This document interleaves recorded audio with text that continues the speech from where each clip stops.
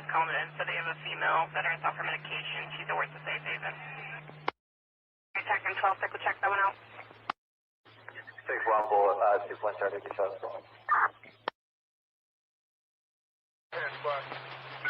Officer still stands for talk? No. Offender in custody?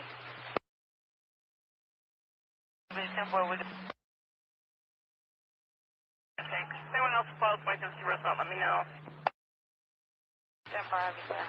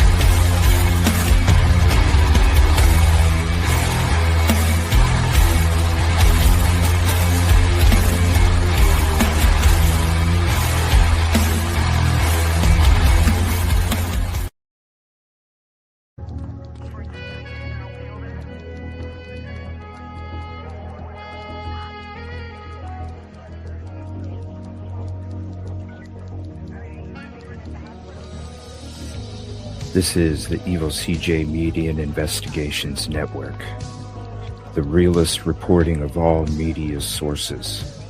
Like, comment, subscribe, and share this out to your socials and friends.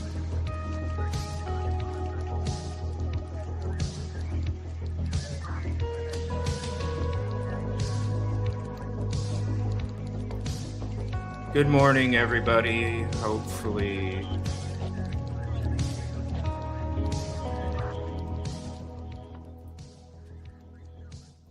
good morning. Hopefully, y'all can hear me okay. I had to move everything, and we're going to try again this morning to see if everything works out okay. And let's see if it does. So far, it looks okay. Good morning. I see your picture too, Rosie, so that's a bonus. Yeah, that's definitely looking up. And we are going to be doing a day 10 recap. And speaking of that, I don't know, Vinny did a video last night on Dr. Jennifer Tufts, the psychiatrist for Lindsay Clancy. And that, even though we couldn't stream it yesterday, we do apologize for all the technical stuff. Hopefully, I don't know, I moved all my stuff, so it's not going to be the setup that I had before. I don't know. Hopefully it all works out okay. I don't know.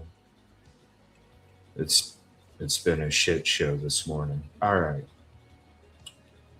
So Vinny did an episode on Dr. Jennifer Tufts. Is there anything you want to mention, Rosie, before we check this out and discuss it? No, I'm good. I'm looking forward to it. All right.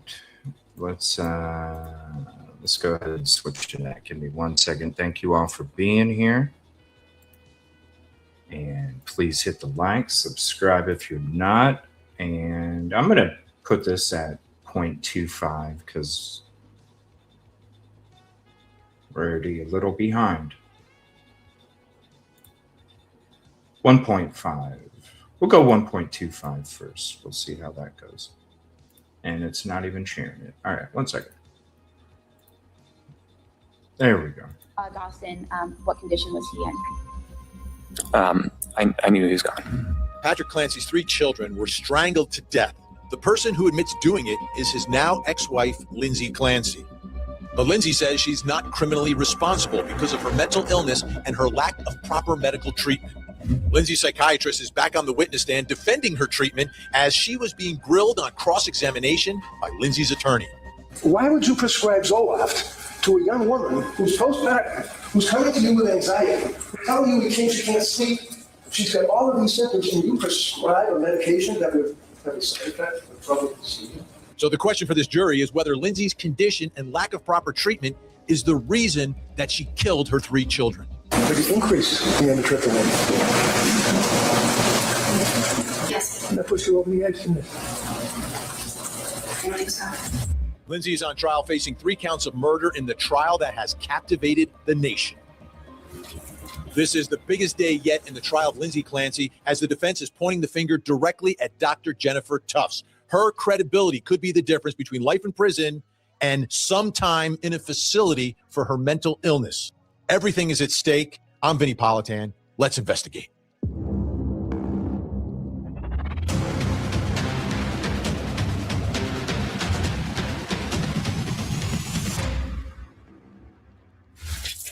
I've been saying it from the beginning, and now you're starting to see it in action. Lindsay Clancy's defense attorney, Kevin Reddington, is one of the best, and one of the best we've seen through my entire career here at Court TV. And I've been here a long time. I've seen a lot. But what I know is part of this comes from who he is, but it's also his experience. And he has a lot of experience. He's very seasoned. I mean, just on Court TV, I've been seeing him over the course of decades now doing what he does very effectively. And this is a case where he is going to cross-examine Dr. Jennifer Tufts, who is a young psychiatrist. So this is someone who's sort of at the beginning of her career in her profession versus a guy who's been doing this a long, long time. And some might think it's not really a fair match. But I think the jury will understand her inexperience versus his vast experience. But the question is, how much do they hold it against her, or do they feel sorry for her if he ends up beating her up just a little too much? because of his vast experience. Now, for Lindsay Clancy, what she has to overcome in this entire... That's a good question too. That's a good question too. Will they feel, and I need to move these a little bit, will they feel sorry? Will they feel sorry for Lindsay because of how hard the defense attorney was with her? I would hope not. You mean feel sorry for Dr. Tufts? Yeah. Yeah. I would hope not as well. I mean, she's a doctor. She should take some responsibility for what she does and doesn't know, you know. I mean, we're seeing it on full display. We saw it yesterday. Yeah. Negligent. Like, it was so obvious. You know, and I was just trying to help her. Didn't even bother. Like, that's the biggest thing to me. How can a doctor just simply rely on the patient's words and not seek other information from other medical professionals that have treated her already? I don't understand that. Like, to me it sounds, you know, kind of like what you were saying yesterday with her website, right? If you want to explain to people what you did, you drop the photo somewhere too? Yeah, I did. It's in Discord. So but I'll explain in the meantime. I think it's in the actual case folder. So I don't know if you guys, because I know it was cutting out a little bit, so I don't know if you guys could hear as much as I could. But Kevin Reddington was he was questioning her about the website and her profile as a psychiatrist on the actual website. And he was questioning her about things that were like what she wrote there as specialties and stuff that she could like specialize in. And she was saying that she thinks it says on the website that she has a special interest in perinatal psychiatry, and it did further up, if that's, you know, where like if you're reading the paragraph where it explains her. But I screenshot where there's a section further down and it says areas of expertise, meaning that when he's going, you know, like pressuring her about how can you say you're an expert in this if you've only seen 50 patients or however many it was with this condition. And she's saying, well, no, I didn't really say I was an expert. Yeah, she really did. Or somebody did. Somebody in control of the website put it under area of expertise. It wasn't just an interest of hers, which was... That's why when he asked her about it, she said she didn't even know what was on her own bio. That's really bad. That's because not she okay. because she didn't want to answer, because she knew what was coming. That, you know, when she first got on the stand and she had that look and turned to the jury like, and I'm like, whoa, that's weird. Why are you looking at the jury like that, right? Like, that's so weird. At least give him a smirk or something. Don't give him a dirty look like you're stressed and you're horrified. It's because she knew what was coming.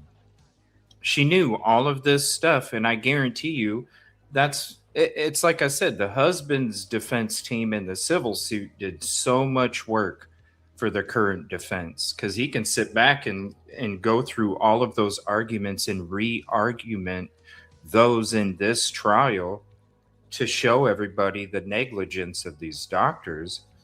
And she knew what was coming. She knew this was going to be on her areas of expertise. She knew that she was going to be questioned about all these things, and she was horrified because she probably had anxiety, panic, because she knew what was coming. She had to be held accountable for her actions, and this is one of them. Yeah.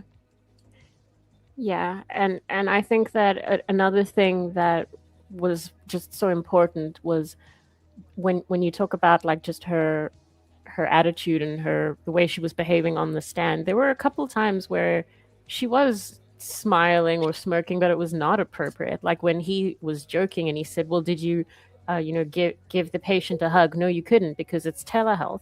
She kind of wanted to laugh at that, and I just I don't feel like she was entirely taking it all so seriously. Well, to me, it sounds like, I mean, we heard she was only doing it for a month. And you look at what we're showing right here, I'm going to inflate my education. I'm going to lie on my resume. I'm going to inflate my area of education, expertise, and understanding so I can make more money. But then I show up to the first day of work and I'm like, shit, all right. I overblown my qualifications and now I have to face those.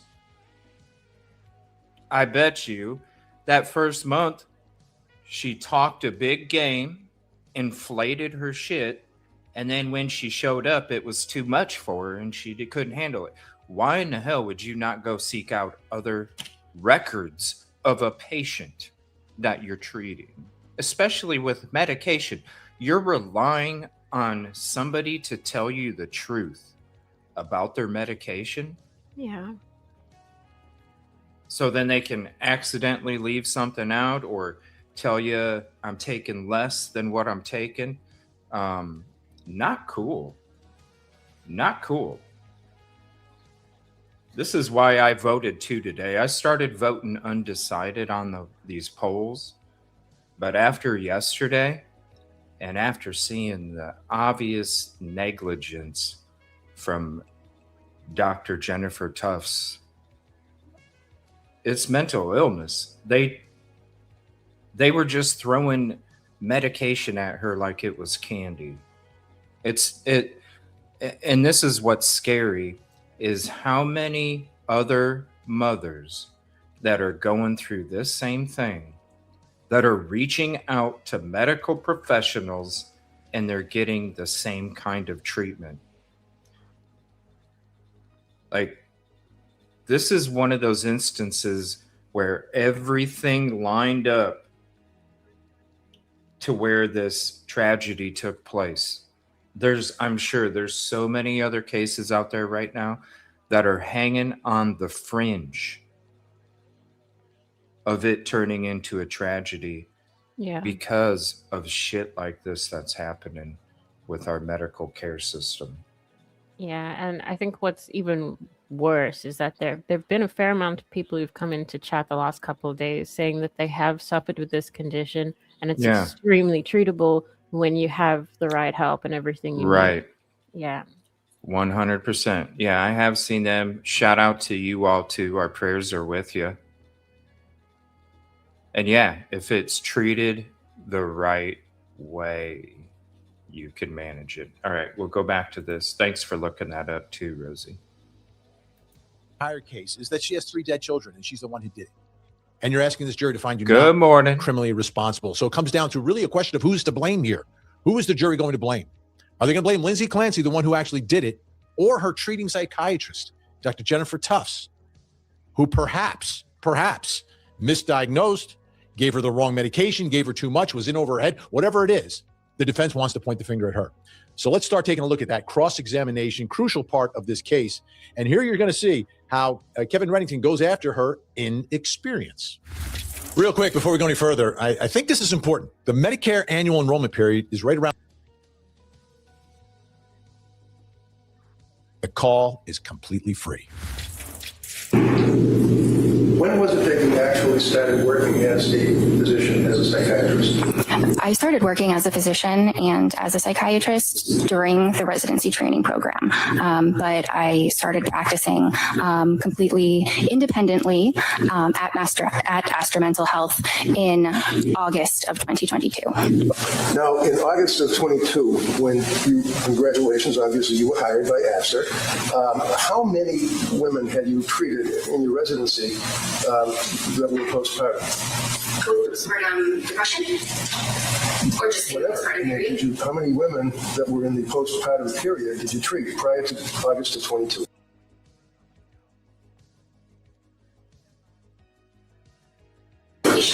In that population. And where did you have the training in that population? At Boston Medical Center. And can you tell us in that 2-year period approximately how many that were in the postpartum period that you treated as a resident? Okay, so it's really hard to give an exact number, but if I had to say, at least 50. So in the 2-year period, you treated 50 people in the residency that had postpartum. And can you tell me, what is postpartum? What is that? Well, I just want to address that it was a 4-year period, not a 2-year period. Oh, I'm sorry. Okay. So Sorry, what was the question? Hold on. You saw 50 people in a 4-year period that had postpartum. And I think she's just, you know, you had mentioned it a little bit ago about her smiling and stuff like that. And I think she's just, she knows, I think she's trying to butter up to him so he won't go that hard on her. But that's just such a dumb trick that isn't obviously going to work. He's using that against her. Yeah. Because she's playing checkers. He's playing chess.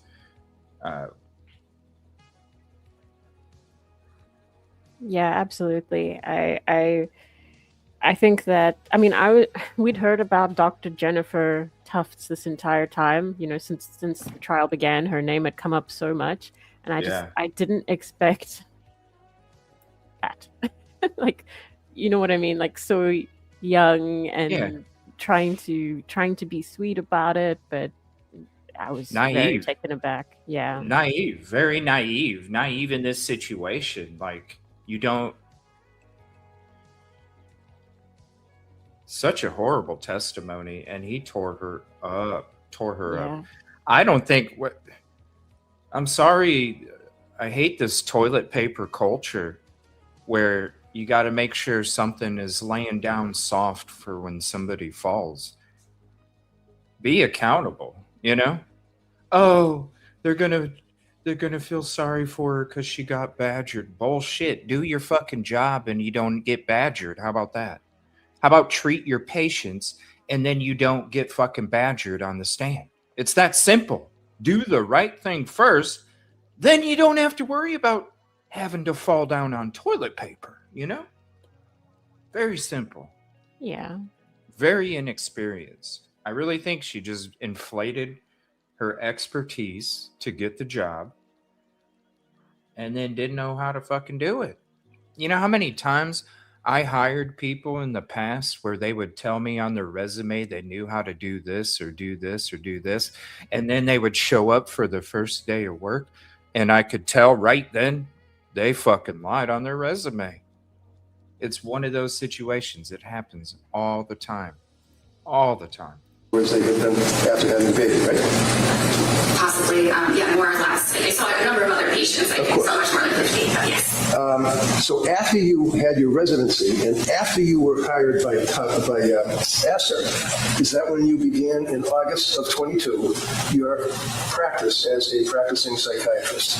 Yes. And when was it that you actually got your DEA license that authorizes you to prescribe medication to citizens?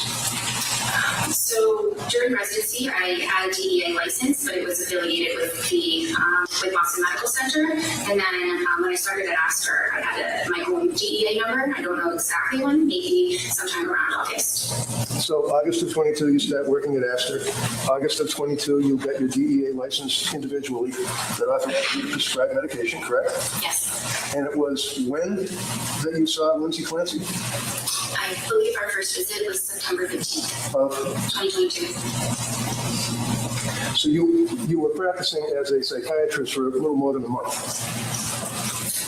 I was practicing independently with my full credentials for about a month, but the training is just immense. I will report that. Absolutely, it must be. But that's a residency that you're talking about, right? Yes. And you know what a residency, I mean, all I know is residency. This is a big point. 1 month on her own. 1 month on her own, and Lindsay Clancy is her patient. Big point for the defense. Doesn't mean that she didn't know what she was doing. But everyone knows, like, the more experience you get, the better you get at what you're doing. And she's been doing it on her own now for just a month. You take that plus the fact that she still looks so young, like looks younger than she actually is. All of that, I think, will help the defense with their theory of who's to blame in this case. Let's continue. And also, I want to share this again, too. When this is what you put on your own bio, you don't know that it's your own bio, and that is not an area of your expertise. I don't know what experience Vinny's talking about, because when I'm looking at it, it looks like an inflated resume. I mean, you're working under a doctor, the doctors are supervising you, and they tell you what to do, and then you report to them, correct? I can't really tell you what to do. There's a resource if you need additional support. But I followed many of my own patients. I was the only person in the room with them, and my notes were signed off by an attending physician, and that attending was available for any support I needed. So in August of 22, when you started working at Astor, you actually filled out a form for your advertising. Is that correct? I believe that was handled by other people at the practice. And who would that be? Well, we have non-clinical staff that handle the administrative matters. Okay, but you're a doctor and you're out there to the public. You're advertising yourself and your services to the public. Is that fair? I believe, yes. I'm not directing the marketing of our office, but yes. Okay, never mind your office. I'm talking about you. So she's blaming it on marketing. This right here is because of marketing. Yeah. Why wouldn't you write your own bio? Or at least approve it. Right? Or at least look at it. Don't you think you'd want to go look at your own bio? Oh, I got my new job. I need to go look at I want to see what they did. Let's see. I wonder if they chose the picture that I asked them to use, I think they did, though. The picture on there is adorable. I'm sending you the full link so that if you want to display that, because I just sent a screenshot. But I mean, I really think that she'd looked at it. You'll see. Yeah, we're in the same spot. No, it's in the direct. Okay. Let me see here. So let's go to this. All right. Wow, the website is not, it's like cut off. This is weird. Okay, give me 1 second. The website's like cut off.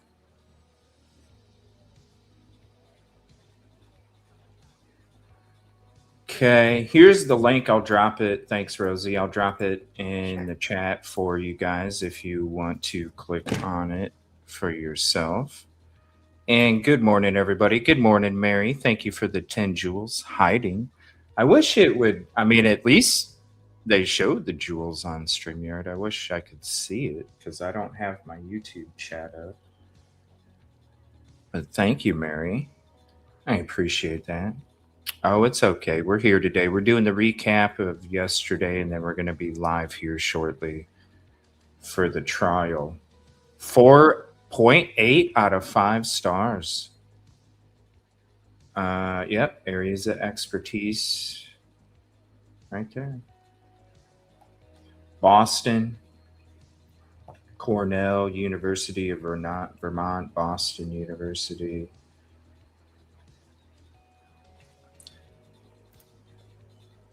So why do you think because of the picture or what? I think if I looked at this, and I'm just gonna listen, I'm just being me. Okay, I'm just being me. If I looked at this website, I'd be like, why is the beginning of my sentences cut off on the web page? Can we move that over a little bit, please? We can actually make this picture a little bit smaller. And yeah, like I would definitely be critiquing this thing.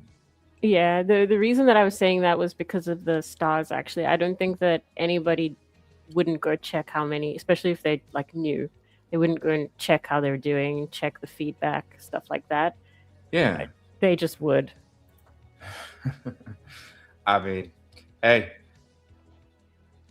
she's gonna whatever. You can blame it on marketing department, but come on. You're responsible for it. That's your own information. You know that represents you. Why wouldn't you make sure that everything is correct? And like, why not? I don't understand it. So it's just an easy way to put it on somebody else. I bet you when she saw it, she's like, oh cool, I'm not gonna say nothing. I'm gonna leave that up there. Yeah, probably. What's up, Holly? Everybody, good morning. And no problem. We do the landscape and the horizontal because I know some prefer one, some prefer the others. So we do appreciate you hanging out. Thank you so much. PC Bullet. I don't blame the defense for trying to claim psychosis. It's their job, but I think this woman needs to be put away for life for being crazy. No. And so this is, I don't know, you can tell how you feel, Rosie. This is what I feel. Yeah, she should be she committed this crime. Whether the medication was creating shit, she still took those exercise bands and wrapped them around her children's neck. She still sent her husband to go get food so she could commit the murders, She definitely needs to spend the rest of her life somewhere. Okay, somewhere. Mental facility, something. She doesn't deserve to get out. 3 children she took away. No way. No way whatsoever. Okay. But do I think that she should have the option to serve it in a mental health facility? I can see that. Because these medications can make people do shit that they normally wouldn't do. It can make them think things that they normally wouldn't think. It can make them have a thought decision-making process that they normally wouldn't have if they were in their right state of mind. So as of right now, the way that I feel is, yeah, she should. I mean, no matter what, I don't care what, there's no way she should walk free. I'm going to say that right now. There is no way she should walk out those doors a free person. No. However, she spends the rest of her life in a facility, whether it's in a prison system or a mental health, I don't care. To me, I'm leaning more towards the mental health facility because honestly, these medications can make people do shit they normally wouldn't do. And with the way that these doctors were treating her, or I should say lack of, they were playing Russian roulette with somebody else's mind. And I really feel that they contributed to the actions that took place. Hopefully she's getting the help. I'm sure she is. Hopefully she's getting the help that she requires. Yeah. I'm sure she is. But when it comes to that, yeah, she should definitely, there's no way she should walk out of time served, nothing. No, she needs to spend the rest of her life somewhere. Go ahead, Rosie. Well, I mean, I agree. I pretty much think the same thing, but the way I see it is it can't matter whose fault it is because people aren't safe around her. She's demonstrated that.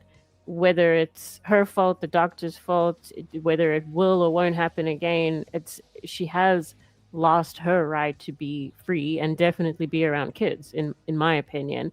That doesn't necessarily mean that it's her fault, but it's the consequence of what happened. She is a danger to society, clearly. So the reasoning for it is up for debate, but no, she couldn't just walk free, in my opinion. No, she still sent her husband out to get food. She still put those bands around her children's neck. She definitely deserves to be somewhere the rest of her life. Yeah, she's shown what she is capable of, regardless of whether she would do it again or whether it was her fault. We know she can, and that's the problem. That's a great way to put it. That's a great way to put it.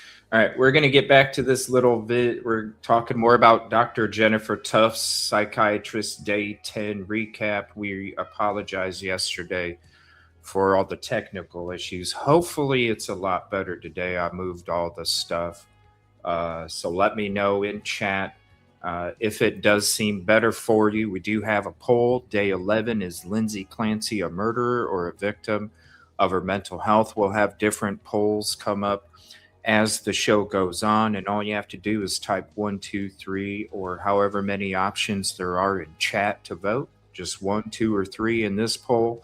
1, she's a murderer. 2, mental health victim. 3, undecided. Let us know what you think. Also, if you're enjoying the stream, please hit the like, subscribe if you're not. Share this out to your socials and friends, because if you're hanging out with us, why not have your friends come hang out with us too, right? Love you guys. Back to Vinny, and we got that live trial coming up here in about a half an hour, because we have to anticipate for their tardiness that they usually like to perform. You had an ad that was in on the computer that if somebody wanted to reach out to a doctor, they could see your ad amongst many others, right? Well, I don't think there was an ad. I think we have a website that has information on myself. Okay. Now, in August of 22, up until when you saw Lindsay, how many patients in that month or so had you treated for postpartum psychosis? How many patients in a month up until then? Yeah, I'm asking you about when you started working in August of 22 or after. You are now on your own as an employee. How many patients had you treated before you saw Lindsay Clancy postpartum psychosis? Well, in the span of 1 month, I would say none, because it's a very rare disorder. Okay, but it exists, doesn't it? Absolutely. And one of the things would be the voices that people hear, right? That's a symptom of psychosis. Absolutely. And that's legitimate, isn't it? It is a legitimate diagnosis. It's Absolutely. not a diagnosis. People that have postpartum psychosis here, at least, do they not? Many do. The disorder can manifest differently in different people, but yes, many people do hear voices. How about postpartum depression? How many people in that month or so before you met Lindsay did you treat for postpartum depression? In the span of 1 month, it's really hard to pinpoint that. Maybe a couple. Maybe a couple? And do you recall how long you treated them for? Again, it's hard to really pin down the individuals in a short span of time. Can you tell the jury what you put in your ad or in the Aster website that you indicated that described you? I don't recall. Well, one of the things you did is that you said that you basically were a specialist in postpartum, people that have postpartum psychiatry. You indicated that on the website, didn't you? Are you able to read the actual document? I don't remember exactly the wording. You've been working now for how many years now? 3 years since you saw Lindsay? Almost 4, yes. You haven't changed your ad on the website, have you? I have not personally, no. And you've read it probably a bunch of times, right? I've read it a couple times, but I don't spend a lot of time on my website. Okay. Do you recall that you indicated that you were specializing in any particular aspect of psychiatry? Yes. It probably includes a special interest in women's health, in perinatal psychiatry, in trauma-related disorders, anxiety, and there may be some other things that were mentioned. Yeah, like women that have babies and they're suffering from postpartum depression, right? Absolutely. You advertised that after a month in working for Aster, right? That's listed as one of my interests. And again, forgive me, how many women did you treat for postpartum depression in that month and a half before you met Lindsay? I don't know, maybe a couple. But I've treated many of them in the residency, which was just immediately before. So when a person needs to see a psychiatrist, generally they're not well. Is that fair? Some are not well. It really can vary. So when someone comes to see a psychiatrist like you, it's because they need help, right? Yes. And when they come to you because they need help, for example, with Lindsay Clancy, she came to you because of your ad, right? Or your website for Aster, what you said about yourself. I don't know exactly how she found us. Well, do you know why she came to see you? I'm not sure exactly. So is it important, doctor, for you as a physician to know your patient? In other words, know who they are. Yes. And you know that Lindsay was a nurse, correct? Yes. You know that she graduated, obviously, from college, right? Yes. She a good student? I don't recall. Do you know when she got married? I don't recall. Did you ask her? I don't know. Maybe she was married. She had 3 kids, right? Yes. And the reason that you know that she was married is because you spoke to her husband, Patrick, correct? What did you? Sir? What did you? He attended one of the appointments, and I spoke with him on that day. And did you say, hi, how are you? Did you handshake when you came to the office? It was telemedicine. It was what? Telemedicine. Telemedicine. Is it fair to say that after, what is it, 14, you said that you were 14 appointments that you had with Lindsay during that period from September till January? 14 appointments? Yes. Every single one of them were by telemedicine, weren't they? Yes. Until you came in this courtroom Friday, you never saw this woman in person, did you? Correct. Were you ever concerned about her mental? This is classic, right? This is a point that could be spun for either side in this case. Lindsay, on the one hand, you can say, chose to do telemedicine versus a doctor who chose not to see her actual patient. So a good attorney will make either answer sound wrong. And right now, Kevin Reddington's doing that to Dr. Tufts. 14 appointments? And the first time you saw her is inside this courtroom? Makes it sound like it's outrageous. The prosecution could do the same thing. You're getting medicine from this doctor 14 times, Lindsay? Okay, I'm going to pause it right there because I do want to talk about something, and I don't think that is going to affect the jury very much. And what I mean is that telemedicine isn't some brand new feature that's available to people. You have telemedicine flyers and brochures being advertised all over. It's just like shopping on Amazon instead of going to Walmart. It's you're taking advantage of technology in a time where time is not very available anymore. So yeah, the defense and the prosecution can argue right and wrong about it, but I honestly don't think it really is going to affect the jury that much because it's a common thing. Now, just like on Amazon, you might search up a specific product because you're not there in the store, right? You're not there in person. You might search up a specific product, purchase a specific product, and then when you get that product, it's not what you thought it was because you weren't physically there in person to really see everything. You get scammed. You can get scammed by cheap versions of what you're looking for. And this is what is taking place. This is a cheap version scam of telepractice and being treated from that. Do you think it's going to affect the jury that much, Rosie, when it comes to the telepractice? So what if that was the first time she saw her? It's telepractice. Yeah. You know? I mean, I think, and I understand what you're saying, especially since the pandemic, things have, like, a lot of how we do things have changed. Yeah. But I think that I do think some jury members will maybe tap into the fact that, like with what Vinny's saying, where he's saying that it could be spun either way. It could be that, you know, the doctor never made an effort to see the patient, or the patient saw the doctor so many times and never actually went to see her in person. I do think that there's jury members who are going to tap into the fact that Lindsay couldn't have gotten teletreatment if it wasn't being offered by that doctor, and they will, I think that the defense will say that it's the irresponsibility of the doctor by making it available, and I think it will matter to some of them at least. No. I'm talking about when it comes to her not seeing her in person, the telepractice aspect of it. Yeah. That's going to make a difference to the jury?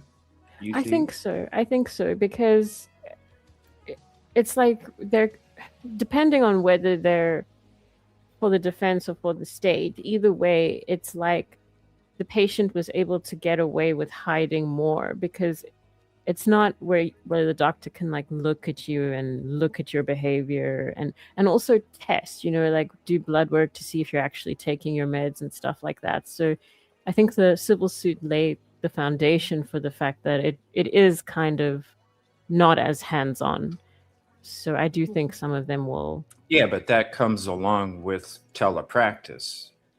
You know what so what I'm saying is telepractice it's normal now, especially since COVID. Yeah. So you already know that they're not getting blood tests. You already know that they're not being seen in person. You already know that the people that are seeking treatment aren't gonna be seeing this doctor in person. It already comes with telepractice. That's what telepractice is. It already comes along with it. So these things are already understood as being part of the telepractice. So when he's arguing the point of she had 14 doctor's appointments, and the first time that you see her is when you came to court. He's trying to make that sound, and what Vinny's saying is that they're trying to make that sound discrediting to the doctor itself. Like, how could you perform the telepractice and not even care about seeing your patient in person?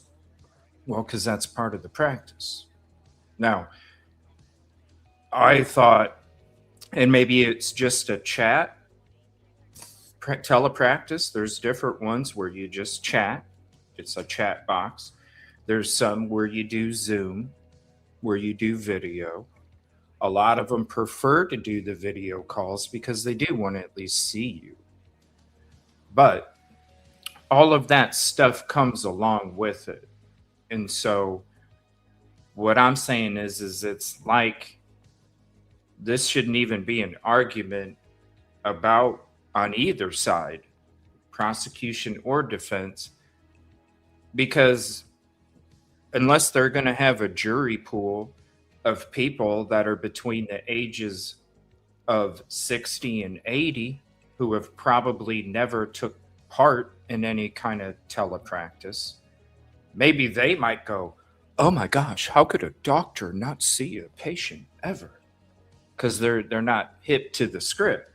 But you ask anybody from 20 to 45 years old, oh yeah, I've tried that before. I've checked it out.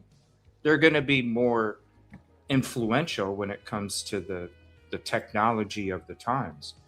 So I was just wondering if the jury would go, wait a minute, how come she never saw her? But why would they, to me? Because it's already part of what telepractice is.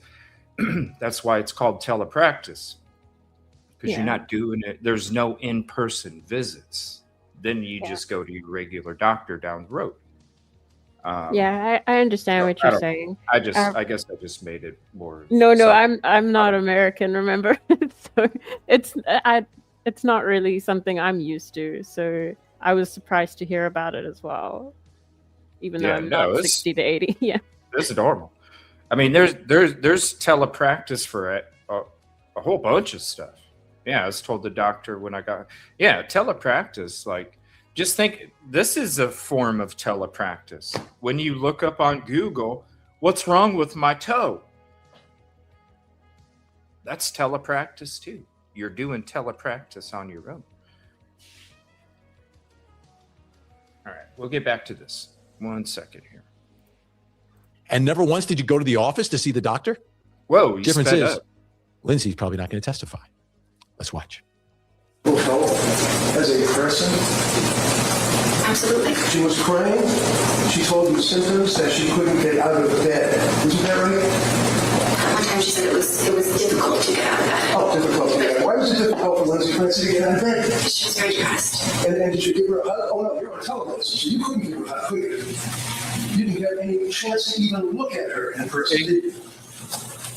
I could look at her. It was always the appointment. I couldn't give her a hug, but that's not actually something that psychiatrists typically do with patients. I imagine. Now I'm looking at you, and you've got the witness here cutting you off in half, right? So I can't see from your waist down, your legs, your feet, your hands, anything. That's the same view that you have on the television, right?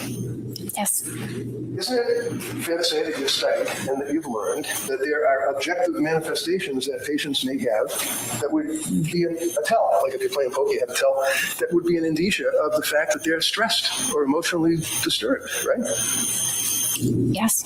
Like hand wringing, right? Yes. Were you able to see the hands wringing when you were on telemedicine? I don't recall seeing her hands. You recall, people sit there and they do this with their leg and their leg bounces because they're going through some type of emotional stress. You couldn't even see her legs, could you? I couldn't see her legs, but I knew that she was under stress. So, September 15th, I believe, is the first time that you all... And if I was doing a telepractice visit and they said, hey, can you do me a favor and stand up and have your whole body in the camera, while I'm talking to you, do me a favor, turn your head to the left and put your hand here and cough for me too. Check your own breathing for you, right? Where in a telepractice, this is not part of the telepractice. That's not, if you want that, you go to your local doctor. They do advise you to go to your local doctor. I just didn't. It's crafty, it's part of his argument to try and look, she's already been discredited already before any of this was taking place. So this whole part of it, I just really, to me, it's just for show. And maybe it's his age. Maybe it's his age and he doesn't understand how normal it is and what comes along with it, the sacrifices that are made on both ends. And what they always advise you to go seek local help as well. So, I don't understand anything. Actually discussed her condition, correct? Yes. And looking at the medical records, which you'll be able to look at, it says visit date September 15th, 2022, and you can look along with me if you wish. Indicates why she came to see you, right? Right? Yes? Yes. Okay. Why did she come to see you? Not guessing and speculating, never mind the TV. You just look at your notes. Tell me what brought Lindsay Clancy to your office. Postpartum anxiety. So what you're seeing here, and it's coming through, right? It took a little while. He warmed up, and now Kevin Reddington is going after her. He's not screaming at her, but he's going after her. And now you can see from her, she's realizing, oh boy, this is the way it's going to go. And folks, this is just the beginning. This is just the beginning. And we'll get back to more of Dr. Tauff's cross-examination in just a second. Right now, I want to tell you about something about the medicine that she was prescribing for Lindsay. So the only thing that you diagnosed Lindsay with on September 15th was GAD, generalized anxiety disorder, correct? It was generalized anxiety disorder as well as an adjustment disorder with food. And you prescribed medications to her, right? Yes. And the medication that you provided to her was the sertraline, right? Yes. And the sertraline would be Zoloft, right? Yes. Now, this is a little chart that shows the prescriptions that Lindsay was on. And you have the yellow colors. You can see that. If you agree with me on September 15th, you prescribed sertraline with Zoloft. 30 accounts on September 15th, 25 milligrams, right? Yes.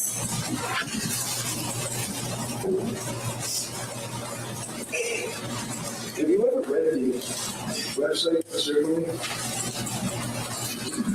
Website for sertraline? Yeah. I mean, sertraline, Zoloft is a chemical that is marketed as a pharmaceutical, right?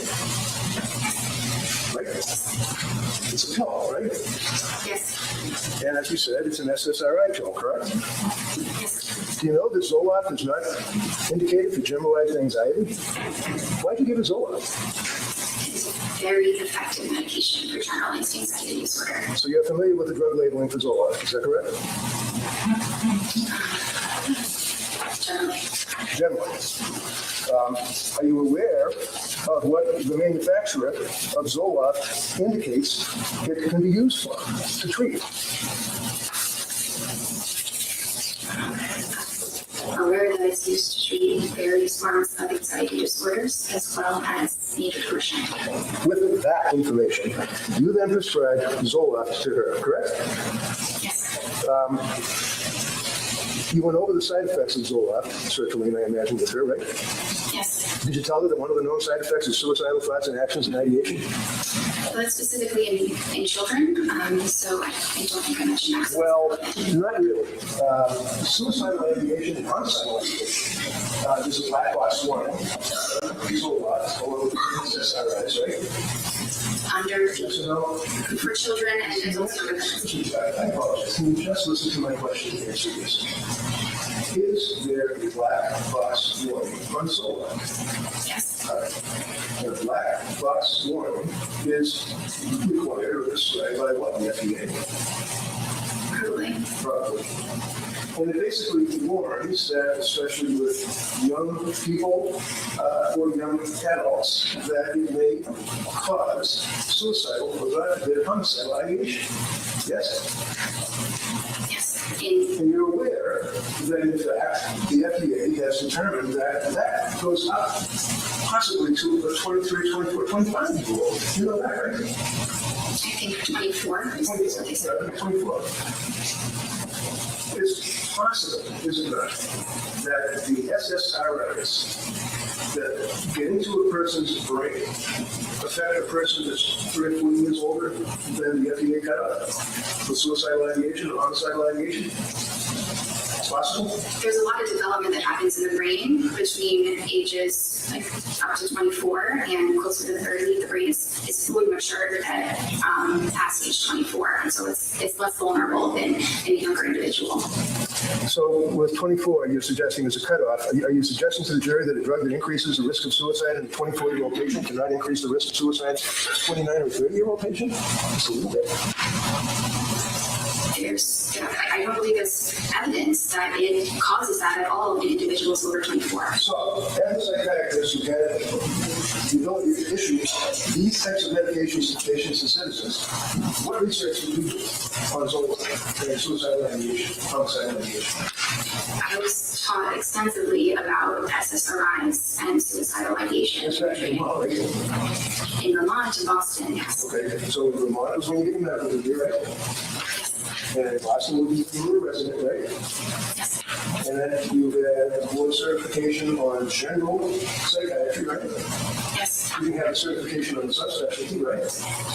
There are some subspecialties, yes. Right, and some of the subspecialties deal with postpartum or women that are pregnant and have babies and have psychiatric symptomology. There's no board certification for perinatal or reproductive psychiatry. Well, there are plenty of classes that are recognized at, for example, at Harvard Medical School, there's an annual class or symposium, if you will, for postpartum? Have you ever been to that? Yes, sir. What have you done to research or to improve your education? I understand you went to med school and you were a resident. What programs, continuing education, symposiums have you attended since you got the ability to prescribe these medicines to people? I have not attended a symposium. Have you attended anything? I have not, but I have done a lot of reading on my own, of research and guidelines about this area in psychiatry. Ooh, okay. I think that says a lot right there. And we are waiting for court to start one more hour. One more hour. So right there, she says, I didn't attend anything. Let me rewind it just a skosh. I didn't attend anything, but I did a lot of reading of my own, on my own, of research and guidelines. So when it comes to this expertise that they keep referring to, areas of expertise, perinatal psychiatry, not really an expertise, because right here, self-admittedly on the stand testified, didn't attend anything. I just did a lot of reading.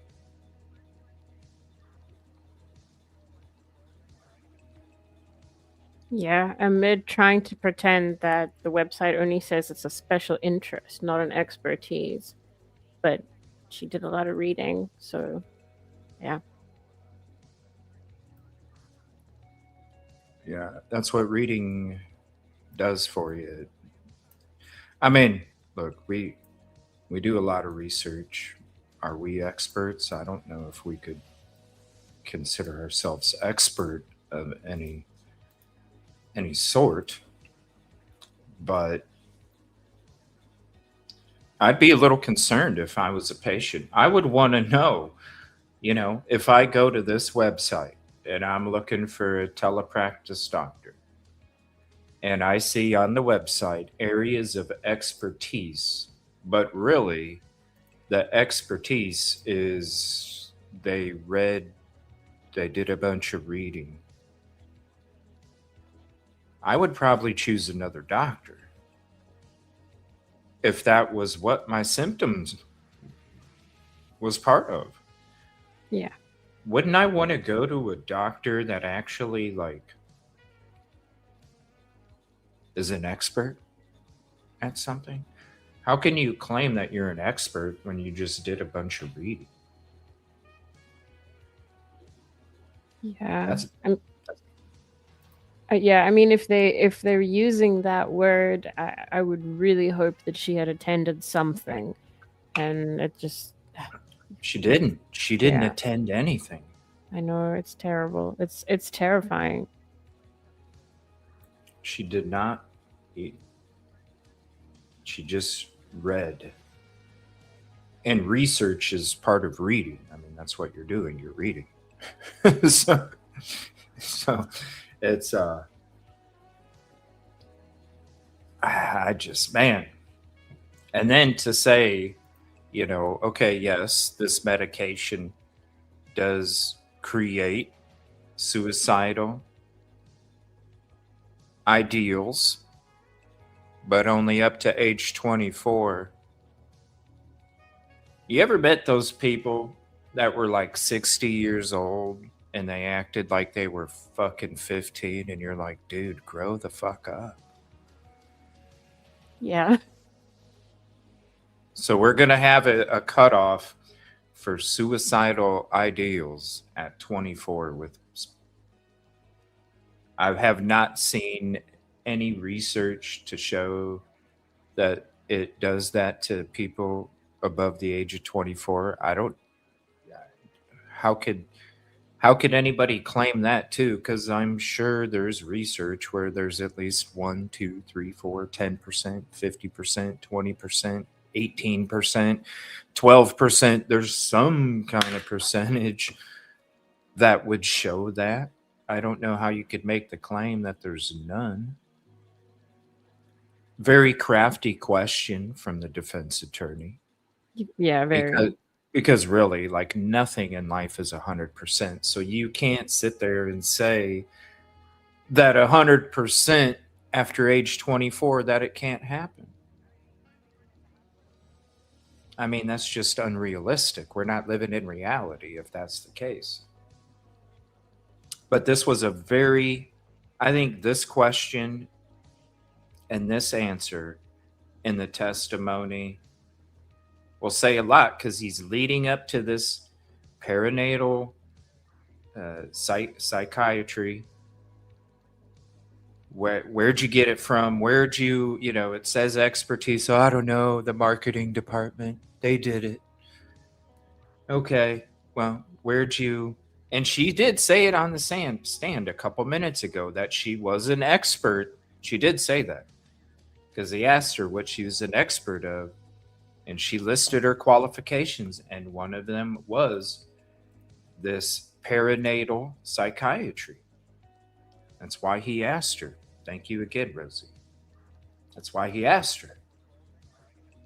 She said it on the stand. Yes, I am. Now, he led her to this part where he's like, all right, so since you're an expert, you admitted on the stand that you're an expert of this field. Why don't you tell us where you got your expertise from? I don't know. I just read a lot. I have a buzzer for that. Hold on. Where is it? Right there. Right there. That's a whammy. That's a whammy. No whammy, no whammy, no whammy. Oh, there's a whammy. Yeah. So reading on my own is not research. This right here is a huge question and a huge reply in the testimony. And that is going to show, I think, is going to lead to everything else that we're going to see from this defense attorney, because this right here laid the ground for everybody to go, oh, there was no expertise. You can blame it on marketing and the jury can go, okay, it was the marketing department, you guys. Okay, the jury can still say that. But this right here, you should know better. You're responsible. You are responsible for your own damn bio on your own damn work website. That's fine if a marketing department wants to do it. It's your responsibility to look it over. I'm sure they said, take a look at it and let us know if we need to change anything. I'm sure they did. They're not going to be like, what we put is what stays and you have no, they're not going to do it. No. She was responsible for advertising to other people looking for help that she was an expertise in that field. It's like I said in the beginning, she overblew her qualifications to try and get that job. Yeah, the whammy. I know. I missed that. I missed that game show. It was great. It was one of my favorites as a kid. All the whammies. All right, back to this. By the way, please hit the like, subscribe if you haven't, and share this out to your socials and friends. And also, if you're not subscribed to Rosie Overtime, here is her link, and make sure you go sub up to her as well. Good morning. Trial be starting. My bad. I had my time zones mixed up. I told you guys 15 minutes ago it was going to be starting. It's actually in 45. Had my time zones messed up. I apologize. All right, back to this. Did you tell Lindsay when you were going, because one of the things that you guys are always concerned about is what's called informed consent, right? Yes. And what is informed consent? What does that mean? In a medical sense, not just like, I'll just read it. Explaining to a patient the risks and benefits of treatment and possible alternatives, and making sure that the patient understands what you're saying. Now, when you were going over the symptomology, and when you were going over the side effects of Zoloft, one of the side effects of Zoloft is, and I quote, severe trouble sleeping, right? Yes. Did you tell her that? Well, insomnia is listed as a side effect. No. You already said yes. You know it. Did you tell her that Zoloft has a side effect of giving the patient severe trouble sleeping? That's all. So I didn't use the word severe because it typically doesn't cause severe trouble sleeping, but I thought you were referring to when she told me that she did have severe trouble sleeping. Well, that's what she told me, right? That she had severe trouble sleeping, right? She told me. Yes. And you know that one of the side effects of Zoloft is, let's say, trouble sleeping. You know that, right? Your answer is yes. Jury has to be able to hear. Yes. And why would you prescribe Zoloft to a young woman who's postpartum, who's coming to you with anxiety, who tell you she can't sleep? She's got all of these symptoms, and you prescribe a medication that would have a side effect of trouble sleeping? So individuals have very varied responses to medications. Some have no side effects, some have one or two. It's impossible to predict. But Zoloft is a top choice, a first-line medication. Says who? Says who? Says it's the general consensus. So you know about the lawsuits against Zoloft, right? Yeah, I'm seeing the both of you talking at the same time. So let me finish, yes, then I'll give you plenty of time to follow up on any questions regarding this. So. Sounds to me like Kevin Reddington is setting this testimony up for what his expert will say when it's the time for the defense to present their case. Yep, that's what I just said. And good morning, everybody. Thank you for hopping in. And isn't that crazy? You're going to prescribe medication for somebody that causes severe sleeping trouble for somebody that already has sleeping trouble. And I bet if she would have looked up all the other medication, because there's a network, I bet if she would have looked up all the other she might have prescribed something different. We'll never know. Suicide and the alleged suicide attempt by Lindsay Clancy has been a big issue throughout this case. It's not 100% clear where prosecutors are on this. They seem to have backtracked from saying this was a faked attempt by Lindsay Clancy to something sort of in between. I don't really understand it. But here, Kevin Reddington is now going to ask Dr. Tufts, the treating physician, about Lindsay Clancy and her prior suicidal thoughts. Let's take a listen. So on December 1st, what did she tell you? That she denied feeling suicidal, but that she was close to feeling suicidal. It's kind of like being a fisherman out in the ocean who's worried about the possibility of a storm and is thinking about the storm and is dwelling on the storm. You're almost in fear of the storm, right? Isn't it? Yes. So when she tells you that she's, and I'm not thinking about, what did she say? She's having suicidal thoughts, or what did she say? How close to it? She denied having suicidal thoughts, but it felt that she was getting close to it. Okay. So she was dwelling on it or thinking about it, right? Is that fair? She was fearful of eventually having those kinds of thoughts. To kill herself. Yes. And how frequent were these thoughts? I'm not sure exactly how frequent they were. Did you ask her? Okay. It's Sorry? very likely that I did ask her the frequency. Do you have any medical records? When you see some patients, you have some patients other than Lindsay Clancy at that point, right? Yes. And you document when a patient, my God, a patient comes. I have to stop this real quick. Miss Cosmo, that's funny ass comment. Spoiler alert, they're all going to be going into a very clean courtroom flow today. There's a lot of sweeping going on, huh? That's fucking hilarious. And thank you, Kid Kitty, for the 100 jewels. High five. Thank you so much. I need to get a YouTube chat feed up so I can see these. I've never seen these jewel things before. Have you, Rosie? Do they put like little things over the screen on YouTube or something? What are the jewels? Does it like oh wait, okay, I see. It shows like a emoji. That's cool. I don't know. I didn't know if maybe it goes over the screen or something or what. Let me. I don't know. I've just never seen them. Let me go and check. I don't have it up on YouTube. Yeah, StreamYard just started showing them on and here's more jewels. I don't know what these jewels are. Let me see here. Thank you, Christina. 200 jewels. Jamming. Let me see here.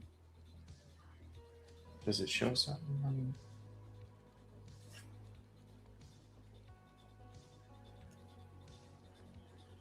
Yeah, I see a little emoji on the actual YouTube feed.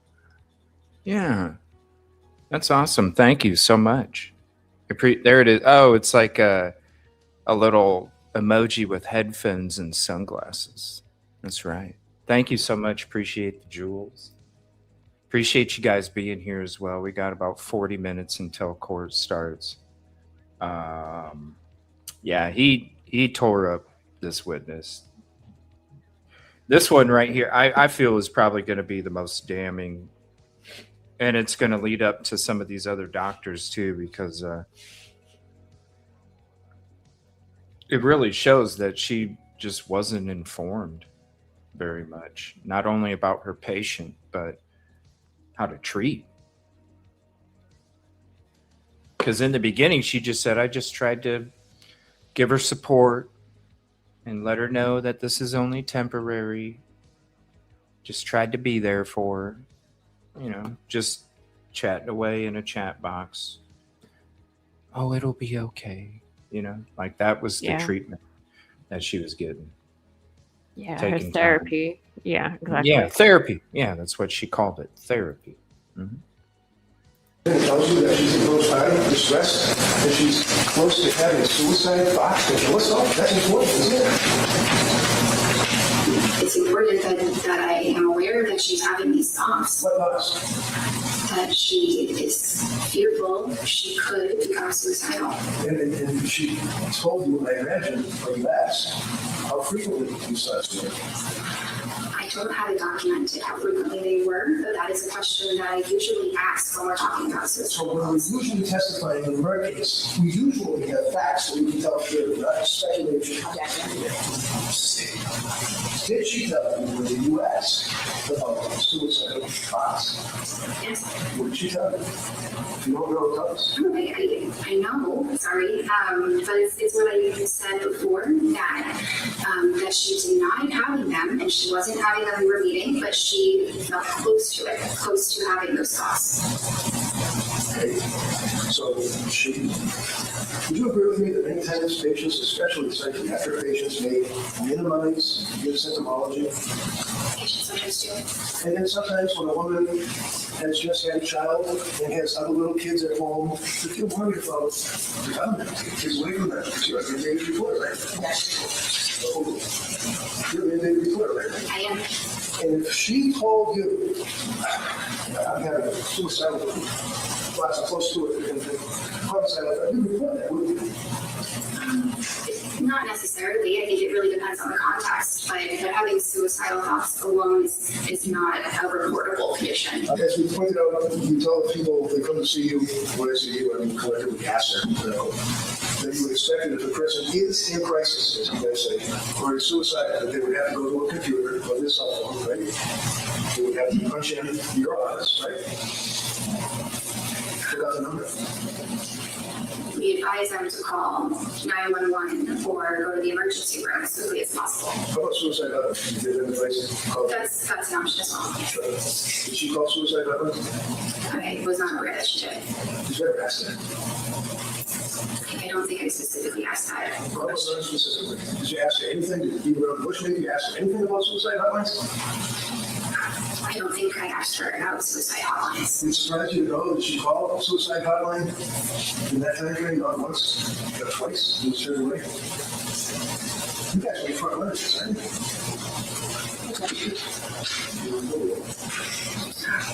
Okay, I guess we're saying yes. you? What? It surprises me that she called him twice. Again, Kevin Reddington making everything that she does sound like it's wrong. But you could turn this around as a prosecutor. You never told your doctor. You didn't tell your doctor that you called the suicide hotline twice? Like, where does the information that the doctor gets? It comes from the patient. Does the patient give the information or not give the information? Do they have to be asked or do they volunteer it? Both sides can spin it their own way. This next part of the cross-examination of Lindsay Clancy's treating physician, so important, so significant. We're talking about January now of 2023 up until January 23rd of 2023, the day before those 3 children were killed by Lindsay. So let's go in and carefully watch this cross-examination. How about on January 9th? Did you see her through the computer or whatever then? And did you prescribe medication to her on that day? Yes. And was that diazepam? Yes. 14 count, 1 milligram? No, I'm sorry. 14 count, 5 milligram. That sounds right. Okay. Did you also, on January 12th, 3 days after January 9th meeting, prescribe additional medication to her? I'm not sure. I don't have the record on January 12th. Do you recall on January 12th that, in fact, you prescribed trazodone 150 milligrams, 30 count? Yes. 3 days later, or a couple of days later, January 16th, do you recall prescribing amitriptyline? What is amitriptyline? What does a tricyclic antidepressant mean? Well, it's an older antidepressant. It's called tricyclic because it has 3 rings. If you look at the chemical itself, like a tricycle, but it's an older efficacious medicine for depression and anxiety as well as insomnia. On January 16th, look at your interval history. She indicated to you that her mood was very low, no motivation, Yes. numb, Yes. able to force herself out of bed, taking care of basics, eating, concentration fine, caring for baby, bonding feels forced. Is that what you told me? Yes. Through the computer, right? What did that tell you? Were you concerned about this woman postpartum well within the year from the CDC at that point with these symptoms that she's telling you about? I was concerned that she's depressed. And in all of the times you spoke to her, you'd agree with me that she appeared to be honest and forthright, telling you what she felt, right? That's what I thought she was, yes. Do you have any reason to think that she was lying to you? No. Diazepam taper on January 16th, 5 milligrams last 2 nights, slept for 4 hours, and then a light sleep, maybe 2 hour stretches. Did she express that she was still having concerns about side effects from medications? Not at that point. So what does ROS mean for the interval history that we'll look at? Few symptoms. Okay. And then it says patient denies SIHI, that'd be suicidal ideation.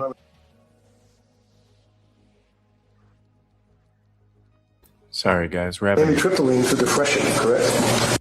Sorry, guys. We're having technical issues again. Just give it one moment here. Let it catch up. Patient agrees with the treatment, and we're also going to explore ketamine treatment. Esketamine.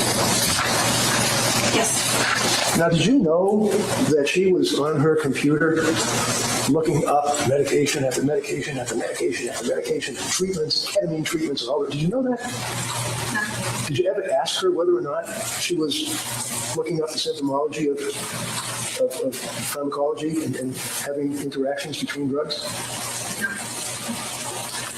January 23rd, you had that meeting, correct, with her? And this is after, obviously, the January 16th appointment. And in the January 16th appointment, she told you that her mood was very low, and that's the worst that she ever reported her mood to you. Isn't that right? On the 16th? Yeah. I don't know if that was the worst it was ever reported, but it was certainly bad. And you didn't recommend that she have a hospital evaluation, did you? This is the day before she killed the kids, right? The 23rd? Yeah. Was the day before. You didn't recommend a hospital evaluation, did you? No, there were no. The answer is no? No. They'll ask you all the questions they want. Your answer is no. January 23rd, Friday, you testified that she said her mood was depressed, and you noted that her affect was depressed and flat, right? Yes. She also reported that her heart was racing, right? Yes. She had no motivation, is what she told you, right? Yes. She told you that she had been feeling numb and no emotion for 17 days straight, is what she told you, right? I'm not sure about 17 days straight, but that's how she's feeling. You didn't reach out to her mother and father at that point? They didn't call you, I guess, right? And Patrick couldn't call you at that point, right? So she's sitting in front of her computer getting help from her doctor on January 23rd. And what did you do? I thought about how I could best help her, the medicines that she tried and what her current symptoms were. And it made sense to slowly titrate the amitriptyline so that we could get her to a dose that reduced her depression so that she would feel better. It increased the amitriptyline. Yes, That puts you over the edge, didn't it? I don't think so. Wow. Wow.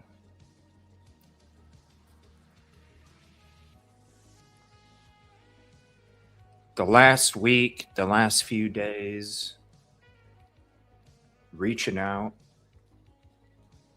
and up dosages. What? Look at Vinny's face. I was just going to say that, yeah. He's just as shocked as I am. I'm like, we really? Man. Just look at her eyes.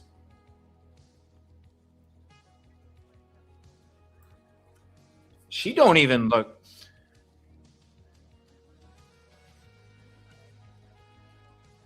It looked like she looks like she's been on like a week binge. Yeah. I do see what you mean.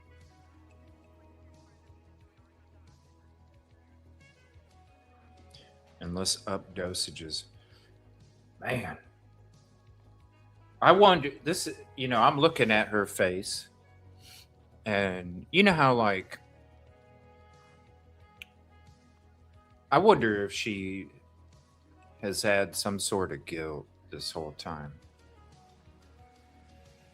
And maybe that's why she looks the way that she does. Because we didn't see everything, the communication that was taking place between her and Lindsay during that last week. But we heard a little bit of it. And I wonder if after everything happened that next day, if she really sat back and went, oh my God, I took on too much. I knew I took on too much. And because I wasn't doing what I was supposed to do, I contributed to these kids losing their life. And I wonder if what we're seeing as her presentation is part of that. Maybe she's been living with guilt this whole time because she knows my actions did contribute to these kids losing their life. Yeah, I can imagine that she's feeling some degree of guilt. If not that, then panic about it, just on the realization. And I mean, it has been a fair amount of time for her to be going through it. But I mean, she must have something that she feels in the way of guilt. I mean, I'm just looking at her face, and I'm just like. Even the interaction with the jury, right? The first interaction with the jury.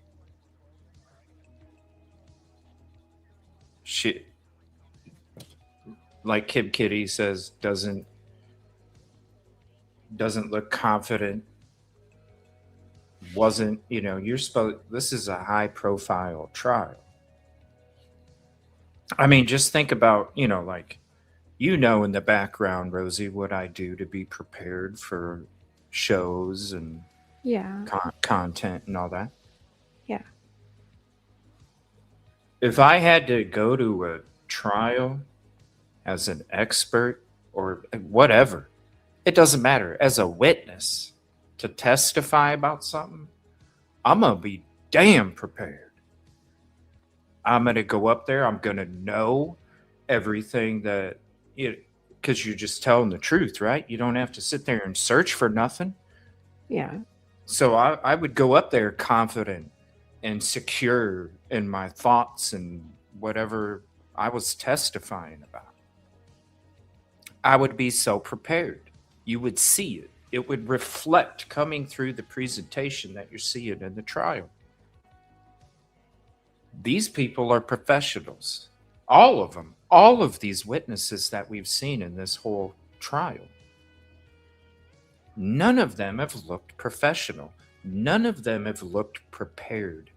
None of them have looked like they even really knew what they were talking about. And it's very shocking and concerning to me. Because, like I said earlier, the reason these kids had those exercise bands wrapped around their neck is because there was all of these dominoes that had to align. Yes, there's shit medical practice. Yes, there's a domino of somebody feeling suicidal. There's a domino of this and there's a domino of that. And not all dominoes are going to knock down from the other one in everybody's case. That's why there's so many. There's people right now dealing with shit doctors. There's people right now dealing with this, all of these different dominoes. And in Lindsay Clancy's case, all of those dominoes were aligned perfectly. And each one of those dominoes had an effect of the next one getting knocked down. There was no safety gap. There was no domino missing in this particular pattern for somebody else, for that one domino to just fall down and it doesn't affect the domino in front of it. But in this case, all of those dominoes lined up and hit and hit and hit and hit. And that last domino was the children with those exercise bands. And this right here, all of these witnesses are like dominoes in Lindsay Clancy's little path of what took place.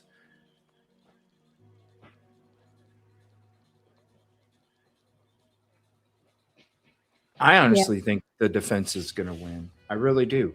And it's going to be insanity. I think so. Sorry. No, go ahead. No, I was agreeing with you. I think that just from what we've seen so far, I would be very surprised if they didn't, just based on everything that's come up already. I couldn't see a way for the prosecution to take this. I mean, this one's been the most damning so far. I mean, and they're projecting this trial to go 6 weeks. A lot of witnesses. I mean, you have the witness list, Rosie. Do you know how many total it is? I don't, but I can tell you that it's a PDF of about 3.5 pages. 200, 300, somewhere around there, probably. Yeah, I'll check. I'll see if I can count it. I mean, this is what we're seeing. I have yet to see a domino of a witness where that domino didn't contribute to the last domino falling. Each witness we're seeing, they're a domino in this path. This is a big one right here. Sorry, it's 11 pages. That's what I meant to say. 11 pages of witnesses is a lot. Yeah, they're anticipating it to be around 6 weeks.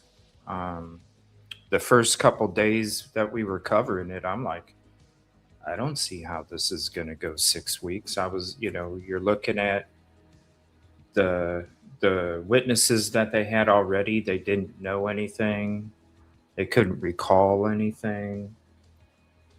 Didn't remember anything.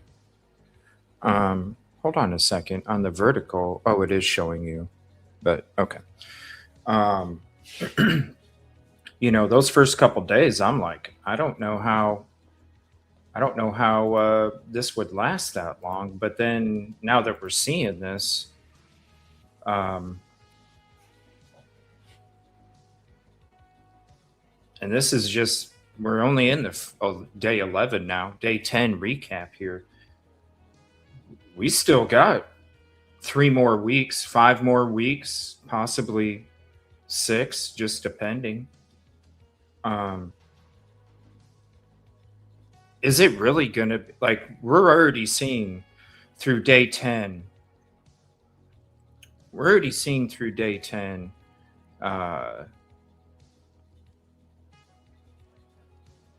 what the defense was able to do so far. And if this is any sign of what is going to take place the next few weeks, and even more witnesses, and even more, I don't recall, even more, you prescribe this medication when it does this, has this side effect. Oh, so when it gets to this level, you don't decrease the dosage to then switch to another one. You up the medication, all of this different. I mean, is it going to be at the end of this trial, when the trial's done, are we really going to be sitting back going, what domino doesn't exist? There's a lot of dominoes already. So we're going to check out this quick video. Thank you guys for being here with us. Hit the like, subscribe if you're not. We got about 20 minutes until the trial goes live, and that is not counting for a sidebar right away or them being tardy. But, it's supposed to go live in 20 minutes. We're going to keep talking day 10 recap. Ever since day 5, it's been fireworks. And I have a feeling it's just going to it's going to be bigger fireworks today. That's what I'm projecting. I really do. It's going to be wild. It's definitely going to be wild. Briefly. So one of the questions that prosecutor asked you pertained to whether or not you could reach out to a third party. You recall that question, like mother, father, husband? Yes. And we already on cross talked about that you didn't, and they didn't call you, but then the DA also raised that, and you said you didn't have HIPAA permission. You recall just telling that to the jury? Yes, that was an additional detail. All right. So what does that mean? HIPAA is the privacy law for patients, which we have to respect and honor very diligently. So we are not allowed to talk about a patient's treatment to anyone. We're not even allowed to say that they are a patient at our clinic unless they were to waive those HIPAA rights. And she was very cooperative, would have been more than willing to have you talk to her mother, father, and husband, right? Objection. Sustained. Well, did you ever ask her to sign a HIPAA form? So that was not the main reason why it wasn't done. It wasn't. Ever ask her to sign a release, you mean? Yeah. Yes. No, I did not ask her to sign a release. And if she did sign a release, even though her mother, her father, her husband didn't call you, you could have then reached out to them, right? I could have, but it is not typically something that is done when you have an adult patient who's able to speak for themselves. Yeah, what is that? It's not typically done when? When you have an adult patient who is able to speak for themselves. My God, you don't call the parents that she's living with because they're helping her or her husband? No. Because why? She's able to advocate for herself? Yes.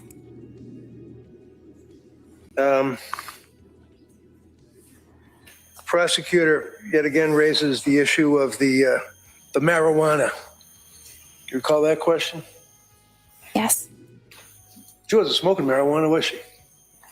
She did not tell me she was smoking marijuana. Did she tell you that she was using marijuana? No.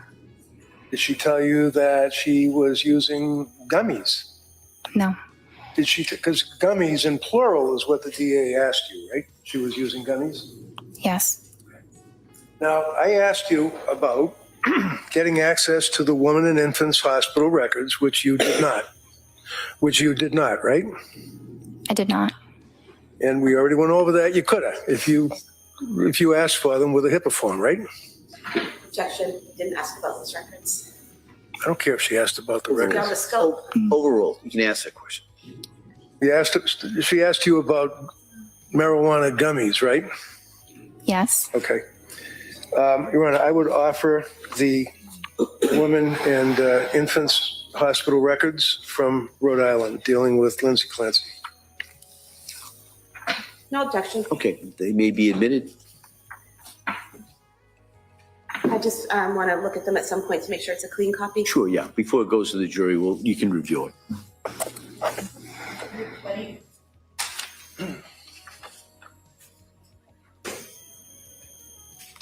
And it's important for a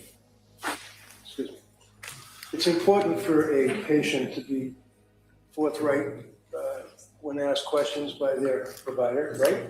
Yes. And you always, your opinion, found her to be forthright, right? Yes. If I could approach you with exhibit 220, excuse me, and see the second paragraph, it begins in the middle of November.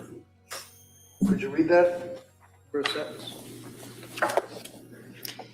In the middle of November, she tried taking a marijuana edible to help her sleep, which caused her to have increased anxiety and palpitations.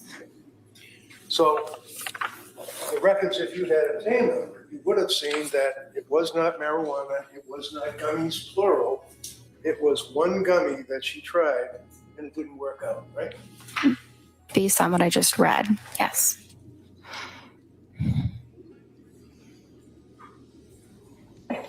Then you told us that there's a difference between a thought of suicide versus a plan of suicide, one of which would result, in your words, were a commitment, right?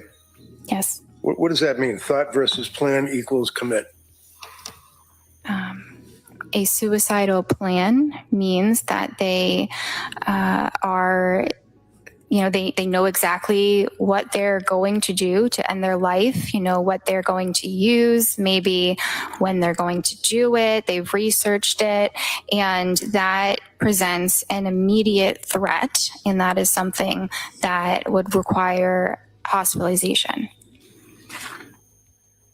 District Attorney had asked you also about the thyroid levels, and you indicated, or she indicated that they were in the low range at Mass General Hospital, Reed. Is that correct? I thought she said they were normal. Oh, I thought she said low, but normal or low. MGH, Mass General Hospital, right? Sorry, what's the question? District Attorney asked you whether or not they were thyroid reads. Do you remember that question? She said her thyroid had been tested. My question now is, do you remember that question that she asked you that you answered with no problem? Yes. Okay. And your response was that, my memory, as jurors it counts, that it was low reads, MGH, and South Shore Hospital. Is that right? I thought she said that it was normal or within normal limits. Almost fine. We'll go with normal. So your memory is that there were thyroid blood level reads of Lindsay Clancy from two healthcare providers. Is that correct? Yes. One would be Mass General Hospital, right? I don't remember exactly. I think she said yes. I think she said Mass General. Okay. Do you remember where the other hospital healthcare provider was? It might have been South Shore. Do you know what date those were? No, Those are old reads, weren't they? I don't know. One of the things that the district attorney asked you about on a number of occasions that seems to be important is if the person that you're treating has, I guess, what do they call it, pressured speech? Yes, And you told us repeatedly that you never detected that Lindsay had pressured speech, right? correct. I'm sorry? Correct. Looking at the record from October 21st, would you, Objection is writing on this. oh, all right, you know what, I'll ask her to just look at it. Might take a look at it, and if you want to get the actual exhibit, we could do that. All right, so forget all about my sloppy writing. I'm looking here on October 21st of 22, is that correct, right up there? Yes. Okay. Yes. And can you just read this paragraph here for us? No, sorry. No sleep last night. Falls asleep after 40 minutes. Heart racing, severe anxiety. Worrying about kids, baby, sleep. Yawns but not drowsy. Not hyper, pressured speech. What was that? What? Not hyper, not pressured speech is what I meant. I know it doesn't say not, but that is exactly what I meant. Wait, when did you see this that you noticed that it did not say not? Whoa, what are we doing here? So she added words because I meant to say not, but it doesn't say that. Listen to that again. What the hell? Here on October 21st of 22, is that correct, right up there? Yes. Okay. Yes. And can you just read this paragraph here for us? No, sorry. No sleep last night. Falls asleep after 40 minutes. Heart racing, severe anxiety. Worrying about kids, baby, sleep. Yawns but not drowsy. Not hyper, pressured speech. What was that? Not hyper what? Not hyper, not pressured speech is what I meant. I know it doesn't say not, but that is exactly what I meant. Wait, when did you see? Wow. I know it doesn't say not. I know it doesn't say not, but that's what I meant. Damn. Yeah. That's what happens when you don't review your notes before you go. He did that on purpose. He Oh, knew yeah. he knew damn well putting that film sheet on that projector was going to get an objection because of his handwriting on there. He knows that. And Yeah. it probably had an underline on the part that she just fibbed about.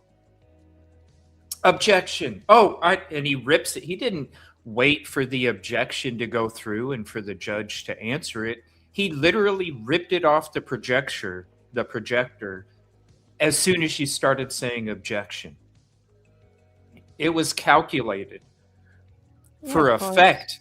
I'm going to walk up and when she scooted her chair back, he put his hand on her chair like he was trying to be helpful. I'm trying to be helpful to you. Put his hand on her chair, tried to help her out, look very helpful.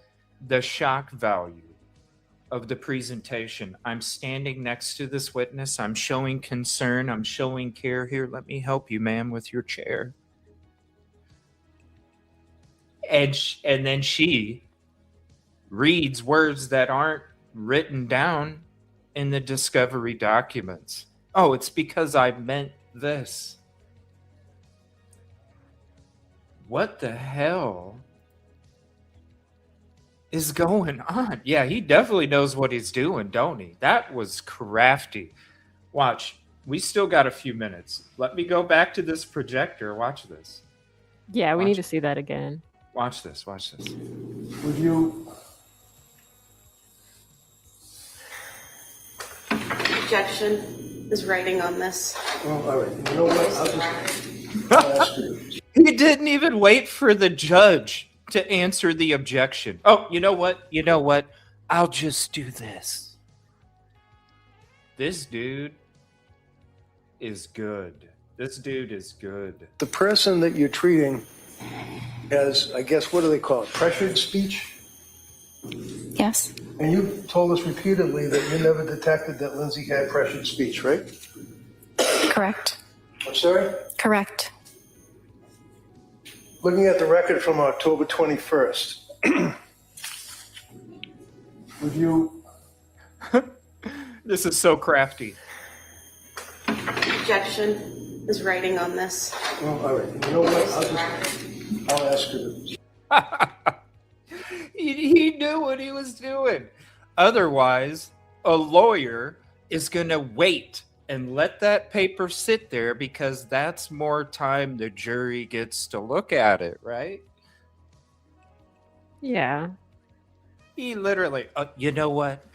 Let me just go up there. Might take a look at it, and if you want to get the actual exhibit, we could do that. All right. So forget all about my sloppy writing. I'm looking here on October 21st of 22. Is that correct, right up there? Yes. Okay. Yes.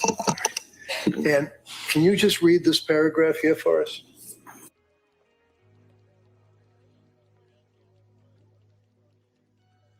And you notice You're this is muted. another Sorry. sign that you can tell that this was a calculated move because in the beginning, he starts talking, oh, you said that she didn't have any of this and she didn't have any of that, which he already has her reread again. He did not put the paper up there that was going to get an automatic objection until he gets to the question or the part that she lied about. So he already, okay, on this, you said she didn't have this and she didn't have this. That's correct. Okay, and then October 21st, on October 21st, and then we put the paper up there, and then objection. Oh, okay. All right, so now we're going to reread the paragraph that I just asked you about. The reason I didn't put the paper up there when I started asking you those first questions is because it would have got an objection at that point, and he didn't want the objection at that point. He wanted the objection to come to the question or the part that she lies about here in just a minute. Very freaking crafty, dude. Very crafty. No sleep last night. Falls asleep after 40 minutes. Heart racing, severe anxiety. Worrying about kids, baby, sleep. Yawns but not drowsy. Not hyper, pressured speech. What was that? Not hyper what? Not hyper, not pressured speech is what I... And see, that was what he already started off with. Not hyper, not pressured speech. So, yes, I'm concerned. Oh, I'm going to help you with your chair a second ago because I know what the hell's going to happen. This is such a big boom from yesterday right here. meant. I know it doesn't say not, but that is exactly what I meant. Wait, when did you see this that you noticed that it did not say not? I don't care what it says. I know what I meant. I don't care what's in the discovery. I know what it meant. Oh, my Lord. How has this even happened into a medical professional? I thought she was going to say marketing wrote that. By the way, if you're not subscribed to Rosie Overtime, go subscribe to her. Hilarious. I thought she was going to blame it on marketing. Wow. And I don't care what it says. I know what I meant. That's not what he's asking you, ma'am. Wow. But not drowsy. Not hyper, pressured speech. What was that? Not hyper what? Not hyper, not pressured speech is what I meant. I know it doesn't say not, but that is exactly what I meant. Wait, when did you see this that you noticed that it did not say not? I don't care what it says. I know what I meant. Well, when you wrote this, you did not say not pressured speech. You said in the medical record, pressured speech, right? No. Does it say that? Yeah, the word is the word not is right before not hyper, comma, pressured speech. The Right, two so what are does it- following what the does it comma mean not. to you? When you put down in a medical record, heart racing, comma, severe anxiety, comma, worried about kids, comma, baby, comma, sleep, comma, yawns but not drowsy, period. not hyper, comma, pressured speech. That's what you wrote, right? She did not have Did pressured you write speech. that, doctor? I wrote that, but you're misinterpreting my note. Am I reading this correctly, and the jury will be able to look at it, that you put not hyper, comma, pressured speech? Did I read that right? Yes, but your interpretation is incorrect. Oh! Go ahead. Look at her face, too. Oh, my gosh. Yeah. Wow. She's done. She Yeah. is done. I don't know. I mean, I'm sorry. Any potential patients that she possibly had in the future, if they come across this testimony, she's Yeah. done. She is done. I think so. Cooked, air fried, Air fried. on the skillet. Oh man, she is done. And just like Miss Cosmo said, yeah, it's going to be a damn clean floor room in that court today. Damn straight. This right here, she's done. She's cooked. She's toast. She's done. I don't know how you can come back from that. Really. Wow, what a recap. You know, it sucks Yeah. getting up so early over here on the East Coast to do these recaps, but I'm telling you, this morning It was worth it. Yeah. And hopefully we haven't had too many technical issues here either. The smile on his face. Yeah, I know. As soon as that's not what it, you know, like, who cares what you were trying to say? Like, this shit's in the discovery. It means, yeah, exactly, Beach Boy. It doesn't mean what I wrote. It means what I interpret it to say. Yeah. Just like, I wonder what the interpretation of this here, is it really, well, that again, that's the marketing department. It can mean whatever you want it to. Yeah. But she admitted on the stand earlier in her testimony that she was an expert, but then later Mr. Reddington got her to admit that all she did was do a bunch of reading. That's all I did to get my expertise on perinatal Oh my God. psychiatry. What's up, Mama Kay? How are you doing? Good morning. Wow.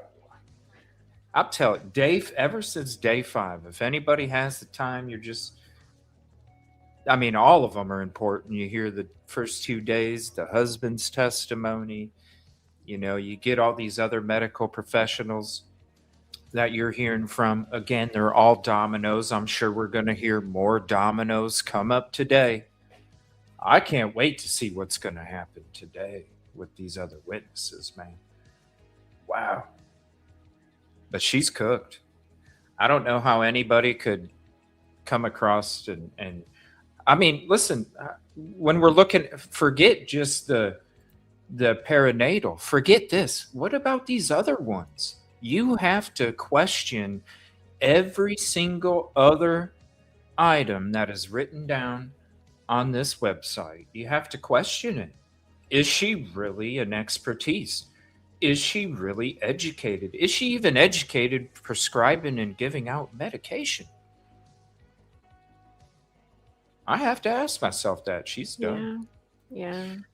Thank you, Catherine, for the 2 jewels. Sparkles, thank you so much. Appreciate that. Thank you all for the gifts. Or the jewels, I'm sorry. The jewels. I'm new to the jewels. All right, so we are waiting for the live stream to come up, as always. Typically, they're usual late. Have a sidebar in the beginning. So, and then this gummy goof up. What's up with the gummies,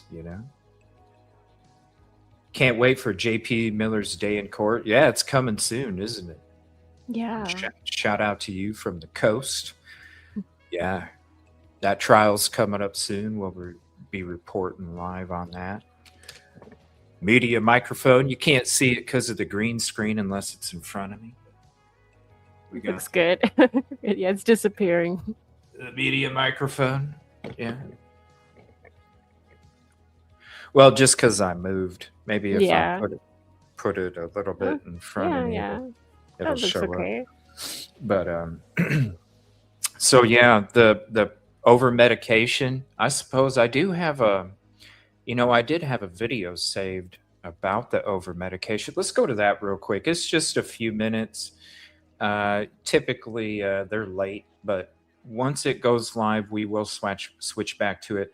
Let me go to this video I had prepared for this morning also, analyzing postpartum psychosis and over medication claims. Let's check that out real quick. Thank you all for being here. Please hit the like, subscribe if you're not.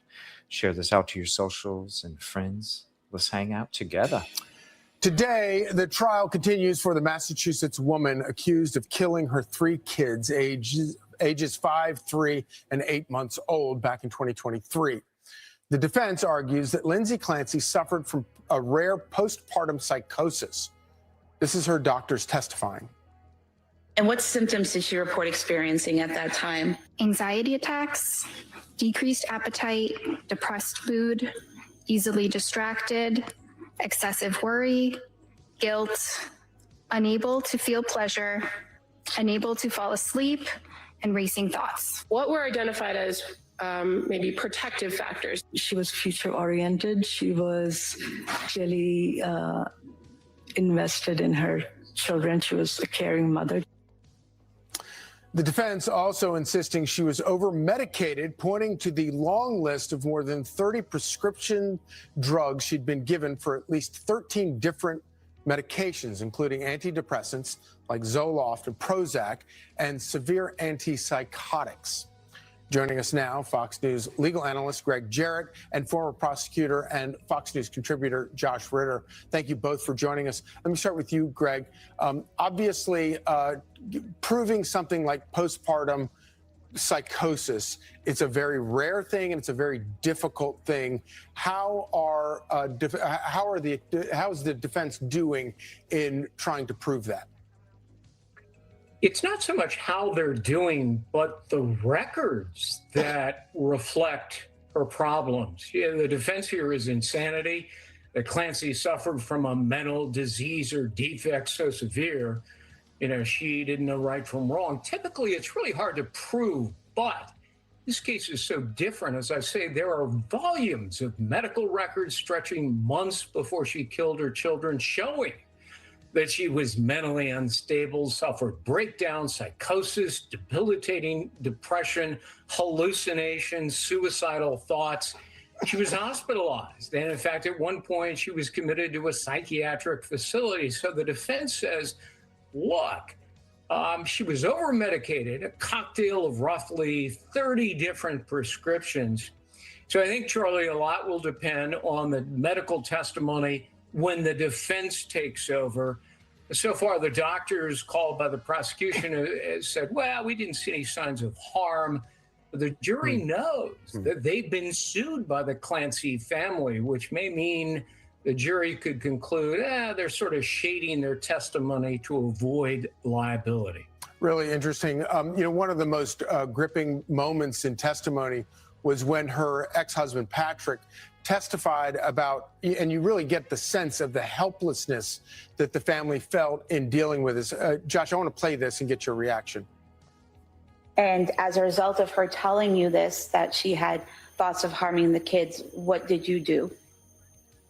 Her parents came up, and I think I asked her at some point, do you feel like you need to be kept away from them? And she said no. And then, it was very confusing because a minute later she was making them lunch or playing with them or, getting them ready for bed or whatever it was. You really get the sense, Josh, of the helplessness there.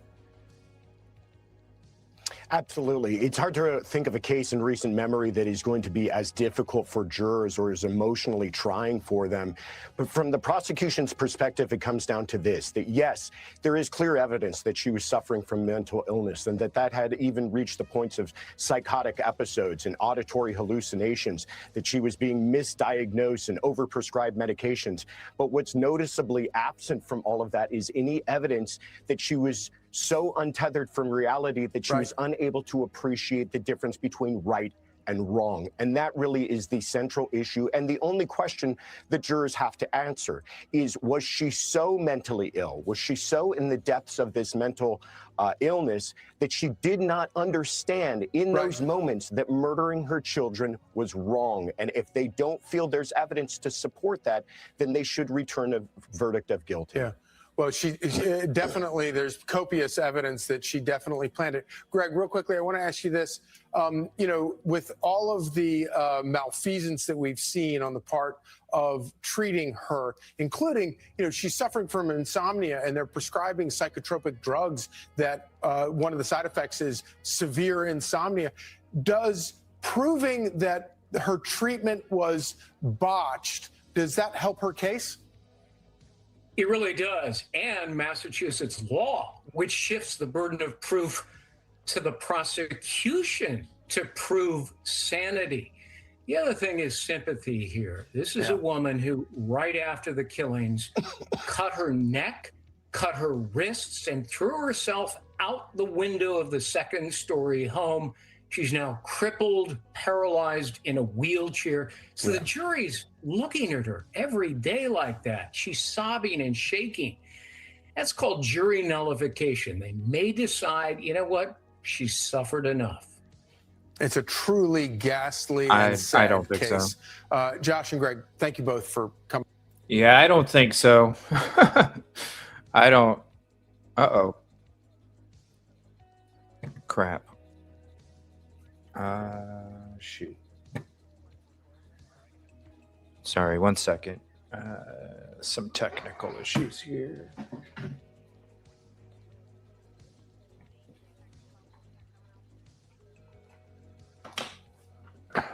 One second.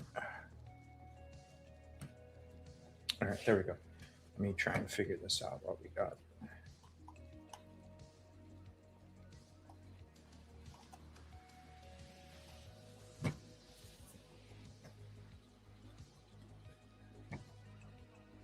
Let me see here.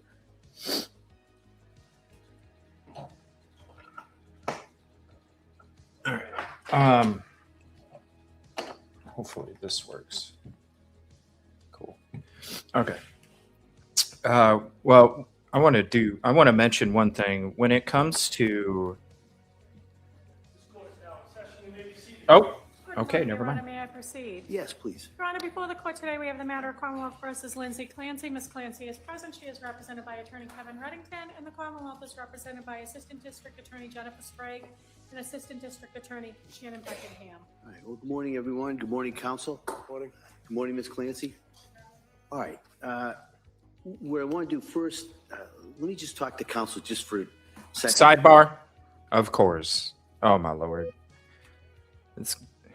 I'm getting annoyed by these sidebars. What about you, Rosie? Oh, Lord. I kind of just come to expect them by now, but I to be honest, I thought after Reddington, you know, asserted himself, I thought they were going to stop. So, kind of surprised. It's part of it, I suppose. So who knows how long we'll be sitting here, but they brought up. I don't know. What do you think about this, Rosie? Do you think the jury is going to? Do you think that they're going to look at Lindsay and say she suffered enough? That Based off of the cutting of the wrist and the neck and jumping out the window, which, I mean, I already said if you were going to try and cut yourself, you would have went deeper. And to get, I mean, you didn't even go deep enough to get stitches. And if you were going to like die from jumping, you would jump from more than 2 stories. Yeah, I don't think they're going to think that. I don't think so either. So I don't know what that guy was talking about. I don't know how anybody on the jury would. I mean, if you're thinking common sense, you're like, well, Again, she didn't cut herself deep enough to even get stitches. So did you really try and kill yourself that way? And then jumping out the window. Yeah, when you're 2 stories up, you're going to break an ankle, you're going to break an arm, you're going to fracture a bone. You're not going to kill yourself by jumping. You're going to get hurt, you're going to break something, which is what happened. You're not going to succeed at taking your own life. And I don't know how anybody could say, oh, she suffered enough. That means when you make a comment like that, like people will even think that, like, number one, you probably feel that way because why would you bring it up? And number two, if you felt that she suffered enough, then you're not thinking about any of those 3 children that lost their life. Because who suffered? The children. They lost their life in a very brutal and tragic way. I mean, just it's this, the way that they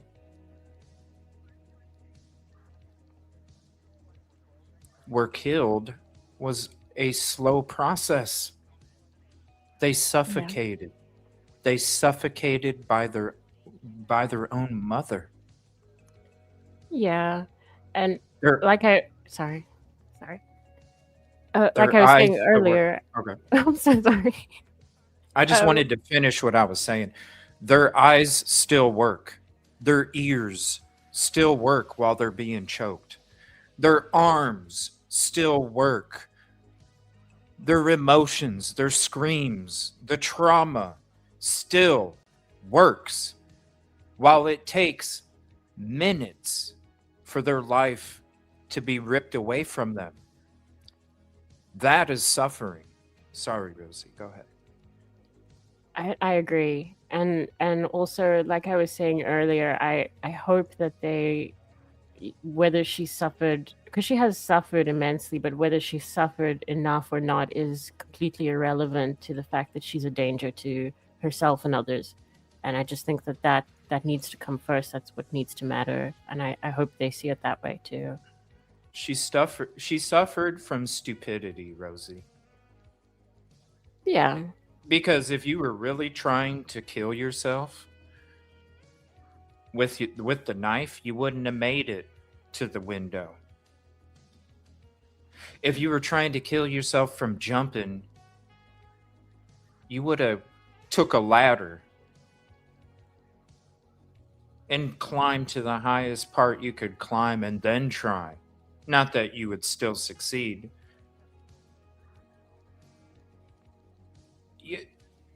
These attempts was a trick, an excuse. She did what the voices told her before the crime, during the crime, and after the crime. You need to make it look like this. Do I think she would have done this stuff without the medical cocktail? No, I don't. But these medications, when you have patients telling doctors that they're hearing voices, that's huge.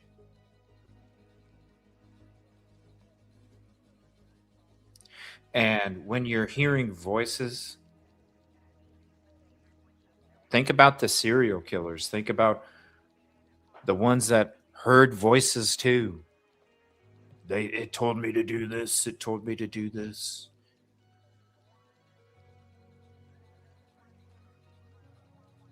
I think if she really did want to, the cuts would have been way deeper than not getting stitches.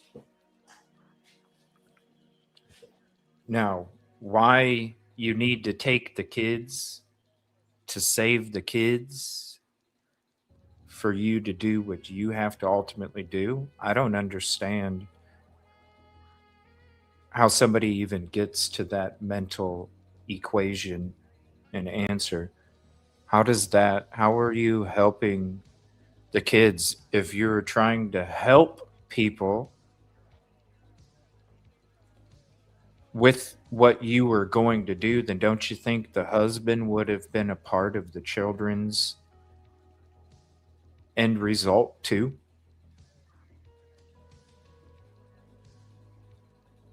How is it helping anybody?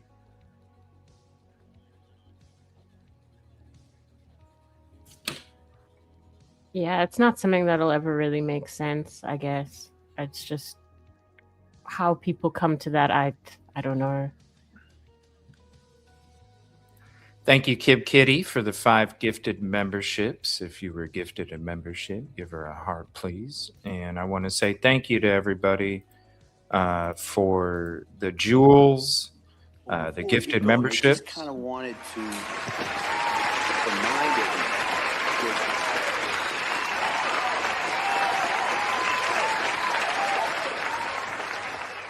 issued on this case, and for some of the media and the individuals who've been here for the last couple of weeks, I'm sure are familiar with it, but I know there's a constant people coming in and out. So I just want to remind everyone that there is a specific media order that's been issued on this case, and everybody is presumed to have reviewed it and agreed to it.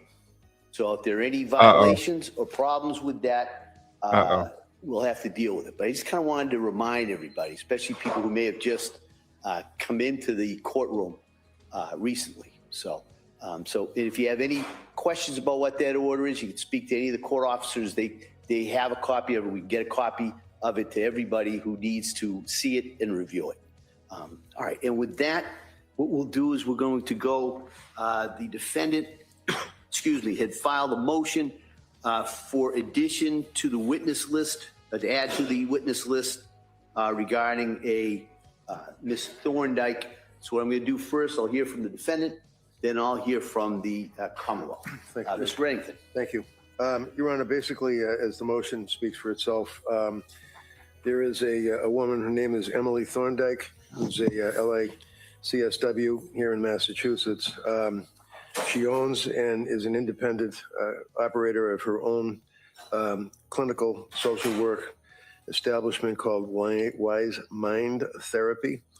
Your Honor has her resume. She graduated from Dover Sherburne High School, received a Bachelor of Arts in Sociology from Hartwick College, master's degree from BC, 2019, is licensed in Massachusetts. And interestingly enough, she did work at the McLean Hospital in the very short-term unit that the doctor was testifying that Lindsay was in for 5 days in January of 22 into 23. She worked for 5 years as a mental health specialist from May of 2014 to May of 2019. She was a clinical social worker manager of that unit from 2019, 2021. So she's basically got about 7 years and 7 months of experience working in that unit for a majority of that period of time, full-time employee, and then for 1 year as a supervisor. She left, as the court is aware from the motion. I vetted her out. I obviously would be concerned if there's any so-called axe to grind, if you will, any lawsuits pending. Were you fired? Did you have any difficulties? Any claims for harassment, hostile workplace? Absolutely nothing. She has friends that are still employees that still work at McLean. And I do not know this woman. I have literally never met her. Her involvement in this case came about after one of the prosecutors, I don't recall which, made it out on direct examination that McLean is some kind of a 5-star institution where the doctors, the psychiatrists, the psychotherapists, the counselors were all banging into each other in the hallway trying to interview Ms. Clancy, who was just blithely refusing care and treatment, which is not the case. Patrick testified as to his observations. The court is aware that Patrick's testimony clearly, in all fours, landed on the fact that it was clear to him that there was no staff that was available other than kids behind plexiglass on their cell phones. She colored, she took walks. There was no therapy. She didn't speak to any therapists or counselors. So now the jury is left with that image that McLean is purportedly some kind of a 5-star hospital because they're affiliated, quote unquote, with Harvard, which you from your practice, I'm sure, as I know from my practice, is far from the truth as can be possible, in my opinion. But it doesn't matter what my opinion is. I could cross-examine somebody till the cows come home. It doesn't matter. This woman posted a video on TikTok, which, much like yourself, I'm sure, I hardly know what TikTok is, but I received an email from one of the very, very active people in the community of TikTok saying, look, you got to check this video out. So I did. This is about a week ago, maybe longer now. When I saw her video saying that she could not stand for, and I quote, the lies and the misrepresentations from that witness stand about McLean Hospital, I then said to my private investigator, Bob Jones, I said, Bob, I can't find this woman because she had a pseudonym name or whatever. He went, we wrote, he called her, left messages. She never got back to us for like 3 days. He went to her house. He sat out in front of her driveway. She came home from work. They interacted. He waved, didn't want to scare her. And she said, I thought, and oh, by the way, I believe that my wife had written her a letter as well because she's a nurse and was trying to reach out to her to have her get in touch with me, to no response. She then tells Bob, I thought you guys were all AI. I didn't know that you were real. I thought it was spam. He then gave me her number. I spoke to her. She told me exactly what I put in the affidavit or in the motion. And she is available, ready, willing, and able to testify to an employee's observations over 7 years, including as a supervisor, as to what woeful environment McLean Hospital offers, especially on holidays, such as major holidays like New Year's, which is fine. We all enjoy New Year's. But nevertheless, New Year's, the day after, that weekend, Monday, nobody was there.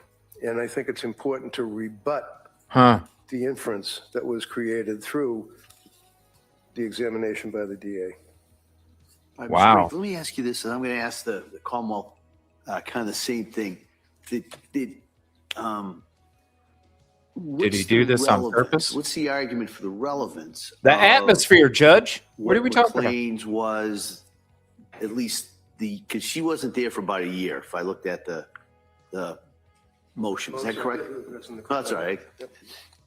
Yeah, that's true. She left. She has her own business now, and she left, but it was just a year. Yeah. There's no change in the circumstances from Lindsay going into that hospital on New Year's of 2022 to 23, and this woman's work experience where she left a year before. And I agree with you. This would have been a non-issue were it not for the flavor of the government's repeated argument that she was a person who was spurning health care, didn't want health care, had the opportunity, and she walked away from the opportunity, which, as I say, is as far from the truth as possible. So I think it is now, because of their questioning, squarely before the jury, to leave that impression. And the woman that was the doctor from McLean was just a pleasure. She was just a lovely, lovely woman and testified as best she could on the case. But they're left with the impression that McLean is this wonderful place that she just did not have any interest in utilizing what was available to her. That was not available to her. And she's testifying to custom, practice, and her observations over 7.5 years. Is there another alternative to get there? Someone who actually works there or worked there during this time period? That it's the time period that a year. One of the things that, well, yeah, but things can change in a year. You know? I don't think so at McLean. I don't know so. I guess that's the question. I don't know so. That would be that's true. one of the things I may have to wrestle with. But that's kind of what I was asking, whether or not there is, or I understand the argument. Okay. And I understand the argument regarding relevance. But if we're talking about staffing or the availability of programs and how that work, this witness is a gap there. I guess that's all. I'm wondering if there's another way to get there. So, you know, the realities of trial practice, if you're the government, you send summonses, you have people come to your office, you're interviewing witnesses. If you're the defense, they run for the hills. For example, one motion I'm bringing with you is merely looking for pediatric records that I have had to have Bob Jones go and try to get them, HIPAA forms, everything. And they're avoiding us horribly. And I'm going to have a contempt hearing request very shortly. But the point I'm getting at is, if they want to reach out to McLean, I'm sure that McLean administration would bend over backwards to give them every record that they would need as to how many employees they had, what their work records were, their doctors, their counselors, all available. I know I can't get it. So I'm suggesting to Your Honor that this is an opportunity for a person who worked there for all those years, who does not have any dog in the fight, to testify to what her observations were clearly within her time frame. She left a year before Lindsay went in there on New Year's. So I certainly agree with that. Cross-examination, they could get records if they wish, but I think it is relevant. I think it's material, and I think it has to be used to rebut the inference that was raised. All right, thank you. Thank you, Judge. Yeah, Commonwealth? Your Honor, the Commonwealth would object to the witness, the late disclosed witness, in addition to the obvious Rule 14 issues, the fact that we didn't have notice of this individual, there's been no discovery other than what's contained in the affidavit and what we could identify from this woman's TikTok video. There's no report from the investigator who admittedly by counsel has spoken to this witness, this individual. Aside from that, we have a number of other issues with this witness. One is this isn't somebody that's proposed to be an expert, so they're not relieved, they wouldn't be relieved of a sequestration order. But this woman's TikTok, admittedly, she's been following the trial. She goes on for several minutes in a very long TikTok video where she identifies what she thinks are lies based on her observations of Patrick Clancy's testimony. We have no idea what her thoughts are or what her comments are on the rest of the trial that we assume she's watched based on her comments in this particular video. That she outlines in this video her experiences at McLean and her observations and how they are different from what was portrayed in that particular witness's testimony. But in the course of this trial, we not only have that particular witness's testimony, we have records from McLean, and the records speak for themselves about what she was offered, what she did, what she declined, what the contact was with each and every person who wrote a note in that record. But this witness admittedly wasn't there, had no contact, has no knowledge of the case in of itself. And in this case, Your Honor, we deal with facts. We're presenting facts to the jury. We're not presenting somebody's opinion about what kind of care the defendant got during her stay at McLean. That's not what this trial is about. That's not what it should be about. And if it wants to play out in the court of public opinion, that's fine, but not inside the walls of these courtroom. So this person who said that she cares about Lindsay in this video, whether other people do or don't, this person who said that the prosecution of this case is an abomination, this person who said that the health profession needs to be held responsible for their care of the defendant, that's not a witness that presents facts to this jury. And I would also agree that there is a problem with what relevant testimony that she could give. There is no indication that what her experiences were in those 7 years up until December of 2021 are exactly the same as they would have been when the defendant was at that short-term unit at McLean. And the defense had the opportunity to ask that of Dr. Goodhart, and he didn't. So there is... Wait a minute. I think she said, I don't know what the staffing was. Didn't she say, I don't know how many people were on? I don't know if it was a skeleton crew? She said on that particular weekend she didn't know what the staffing was, but she wasn't asked. That's the only weekend we're talking about. Right, but now he wants to make this an issue about the practices and the common practice of the hospital, but that was not a question that was asked of her, nor would Your Honor necessarily have permitted it where he was trying to tailor the testimony to the exchanges with the defendant. So to then have the witness available to answer those questions that was at the facility during that time period, and then not take that opportunity and then offer this subsequent witness and call it a rebuttal witness, it's not a fair line of examination. It's not a fair line of rebuttal where she wasn't there during the time period. So we would object for all of those reasons. I mean, just so everybody knows where I'm going, I can't imagine that that witness would be allowed to give her, in a sense, review of McLean's.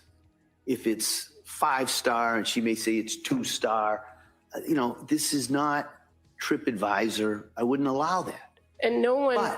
But the question seems to be, for me, a closer call about what the standard staffing and programs may be available on a holiday weekend. Because the Commonwealth's witness said, I don't know that. And that seems to be something that maybe the parties could come to an agreement about establishing. Either, you know, there's got to be somebody who's still working there that says the weekend, 2 weeks, the weekend after this wasn't a holiday, we have X amount of people there. We have X amount of programs that are available. On the holiday weekend, we do or we don't. That's, to me, that's where the battle on this motion is. I do understand the Commonwealth's objections regarding allowing people who watch the trial to then say, I disagree with it, and I want to testify about what I disagree with. That's troubling, but I'm talking about the facts on this thing. And that's if it was anything other than those kind of facts, and this witness had not worked there, I'm not sure we'd even be having this hearing. And I would suggest that counsel indicated that in trial practice that people are reluctant to give information to the defense. But there are avenues, procedural avenues that he could pursue to get that information involving the court or involving subpoenas, in which there's been no indication that he's actually tried to do. And again, I would suggest to the court that we have the McLean records from that time period in evidence, and they are the best evidence of the contact that people there, staff that were there that day, had, or those 4 days, had with the defendant on that day. So from the perspective of if there's missing information, there are avenues he could pursue if he wants to rebut it. I would suggest that this person's testimony is not relevant because they weren't there. And I would agree that the better option, if defense wants to present this as a rebuttal, would be from somebody that is there, but he doesn't have that. And so for those reasons, this motion should be denied. And you don't have to commit to this at all, but it seems to me that it would be a very simple solution to get the staffing records or somebody at McLean's who can testify to this. What was the program availability on mid-December weekend if you went in there, as opposed to the weekend of New Year's? And it may be no different whatsoever, and that kind of eliminates the argument. So I think probably the best way to deal with this is to maybe have a voir dire of this witness in regards to what, so then the record's clear too. But it also allows the parties to consider while we're setting this up, maybe there's another way to do it, a lesser alternative, so to speak, that would reduce the prejudice to both parties. So again, I don't know how a voir dire of this particular witness, who clearly wasn't there and didn't have contact with the facility during that time period, would answer Your Honor's questions. But I do agree. Maybe we can find out. I can ask the questions and we could see. I understand the problem that I kind of had as the case was going. The individual that was probably, you would anticipate, could talk about the staffing, the difference of a holiday weekend and a non-holiday weekend, said she wasn't aware of that. So, well, I don't know that she said she wasn't aware of the difference. She said she wasn't aware of who was there on that weekend because she wasn't working that weekend. So I think there's a slight distinction in that. But again, the witness was available. Counsel could have crossed her on that, subject to any sort of objection, and we could have addressed it at that time when the witness was on the stand. But again, that witness is under summons, and if counsel wants to recall her, he can. There are avenues that he could pursue if he wants to pursue this line of rebuttal that's short of calling this particular witness that's been proposed, is the point that the Commonwealth wishes to express. So I'm gonna take this under advisement. I want to review it. But I'm inclined, just so everybody can kind of maybe make some idea where we may go with this. I'm inclined to have a idea with this witness or some other witness. So maybe the defendant can get somebody who hasn't watched the trial, because I do understand there's an issue regarding sequestration, but that may be a function of a trial like this that's being broadcast. How do we guard against that? But that's not going to affect really the relevance, the prejudice, the determinations I have to make, under all the rules, 401, 403, all of those considerations that I have to make. So I'm inclined to do that unless the parties can think of I won't say better alternative. That's not fair to this witness. A different alternative that might address everybody. We're going to be able to agree on anything, Judge. So it would really be up to I know, but the referee to make a decision. Right. Is what I'm trying to do is put that out there. If the parties can agree, I think the three of you know me. I don't have a problem making a decision. I really don't. But I just kind of wanted to give everybody that opportunity to maybe craft a solution. And if I have to do it, that's kind of what I'm saying by saying I'll take it under advisement. So I'll let the parties know. Can I just ask, Sure. Your Honor, if you're reviewing this, taking under advisement, that you do look in more detail at those records, the McLean Hospital Sure. records, Yeah. so that Your Honor can see the extent of the contact, the extent of the notes of who actually dealt with her. Because again, that is the issue. That is the factual issue here, is the contact that she actually had, not what maybe she wasn't offered at other points, but what she had while she was there. So It's only fair. I'll review that. I'll review my notes regarding the doctor who testified from McLean's, and then we can deal with this. This would be a witness that would be called later in the trial anyway. So it'll give me a chance to do that, review that, get a decision to the three of you, and then we can, depending what happens, either schedule a voir dire or go from there. All right. But all right, thank you for everybody for kind of agreeing to argue this a little bit earlier, so it gives me a chance to review the records and the arguments. All right, with that now, we ready for the jury? Yes. Come on. It's a very fair point. I totally agree.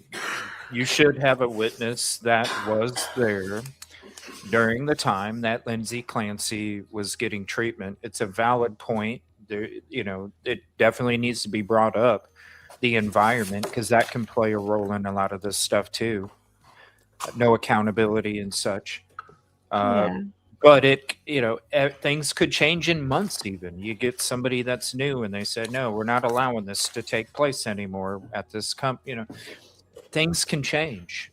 So yeah, definitely, I agree with him.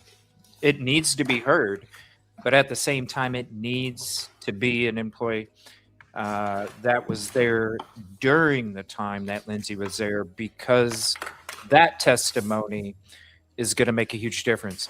People change, things change, seasons change, and everything else can change too. So yes, they should be heard.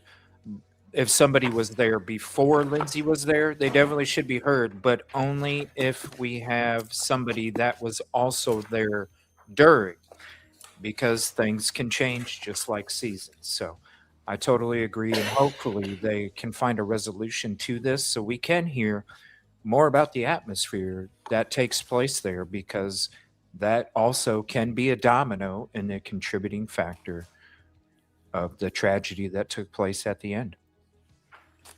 Thank you all for being here. Please hit the like, subscribe if you're not, and share this out. Sorry, Rosie.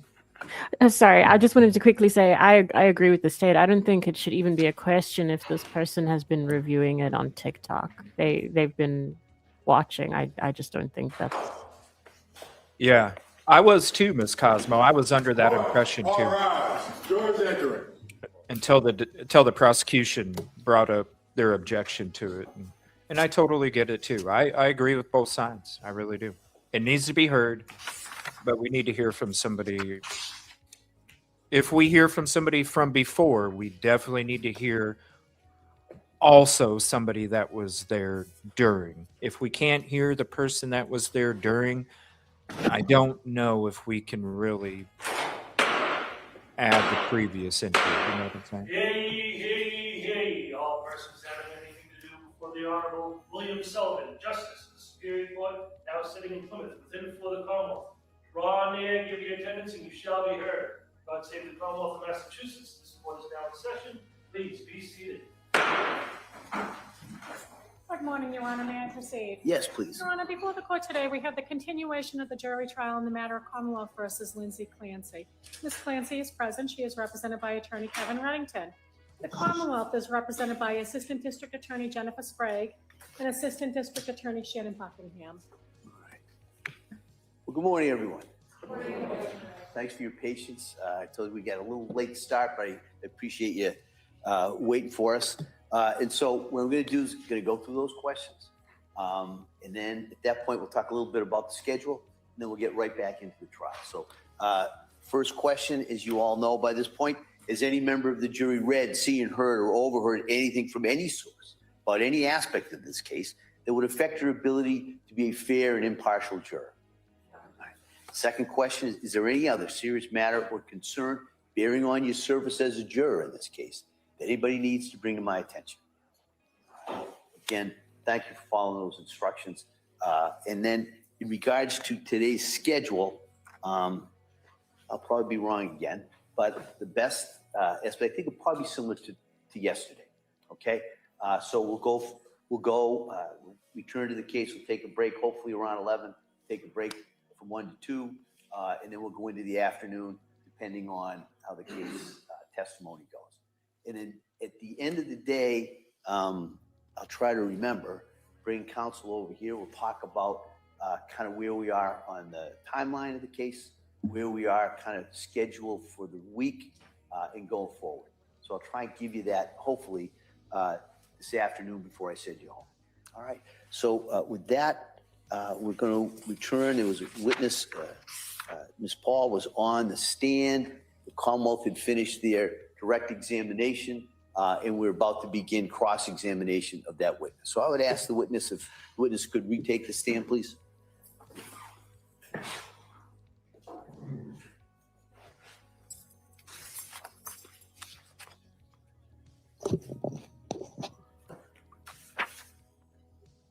Good morning. Good morning. Do you solemnly swear that the testimony of the evidence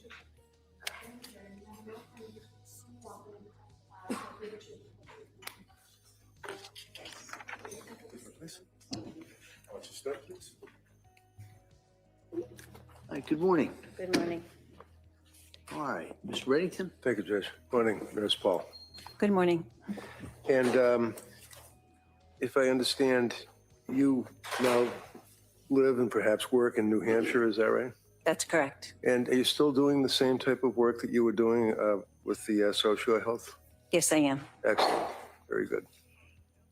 You obviously are a very, very dedicated person to this field, if you will, and helping people that are pregnant women after they had birth and during that postpartum period, right? Correct. You worked with Lindsay, and the reason you were involved with Lindsay is because, if I understand it correctly, her mother-in-law, Patrick's mother, Sue, works with a friend of yours. Correct. So basically, Sue asked her friend if she could reach out and have you kind of step in and help out. That's correct. And that's what you did. Yes. And you stepped up and you treated this woman obviously with care and professionalism, in my opinion. Thank you.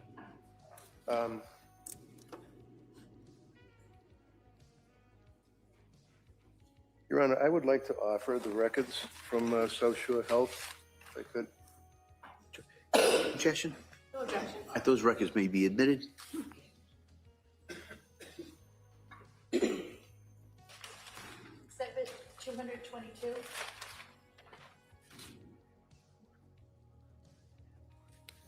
And in the course of your treatment of Lindsay, actually, you went so far as to give you a cell phone, if I'm correct. Is that right? She did have my cell phone because I called her on my day off. Yes, sir. Okay. I don't have any other questions, Judge. Thank you very much for your care. All right. Counsel, anything further?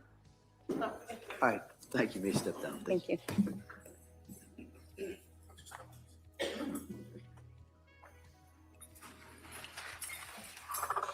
The Commonwealth would call Rebecca Gelada as its next witness.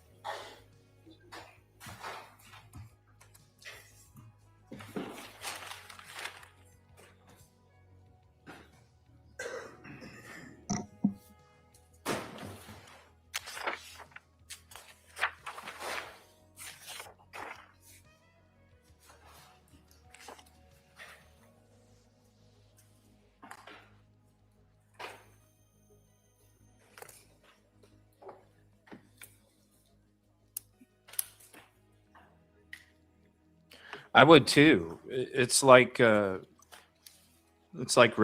said in his initial statement about it. You know, even thinking like with the Idaho 4 and that court case, it's hard as a defense to get witnesses of current. And so I'm sure it's going to be hard for them to try and find a witness that wouldn't be reluctant, you know, Miss Cosmo. Like, that's going to be the challenge right there. Thank you all for being here. Please hit the like, subscribe if you can.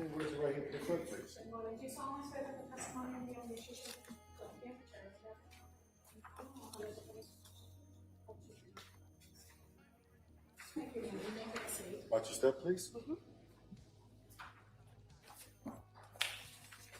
Hey, good morning. I'm going to ask you to keep your voice up and speak into that microphone, all right? Thank you, Your Honor. Yes. Attorney Bucky, please. Thank you. Good morning. Good morning. Could you please tell the jurors your first and last name? Rebecca Gelada. And how do you spell your last name for the record? Jollota. And what do you do for work? I'm a psychiatric nurse practitioner. And what kind of training and education did you do in order to become a psychiatric nurse practitioner? Thank you. I have my bachelor's degree from the University of Connecticut in Allied Health Sciences. I then went on to get my master's actually in counseling psychology in 2013 from William James College in Newton. I worked in the mental health field as a clinician in various positions for a time. Then I went back to school. I've been an RN in Massachusetts since 2017. I got my MSN in 2019, at which time I became a licensed and credentialed psychiatric nurse practitioner. And where is that? Here in Massachusetts? Yes. Are you licensed anywhere else? No. And so can you tell us a little bit about your work history? Sure. I have worked in as a detox nurse at McLean. I have worked as a therapist in outpatient clinicians prior to becoming a nurse. I have worked in DMH respite facilities, and now I'm a nurse practitioner. And when you were a therapist doing outpatient therapist, was that something you were doing on your own as a social worker, or were you associated with a practice? It was part of my training after I got my master's in counseling in 2013. So I had a panel of patients, but I was under the supervision of a licensed provider. It was up towards getting my licensure. And where do you currently work? South Shore Health. And how long have you worked for South Shore Health? Since 2021. And how did you come to work at South Shore Health? What was the role that you started? I had been working sort of in general practice as a psychiatric nurse practitioner, but I was interested in working in women's mental health specifically. And at that point, I was getting training to become, more specialized in it. And when a job opportunity became available, I applied for it. And what kind of training is that you were doing to be more specialized in women's health? So Postpartum Support International is the certifying body so that somebody can become certified in perinatal mental health. I did the 2-day, well, actually it was a 2-day training plus a 3rd day specifically for the psychopharmacology track of it. And then I took a examination and passed the examination. And so are you certified by the Postpartum Support International? I am. Now, as far as the South Shore Perinatal Behavioral Health Clinic, how did you become affiliated with that? That was the job I applied to in 2021. Okay. And so when you came to the clinic, who was running the clinic or who was the director? Julie Paul. And as far as the clinic itself, what is the clinic's, what's the patient base, or who does the clinic service? So we specialize in working with women who are pregnant and postpartum up to 2 years after the birth of their most recent baby. We offer medication management. We have a clinician on staff to do counseling. We have a few nurses that work in our program. We work with moms for any range of psychiatric disorders, including addiction. And when we talk about the range of psychiatric disorders in women who are postpartum, what are we talking about? Postpartum depression, anxiety, postpartum psychosis, bipolar disorder, panic disorder, obsessive compulsive disorder. And so you mentioned postpartum psychosis. Have you yourself had the experience of treating women with postpartum psychosis? I have, yes. And how many patients approximately over the course of the last 5 years? Approximately 5. And how about postpartum depression and postpartum anxiety? Hundreds. And in the range of services that the clinic offers and the work that you do you oftentimes collaborate with other community providers to offer additional referrals or services to patients if they need it? We do. And how about when somebody appears before you and you believe they need a higher level of care than what you can offer? Do you have relationships with hospitalization programs, or are you able to make referrals to for people for those services? Yes. Is that pretty common practice? Yes. And you mentioned that one of the services or one of the things offered to patients at the clinic is medication management. Yes. Is that a big part of what you do as a psychiatric nurse practitioner? It is. And what kind of training do you receive in order to be a prescriber?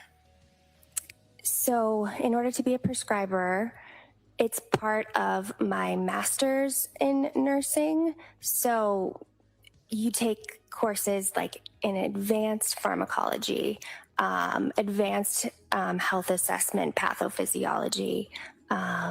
It's part of the coursework of my degree. And then you actually have to take a certification exam and you have to pass the exam. You have to go on and get a DEA license, a Massachusetts controlled substance license. You have to go on and get your advanced practice registered nursing license. So it's education and certification and licensure. And so you've done the education, you did the certification, and do you have all the licensures that you just described here in Massachusetts? I do. And you also mentioned part of the services of working with social workers in the clinic. And what do the social workers do? They provide short-term counseling to patients, again, because we specialize in up to 2 years postpartum. They could be available to provide counseling during that phase. And traditionally, postpartum period is a year after birth, right? Correct. So why does the clinic offer support for women up to 2 years? We do acknowledge that while the highest risk period is the first 3 months postpartum, some women can struggle later on in the first year. They may have symptoms that emerge 9, 10 months in, so we want to really be able to cover them and treat them if that happens and get them stable.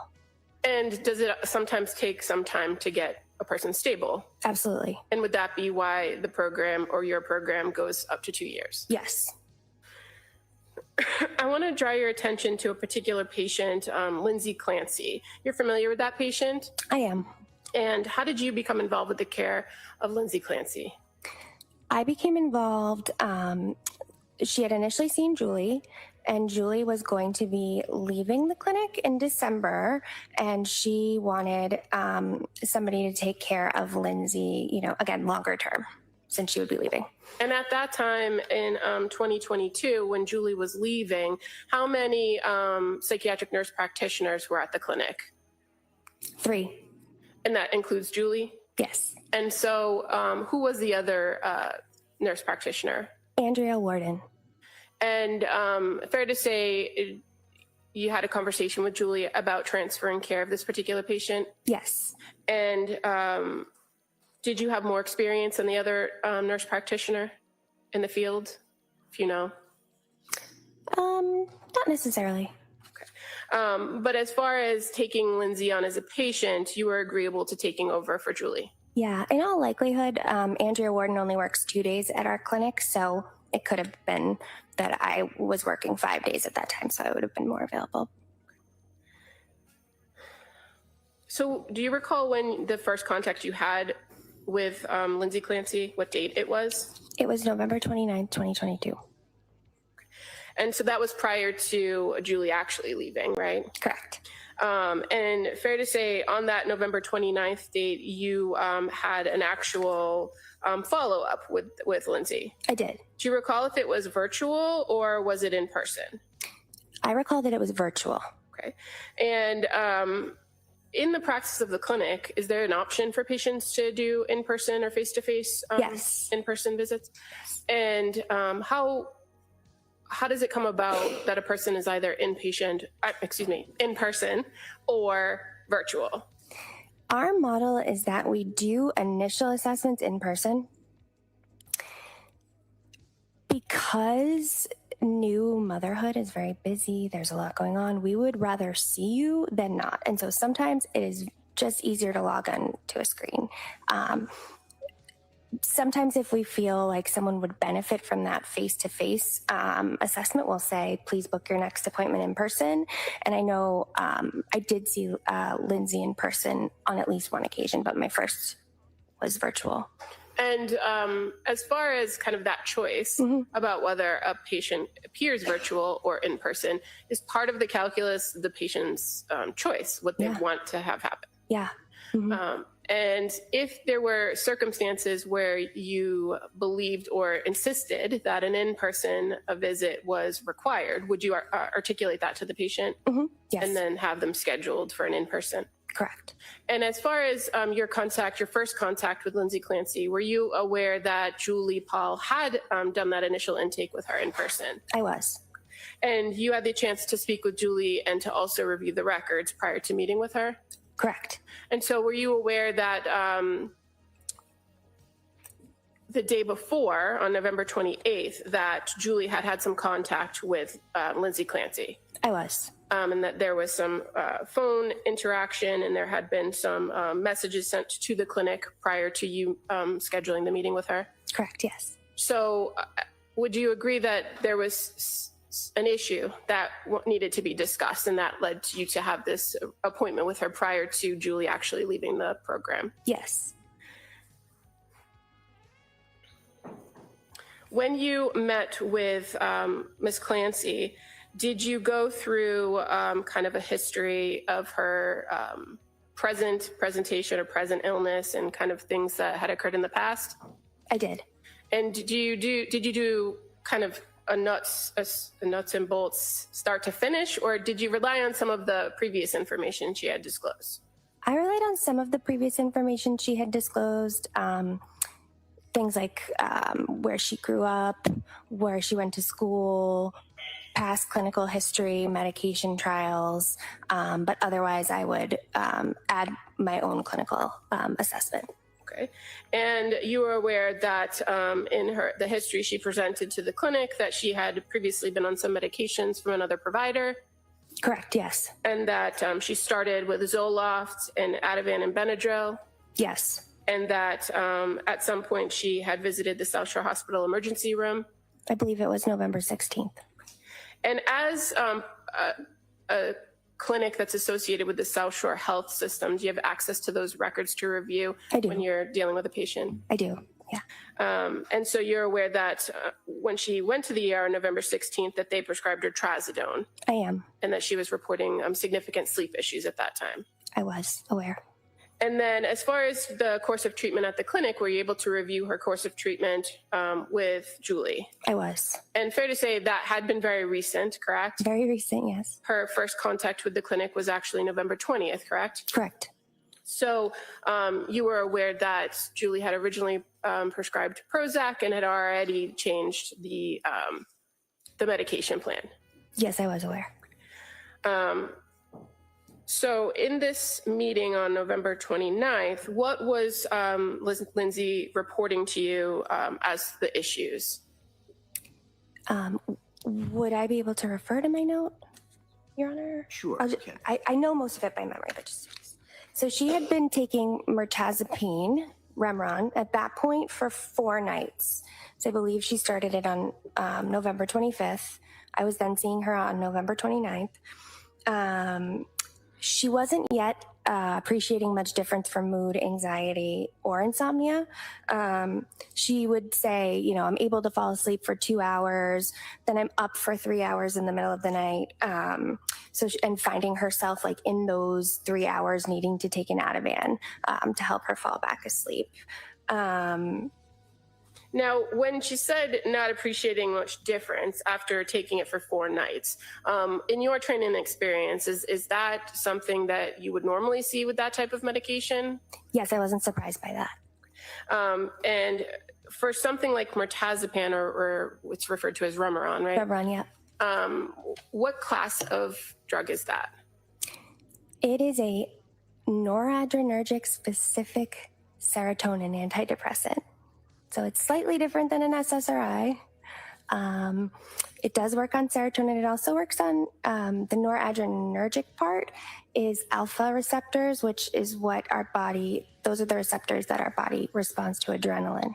So it should help kind of calm you down. And it also works on histamine receptors, which is why it can make people sleepy. So for Remeron, the fact that it has a calming effect on somebody with anxiety, it's sometimes a good fit, right? Correct, yeah. And for somebody who might be complaining of sleep issues, it also has that secondary component that could help. Yeah, it is a good choice for somebody who's having depression with prominent anxiety, insomnia, decreased appetite, because it can also increase appetite, which sometimes we want to happen. And based on your review of her course of treatment with the clinic, those were issues that had arisen, right? Mm-hmm. Yeah, I had noticed she had lost weight when she had gone to her PCP on October 20th. I believe she weighed like 130 pounds. On the 16th, when she went to the ED, she weighed 124 pounds, and they had done a pretty good medical workup on her with labs and everything. And she had reported like decreased appetite. So that was part of the clinical picture. And of course, not sleeping and very anxious. Okay, and so with a medication like Remeron or mirtazapine, does it take time to work or to see results? Yes. And typically, what's the time frame for that drug? I usually tell patients 4 to 6 weeks at a given dose is really going to give us a good idea of what that dose is going to do. You may start to see improvements in the first 2 weeks, but full clinical benefit can take a month, sometimes 8 weeks even. And you were aware prior to her coming to this follow-up appointment with you that she had been reporting after taking the Remeron feeling disoriented, forgetful, not feeling connected to the body, and anxious about whether she would actually sleep. Correct. And so were you aware that on November 28th that one of the nurses actually advised her to increase the Remeron? I was.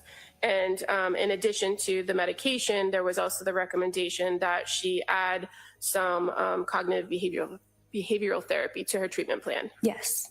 And at that point on November 29th, by November 29th, were you aware of whether she had met with the social worker at the clinic? She had not. So did you have any indication that she had been engaging in some sort of cognitive behavioral or psychotherapy? No. Now, in relation to the medication piece of this follow-up, did you have any conversations with her about the concerns with the Remeron and what to do about that? Yes, I did. I explained to her that it takes time to work, that it has only been 4 days. So I did encourage her to give it some more time. I also made additional recommendations as well. Okay, and so what were the recommendations for? I had known that Julie had tried like 5 milligrams of Ambien. So I had suggested maybe we could try 10, maybe we could try Ambien controlled release formulation, because she was having these wake ups in the middle of the night. The controlled release, kind of like the outer layer gives you 60% of the dose, helps you sleep. Then throughout the night, the inner layer gives you 40% of the dose, keeps you asleep. I said that might be a good option while we're waiting for the Remeron to work. Because I was sort of thinking that maybe the underlying depression, anxiety was causing the poor sleep. So while we're treating that, let's try these alternatives. Okay. And so was she receptive to the Ambien? No. And did she say why? No, I don't recall. Okay. Did she express to you that she had some other concerns about taking certain types of medications for sleep, like benzodiazepines? She did. What did she say about that? Was concerned about taking benzos. She had mentioned something called rebound anxiety. And what that is once the dose sort of wears off, your anxiety goes like above your baseline once the dose of a benzodiazepine wears off. It usually typically has to do with half-life of a medication. So for Ativan, that's usually between 8 and 24 hours. So if she's taking it in the middle of the night, the next morning she would feel more anxious. She was concerned about that. She also she was concerned about getting physically dependent on it because she had needed to take it for a number of nights. And when she used the term rebound anxiety, was that her terminology? Yes, it was. And is that a terminology that you generally use in psychiatric care to describe that, what you just told us about? Yeah, it's a clinical term. And was that something that she mentioned first, or did you mention? I put it in quotes in my notes, so that's usually when a patient mentions it, I put it in quotes. Okay. And so as far as the plan to address the sleep and to help her with this complaint, with Ambien not a choice, what was your next recommendation? I discussed hydroxyzine because it's an as-needed medication for anxiety, but it's not a benzodiazepine, doesn't really carry that risk of rebound anxiety or tolerance or dependence, and it could help her sleep. So I offered that as an alternative as well. Were you aware that she was offered hydroxyzine before? I was not aware of that. Was she willing to try the hydroxyzine? No. And so what was her preference? Her preference was to continue with the mirtazapine, the Remeron 15 milligrams, and with the as-needed lorazepam. And just so we kind of stay with the same terminology, when you're talking lorazepam. Sorry, Ativan? Yeah. And that was something that she expressed to you? Yes. Now, when you're dealing with a patient, and obviously this is your first interaction with her, right? Mm-hmm. Do you take into account your contact and communication with them in assessing whether they have the ability to make these choices or make informed decisions? Absolutely. And so your conversation with her about her medication treatment that she had received and what you were proposing as a plan, was she able to engage with you in that conversation? Yep. And so when it was collaborative. And so when she declined the options that you first offered, did you then present her with alternatives? I did. And ultimately, at the end of the day, whose choice is it as to what medication regimen person would be on? The patient. And why is that? Because they have autonomy in their decisions. I'm only making recommendations based on my education, experience, training, what I'm seeing in terms of symptoms. The patient has the autonomy. Are there instances where you're dealing with a patient where you have concerns that they shouldn't have autonomy? Or that, maybe if I rephrase that question, are there instances where you're dealing with a patient where you're concerned that they don't have the ability to make the right choice for themselves? There would be, yeah. And what options do you have in those instances?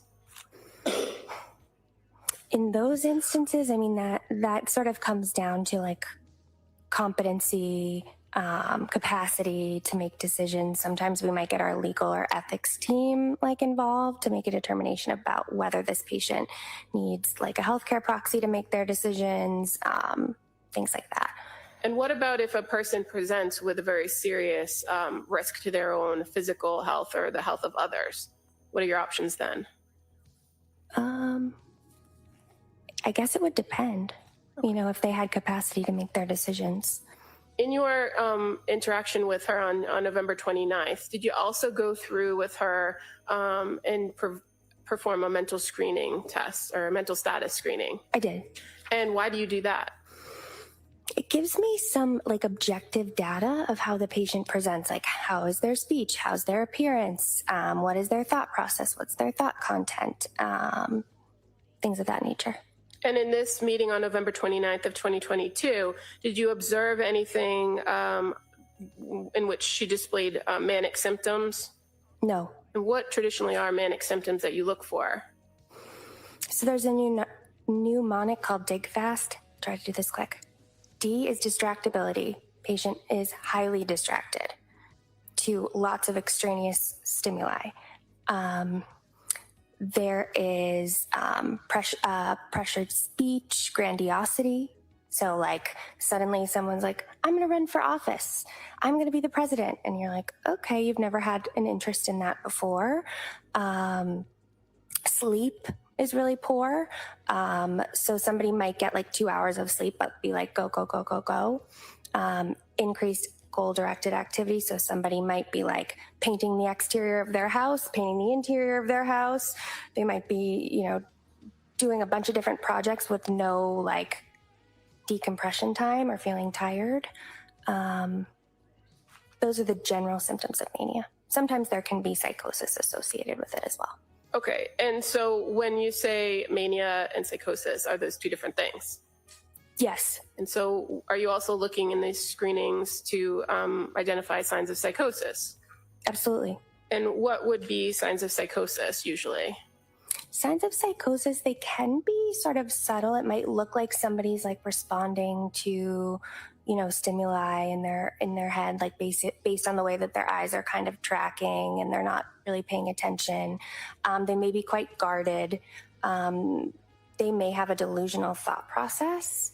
Like, for example, they might think that like somebody's out to get them when there's really no like basis.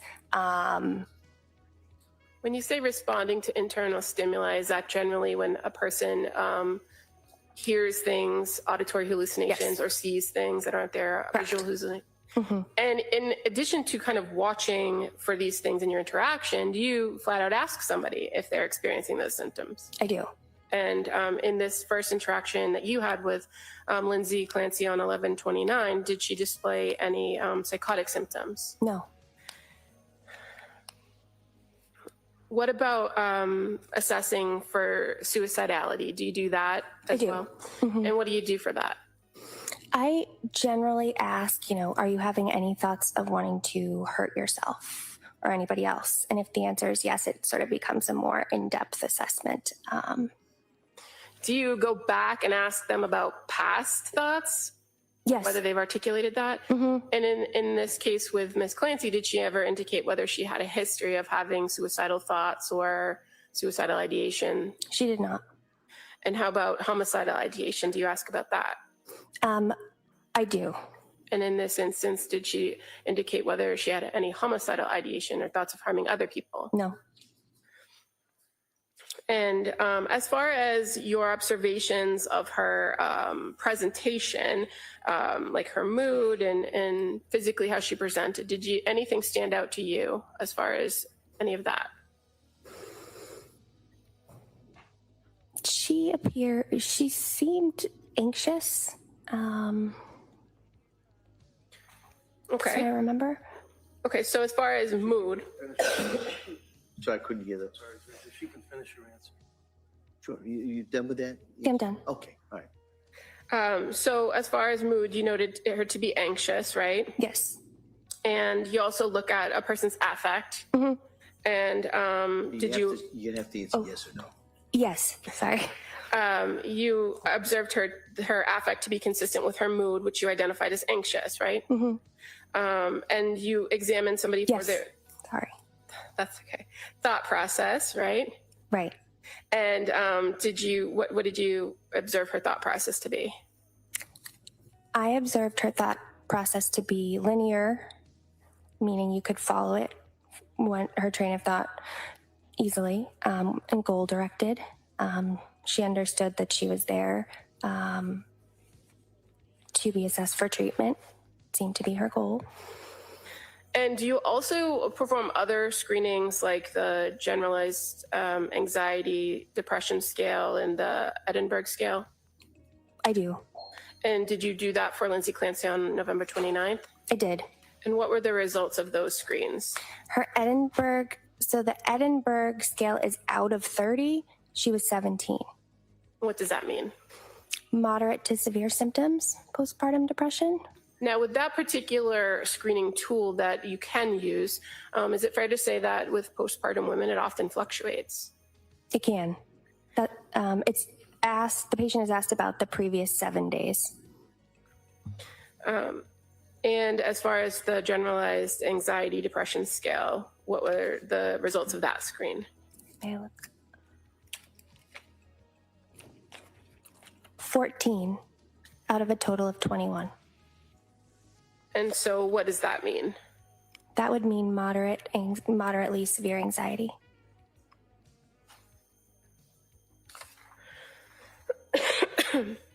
And do you recall about how much or how long your interaction with her was on this telehealth visit?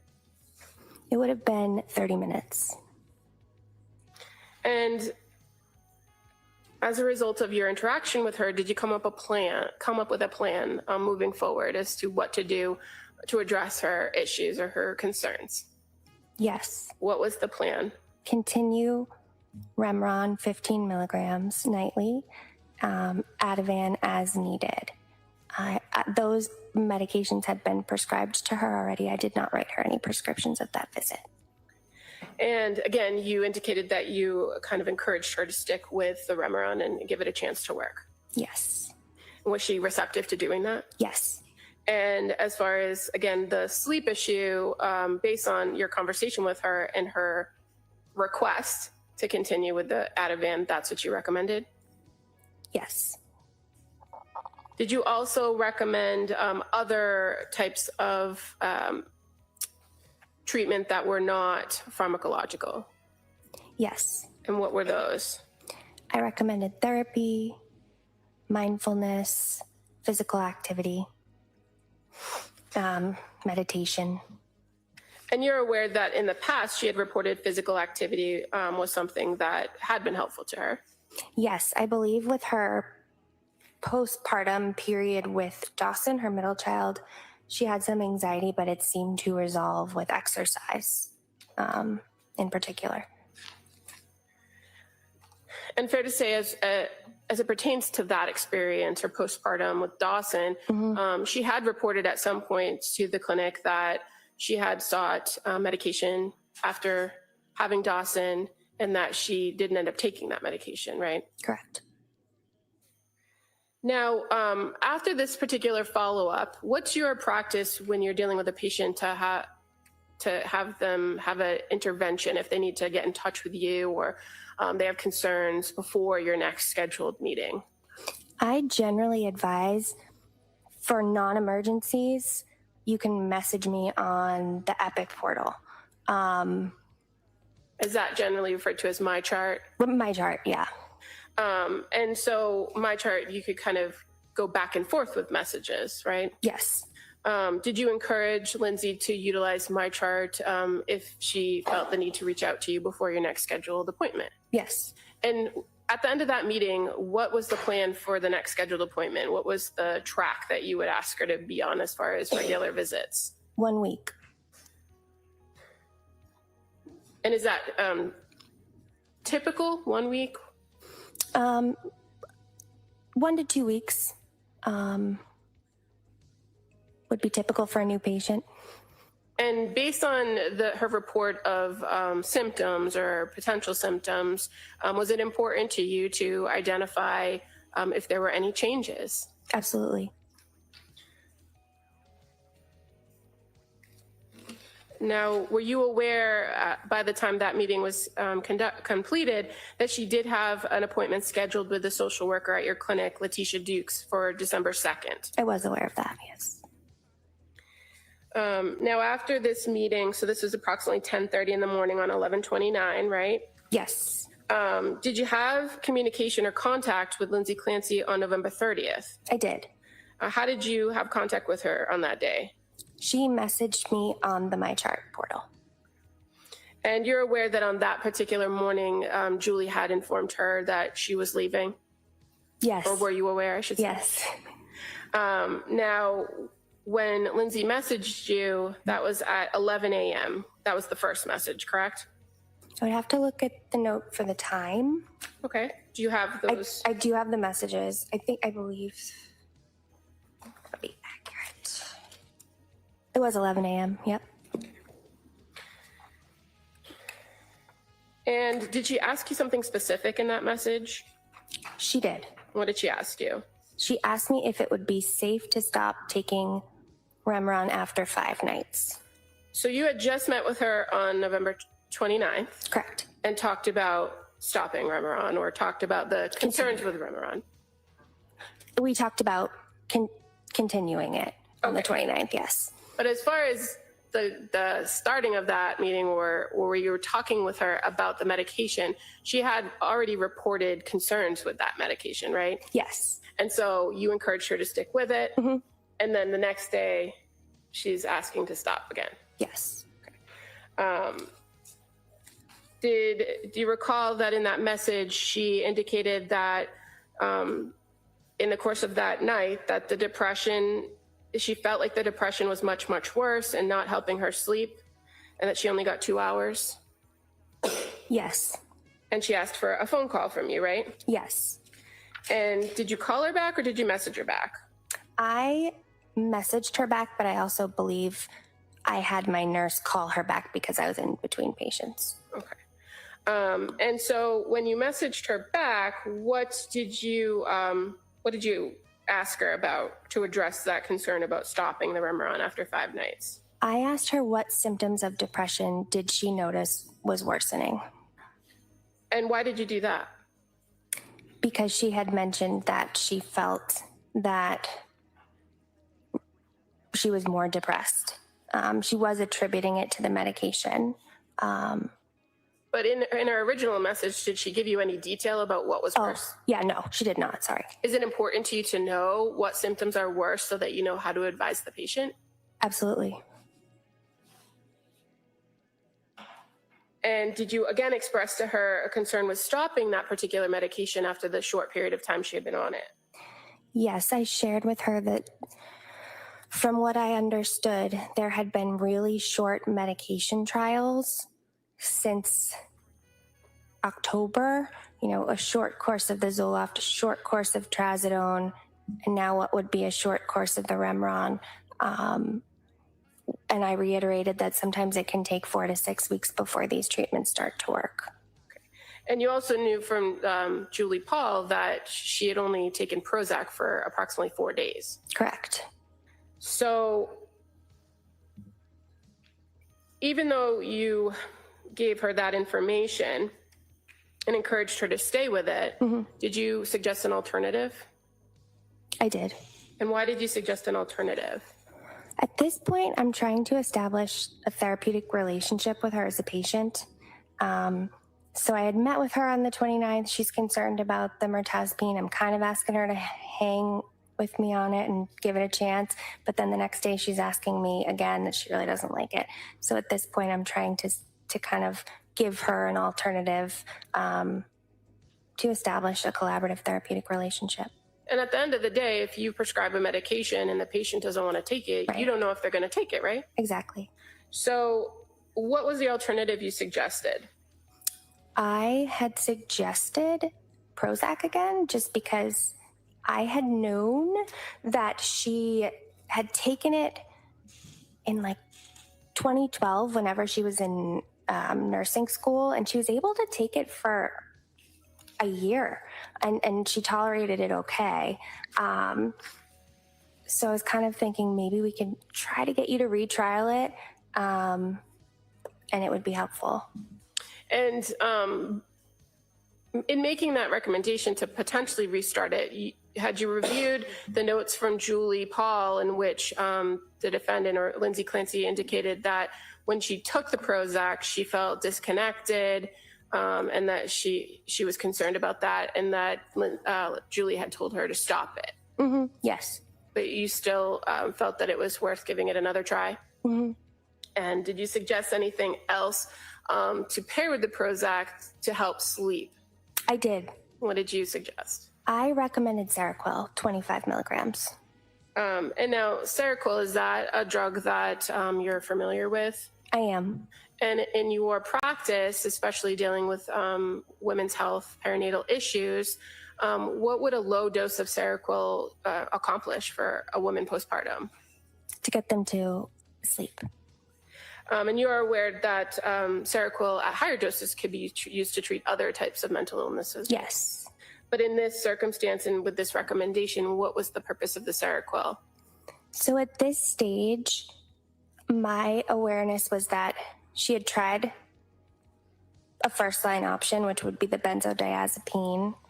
The second-line options are usually what we call the sedating antidepressants, like trazodone, Remeron. So this would be more like a third-line option to try. And is that because trazodone, she reported, didn't help her? Didn't help. And she didn't like the feeling on Remeron? Right.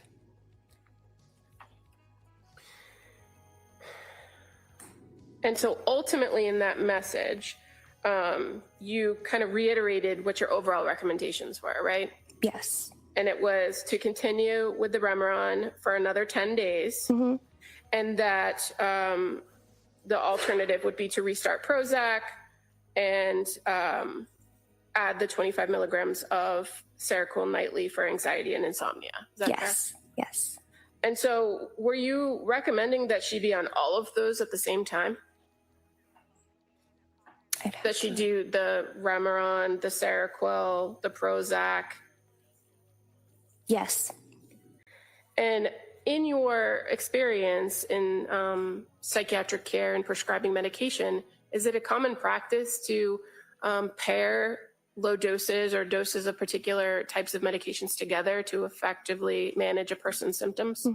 At this clinical juncture, my thought was the combination of Remeron with the Prozac to treat the depression with prominent anxiety, the Seroquel to help alleviate the sleep. And you're also addressing the concern of benzodiazepine dependency, right? Correct.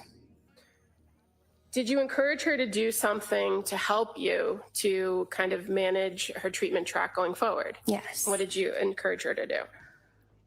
I had noticed that Lindsay was attributing a lot of her symptoms to her medication. And so I attached to the My Chart message 2 different mood charts.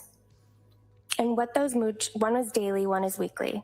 What it is it asks the patient each day to rate their mood from like 0 to 3, good mood, bad mood, normal mood, it asked about like, did you take your medications? What doses? What were they? Check the box. How many hours a night did you sleep? What's your anxiety level? What's irritability? And what I wanted from that was, because it had all those parameters about mood and then also the medication, did you take it? We'd be able to track over time what the progression was. Was it getting worse since we started the medication? Was it actually getting better? I just wanted more data. And were you aware that she was actually tracking those things herself? No. Now, you continued to have some back and forth messages with her throughout the course of the day on November 30th, correct? Correct. So we have, she reached out to you at 11. You responded to her at 11:52. Yes. There's another message from her at 12:15, right? Yes. And just going back for a second, when you were asking her about worsening symptoms, did you ask specifically about suicidal symptoms? I did. And why those, if she was expressing some depression and sleep issues?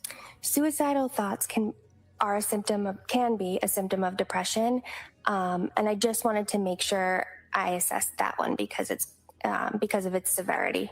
And is that something that's important to do before you make a recommendation to change a medication? Yes.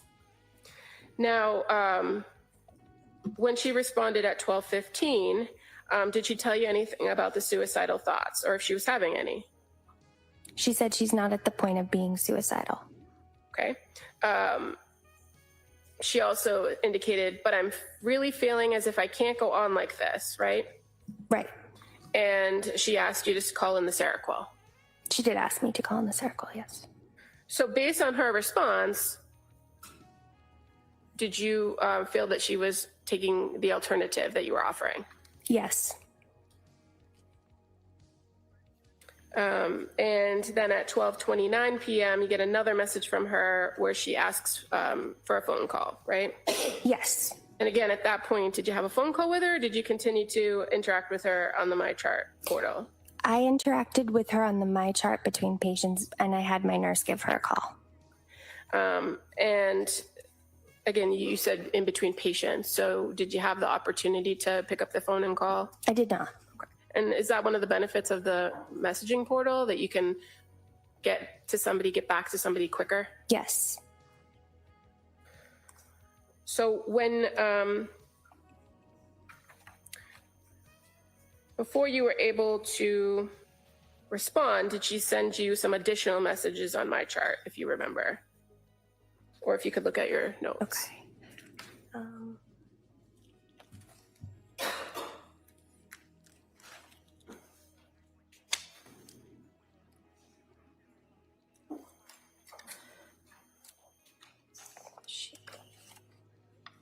I see that the symptoms of depression that she reported.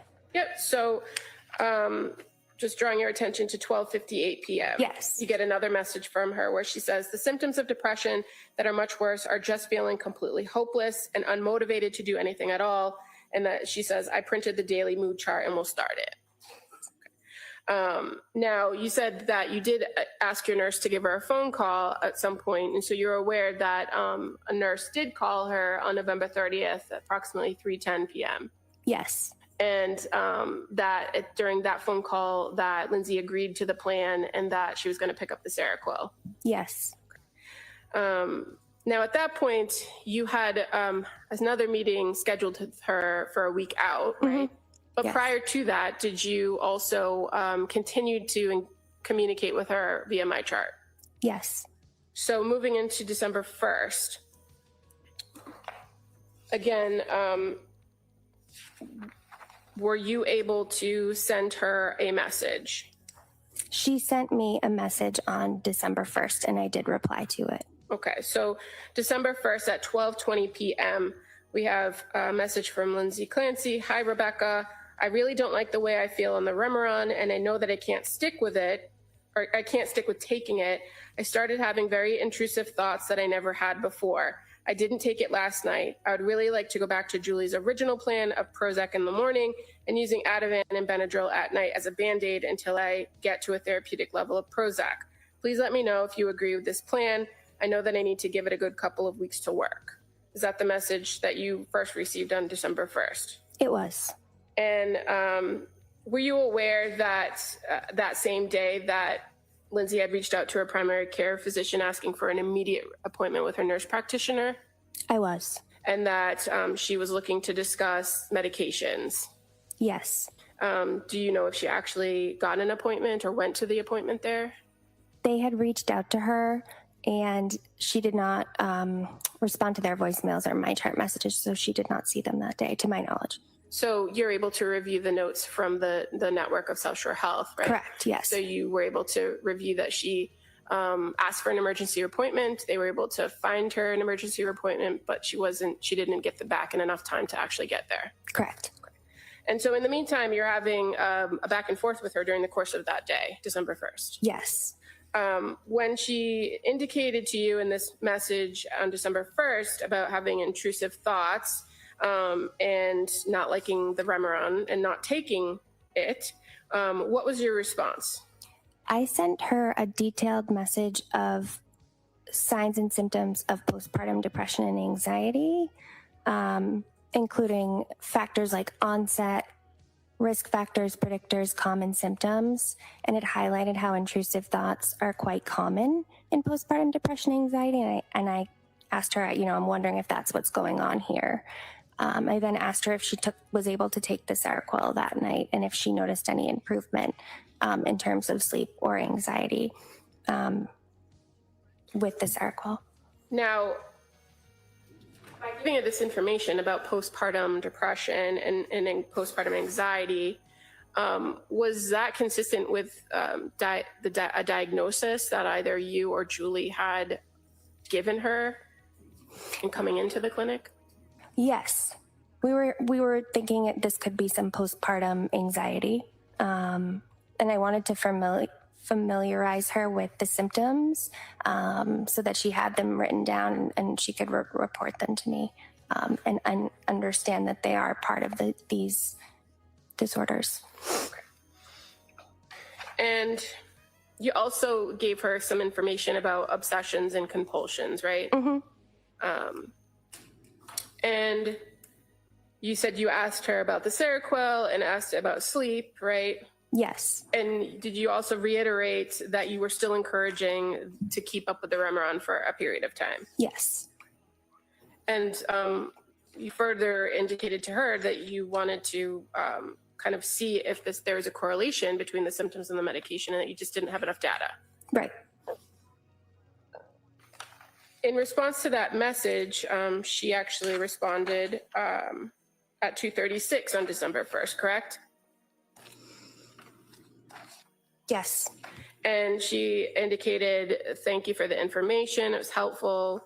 That she says, I panicked last night and just took Ativan and Benadryl, but tonight I'll stick with the plan and try the 15 of Remeron and the 25 of Seroquel. Do you recall if you had ever had a conversation with her about kind of using Ativan and Benadryl as a backup, or if she just felt like she wasn't getting any relief? I recall having a conversation about using the Ativan as a backup. I believe it was, yes, in my initial, I said continue the Remeron and the Ativan as needed. Okay. Yeah. And what about the Benadryl? The Benadryl, I don't recall discussing. But you were aware that she had reported the combination of Ativan and Benadryl had worked for her before. Right.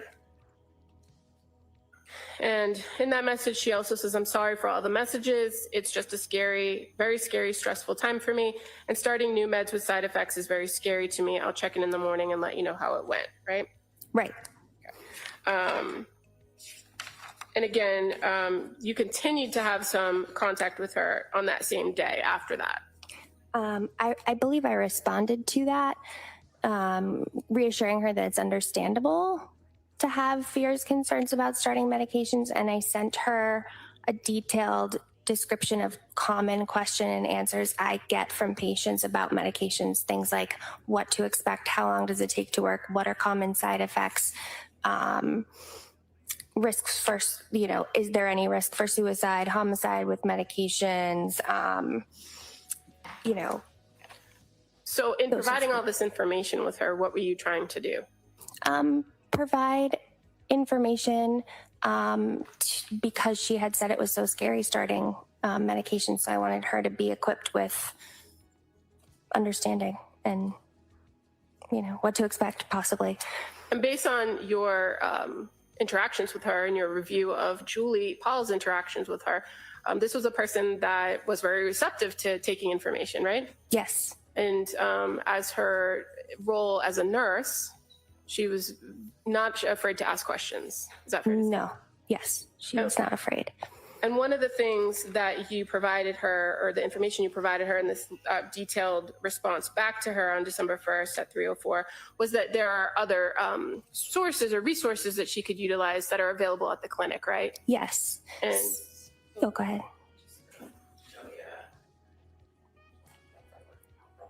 These two books, Exhibit 148. Yep. Good Moms Have Scary Thoughts, and this one, The Pregnancy Postpartum Anxiety Workbook. Yes. Yes, I instructed her that we had copies of these books that we were giving out to patients and that she should come grab them when she was in clinic. And she informed me she would be seeing Letitia the next day for counseling, so she would grab them when she was there. Okay. And so that day, December 1st, fair to say you went back and forth with her from about 12:30 to her last message, she was at 4:37 that day. Yes. And you said that she indicated that she did have an appointment the next day with Letitia Dukes. Yes. And were you aware of whether that was an in-person meeting? Yes, it was in person because she said, I'll be in clinic, I'll be able to get those resources. Okay. So moving to December 2nd, you didn't have a scheduled appointment with her, correct? I did not. And you knew she was going to see Letitia that morning in clinic, right? Correct. And you received several messages from her that morning. I did. Again, through the MyChart portal? Yes. Beginning at 7:51 a.m., where she sends you a message saying, "Hi, Rebecca. I took the 15 Remeron and 25 Seroquel. I woke up at 12 with horribly intrusive thoughts of wanting it to be all over. I took 1 milligram Ativan and went back to sleep, and the thoughts went away. Now that I have the Ativan on board, I really need to explore the option that I'm addicted to Ativan. I have a therapy appointment with Letitia in your office. I would really like to speak with someone in the substance use clinic to explore the option." Do you recall getting that message? I do. And did you respond to that message? I did. I am credentialed at Cellshare Health and Addiction Medicine, so I felt that I could be that person to discuss those concerns with her. Discuss the substance use concerns? Mm-hmm. And so, and you're aware that the social workers can also screen for those as well? Yes. So at 8:51 on December 2nd, you respond to her, right? I did. And what do you tell her about the concerns she just expressed in her 7:51 message? I fully appreciate and understand the concern for benzo tolerance. It's not something I want to happen to my patients ever. That being said, there's a place for benzodiazepines, especially at the beginning and acute phase of treatment and getting someone stable. And then we would always pull back slowly. I think another thing to try tonight would be to take 50 milligrams of Seroquel, the 2 tablets, and see if that works better. The intrusive thoughts are part of postpartum depression, anxiety, very painful to think and experience, but I want to reassure you that it's not uncommon and mean nothing about who you are as a mother. Let me know what you think. And so the recommendation from 25 to 50 milligrams of Seroquel, is that still within the range for treatment for insomnia? Yes. So would you characterize that as a low dose, a high dose? A low dose. And as far as her statement about intrusive thoughts, fair to say your response doesn't ask her more specifics about those thoughts, right? No. But you reiterate to her, just as you had in the lengthy messages where you provided information, that intrusive thoughts are pretty common. Correct. Now, did she respond to that message? She did. And so at 9:04 on December 2nd, there's a response from Lindsay Clancy. I'm willing to try anything. I just keep coming back to the feeling that I'm dependent on Ativan after my 2.5 weeks of taking it daily with Benadryl, following the bad reaction to Zoloft. I feel addicted to it, and I feel like I'm not being heard, that is a possibility. I feel like we are throwing all these different meds at my insomnia when the root cause is Ativan dependence. I don't feel any of the anxious thoughts I had before. I feel completely numb. So you got that message from her at 9:04, correct? I did. And what was your concern when you got that message, or did you have any concern? I wouldn't say I had concern. I just wanted to, again, provide her some information about what I thought might be happening. Based on your training and experience as a psychiatric nurse. I'm sorry, she didn't finish her answer, please. Okay, yep. Go ahead. I was finished. Okay, well, she's finished. All right, next question. Based on your training and experience as a psychiatric nurse, and you said you had some experience with substance use, did you feel that there was a dependency issue or an addiction issue with Ativan? I did not. Is it fairly common that Ativan is going to make somebody feel better if they're feeling anxious? Yes. That's why you take it, right? Yes. And that's why you take it as needed. Is that fair to say? Yes. So in your response to her at 9:37, do you make clear to her the difference between dependence and addiction? I do. Okay. And as far as benzodiazepines go, there's a real concern for dependence and addiction in the fields. Is that fair to say? Yes. But based on taking it for 2.5 weeks, taking it to address actual symptoms of anxiety, did you have a concern of dependence? No. And so did you articulate to her that anything about that concept of dependence versus addiction? What did you say? I said, I wonder if you fear you're becoming dependent on the benzodiazepines, and there's a subtle difference between dependence and addiction. With addiction, there's a change in behavior caused by biochemical changes in the brain after continued substance abuse. The substance use becomes the main priority of the person with the substance use disorder, regardless of the harm it causes to themselves or others. With dependence, we're referring to physical dependence on a substance characterized by symptoms of tolerance. Characterized by symptoms of tolerance and withdrawal. Benzodiazepine withdrawal is similar to alcohol withdrawal symptoms. We would be seeing things like elevated vital signs, high blood pressure, tachycardia, diaphoresis, mild alteration of mental status, initially with a possibility of perceptual disturbances, delirium, dysphoria, and tremors. Did the insomnia predate the Ativan use? I hear your concerns about the benzos. So my recommendation is do not take them every night. I recommend taking only every other night, and then we will not refill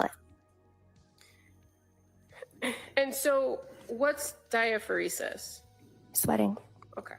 And in the fields of prescribing psychiatric medications, do you often have to deal with physical dependency and then addressing it later? I wouldn't say often. Is there a way to address that as far? Absolutely, yeah.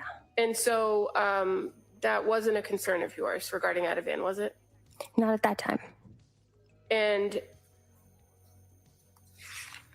what about her statement about not being heard? Did you see that in her message? Where she says, I feel like I'm not being heard about addiction. That being a possibility. As a psychiatric nurse practitioner dealing in psychiatric medicine, is it important to you when a patient tells you that I don't feel I'm heard? Yes. And do you take that in consideration when addressing them and continuing to build that relationship? Yes. And so in this case with the defendant, with Lindsay Clancy, did that change your approach with her at all? It's why I sent the message that I did, trying to explain what addiction versus dependence and tolerance is. And I wanted to reassure her that we will try to have you take these less frequently and we don't need to continue them moving forward. So she advocated for herself and you took that into consideration and created an alternative plan or suggested an alternative plan? Yes. Did your care of her change at all when she told you she wasn't being heard? I wouldn't say it changed. You treated her as you would any other patient, right? Correct. Now, you continued to have messages with her throughout that day. Is that fair to say? Yes. And so at 10:02, you receive a message from her. Says, the insomnia started from the Zoloft, but then after the 2 weeks of daily Ativan and Benadryl use, that's when the insomnia was at its worst.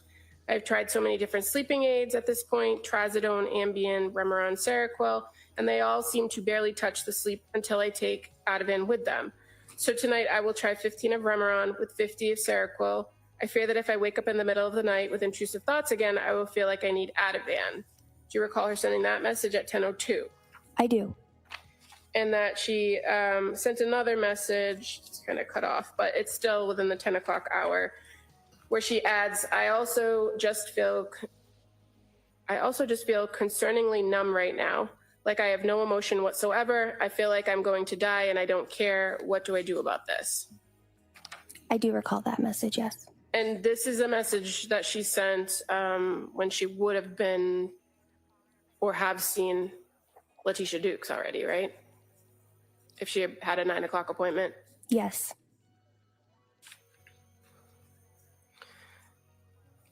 When she sent that message to you, did you respond back to her at 11:35? I did. And with the fact that she talked about being numb and having no emotions, feel like I'm going to die and don't care, what did you do? I said, this sounds like depression and anhedonia symptoms. I would say if you're feeling unsafe, particularly as we head into the weekend, it is important for you to have information for psych emergency services available to you. And I provided a list of the 24-hour emergency service programs like mobile crisis intervention. Okay. And when you say anhedonia, excuse me if I mispronounced that, what does that mean? Anhedonia is a symptom of depression where people are unable to feel pleasure. You might describe it as feeling numb. They're unable to look forward to things. And in her message where she says, I feel like I'm going to die and I don't care, did you take that as a suicidal thought or suicidal ideation? No. And so did you tell her to go to the ER right away? No. Did you have concerns that she needed to get a higher level of care at that moment when she sent that message? My concern about that statement was that I wanted her to have access to resources if it escalated or if it worsened. So I made sure she had it. Okay. And fair to say you also at the end of that message indicate, are you able to get rest or reach out to your support system so that you can be helpful, so they can be helpful to you right now, and that this is hugely important? I did say that, yes. And 11:41 a.m., she responds, yes, I have support. My parents are here to help. And again, this is 12:02. Does this sound like side effects to Remeron or Seroquel? I have never felt anything like this before. And then 11:57, she sends another message. Do you think over time these symptoms will go away over time? 12:04, another message from her. Is there any chance you could give me a call to discuss when you have a minute? At 12:10 p.m., and just to confirm, your recommendation for tonight is 15 Remeron, 50 Seroquel, and avoid Ativan, even if I'm not sleeping. So you got those messages in succession, right? I did. And were you able to eventually respond to her with a phone call? I responded to the message at 12:12 p.m. I wrote it down for her.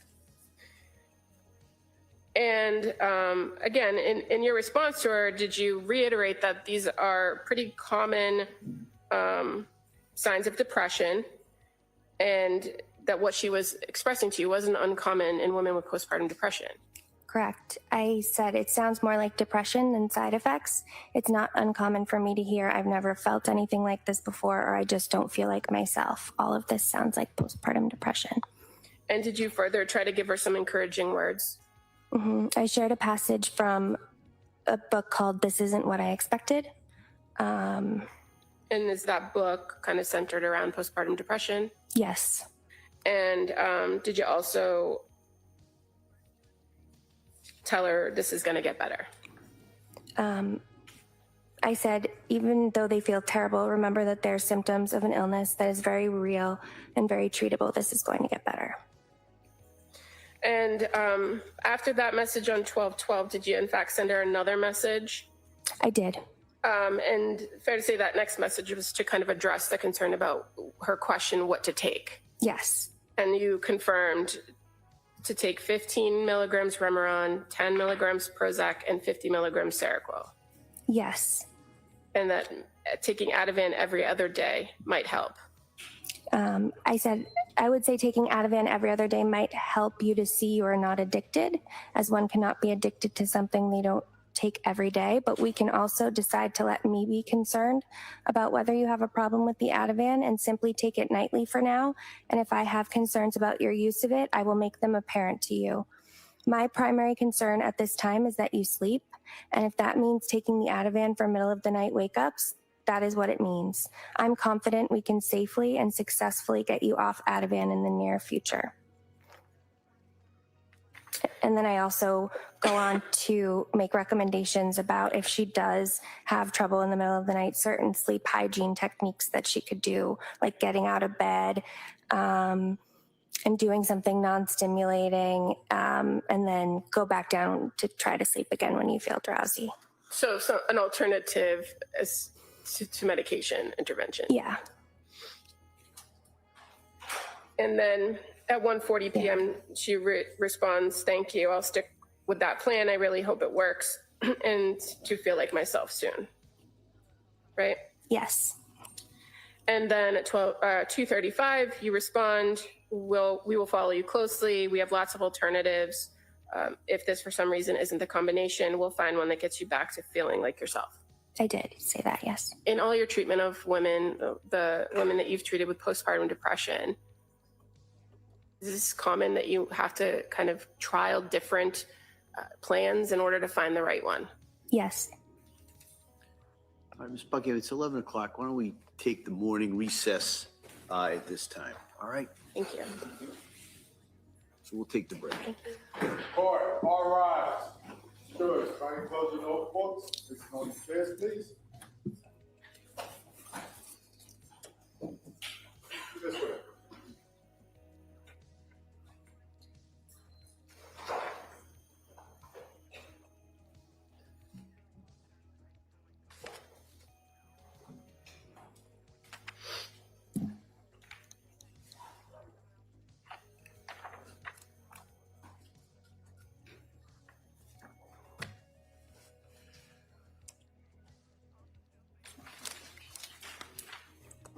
Counsel, anything we need to discuss before the break? All right, so we'll be in recess for the morning recess at this time.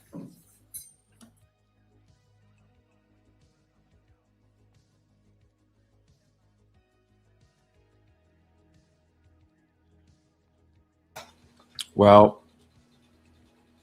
I do have to say, I made a comment earlier about how I liked this judge. And the only thing that I didn't really like was the tardiness. And man, the clock was only at 10:59 Eastern. And it was, hey, let's just take a pause. Let's just take a break. Very prompt with the break. I do have to say that witness, very prepared. to me, seemed like so far the only good doctor that Lindsay Clancy has had.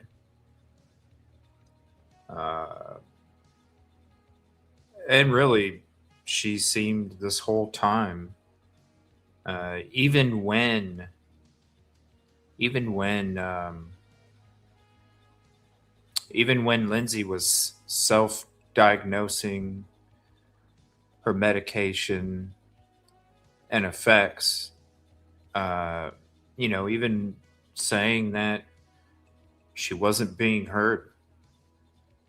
I still felt the doctor, or the nurse, I should say, still seemed very caring, concerned, wanted to help.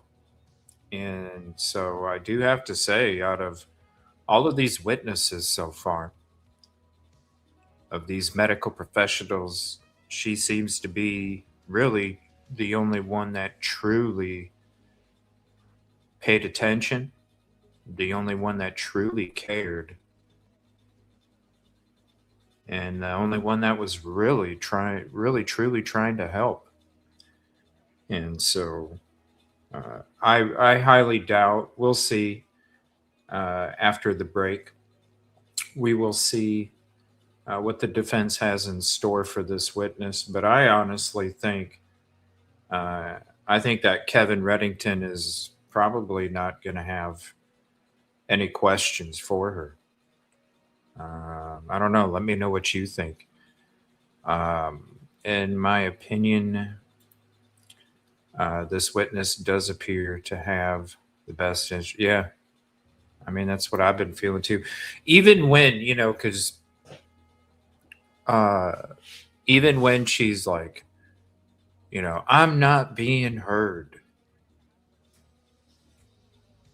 the doctor was still, didn't change, still very caring, concerned. Well, even though the doctor, or the nurse, even though the nurse reached out and said, look, this is why we're putting you on this medication, we need to give it some time. Even the history of the medication, just to let her know, like, look, I understand this is what's going on, and I think it's because of this. And so, let's approach it this way. And even after, after reaching out, letting her know about this medication, got the response like she feels like she's not being heard. She did what a medical professional should do in that situation. They should say, okay, we're going to listen to you. We're going to try and come up with a different plan.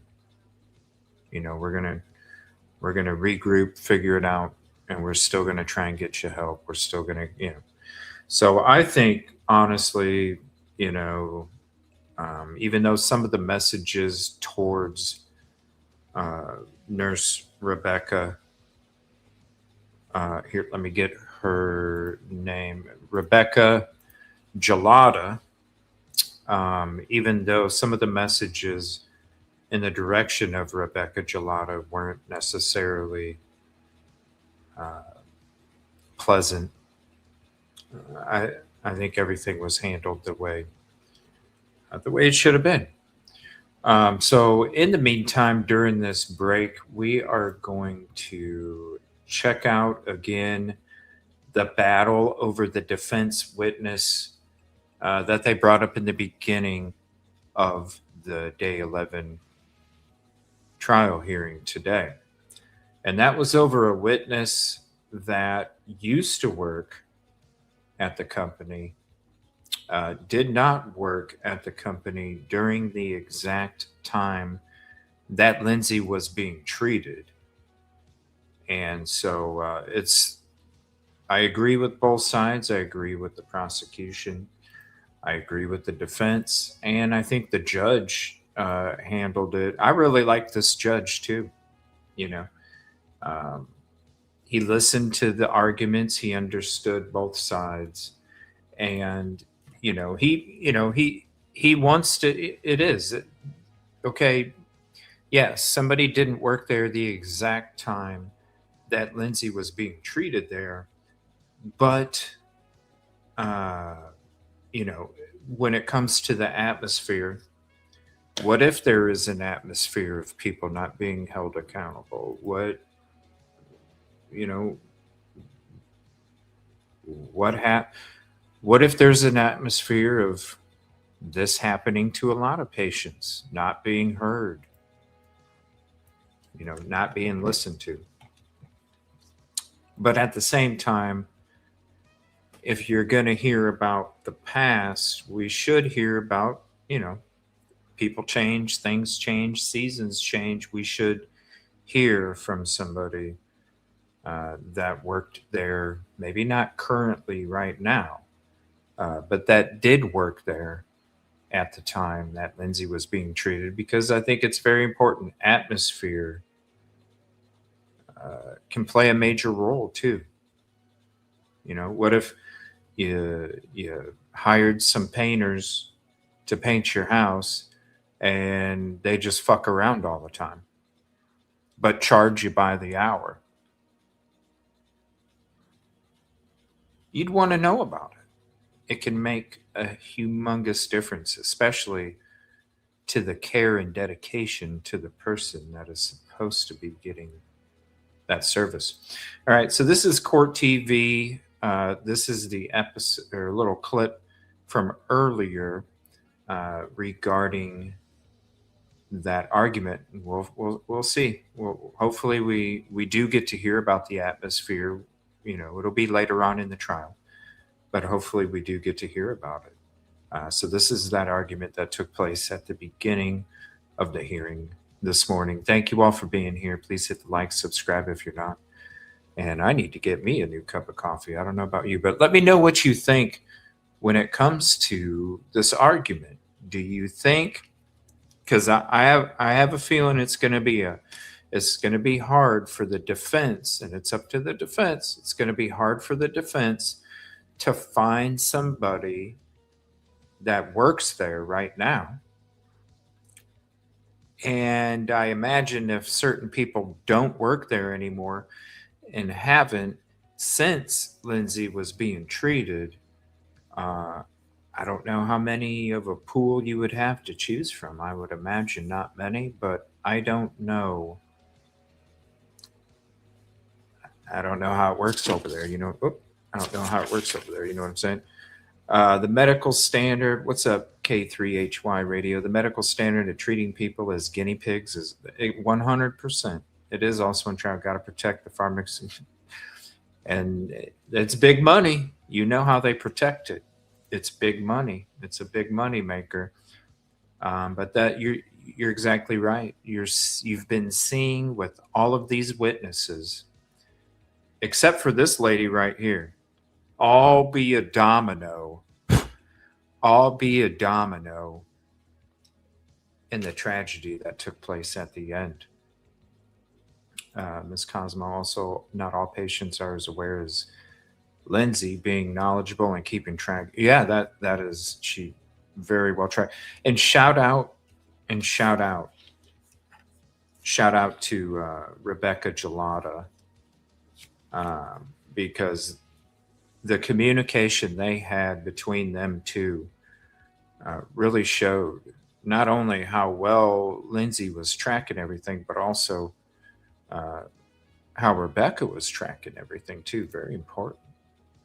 I wanted to remind everybody that there is a media order that has been issued on this case. And for some of the media and the individuals who've been here for the last couple of weeks, I'm sure are familiar with it. But I know there's a constant people coming in and out. So I just want to remind everyone that there is a specific media order that's been issued on this case, and everybody is presumed to have reviewed it and agreed to it. So if there are any violations or problems with that, we'll have to deal with it. But I just kind of wanted to remind everybody, especially people who may have just come into the courtroom recently. So if you have any questions about what that order is, you can speak to any of the court officers. They they have a copy of it. We get a copy of it to everybody who needs to see it and review it. All right, and with that, what we'll do is we're going to go, the defendant, excuse me, had filed a motion for addition to the witness list, to add to the witness list regarding a Ms. Thorndike. So what I'm going to do first, I'll hear from the defendant, then I'll hear from the Commonwealth. Thank you. Mr. Reddington. Thank you. Your Honor, basically, as the motion speaks for itself, there is a woman, her name is Emily Thorndike, who's a LACSW here in Massachusetts. She owns and is an independent operator of her own clinical social work establishment called Wise Mind Therapy. Your Honor has her resume. She graduated from Dover Sherburne High School, received a Bachelor of Arts in Sociology from Hartwick College, master's degree from BC, 2019, is licensed in Massachusetts. And interestingly enough, she did work at the McLean Hospital in the very short-term unit that the doctor was testifying that Lindsay was in for 5 days in January of 22 into 23. She worked for 5 years as a mental health specialist from May of 2014 to May of 2019. She was a clinical social worker manager of that unit from 2019, 2021. So she's basically got about 7 years and 7 months of experience working in that unit for a majority of that period of time, full-time employee, and then for 1 year as a supervisor.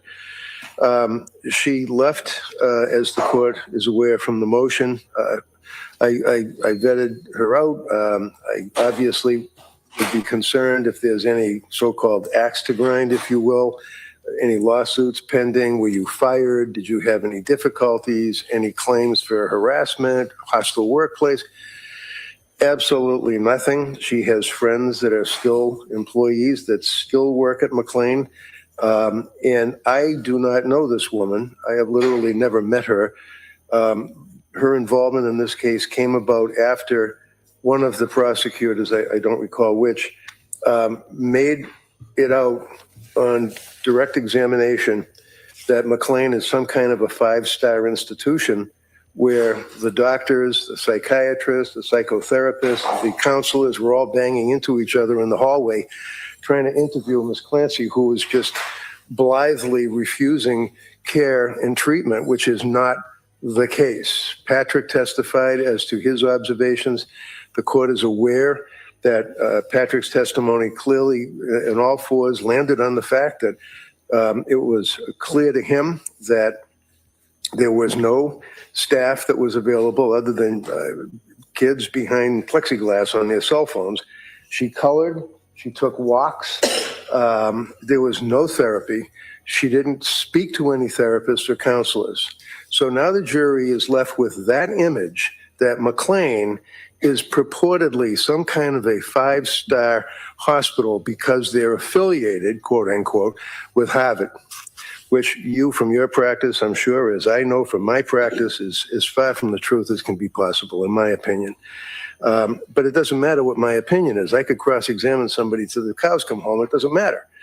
This woman posted a video on TikTok, which, much like yourself, I'm sure, I hardly know what TikTok is, but I received an email from one of the very, very active people in the community of TikTok saying, look, you got to check this video out.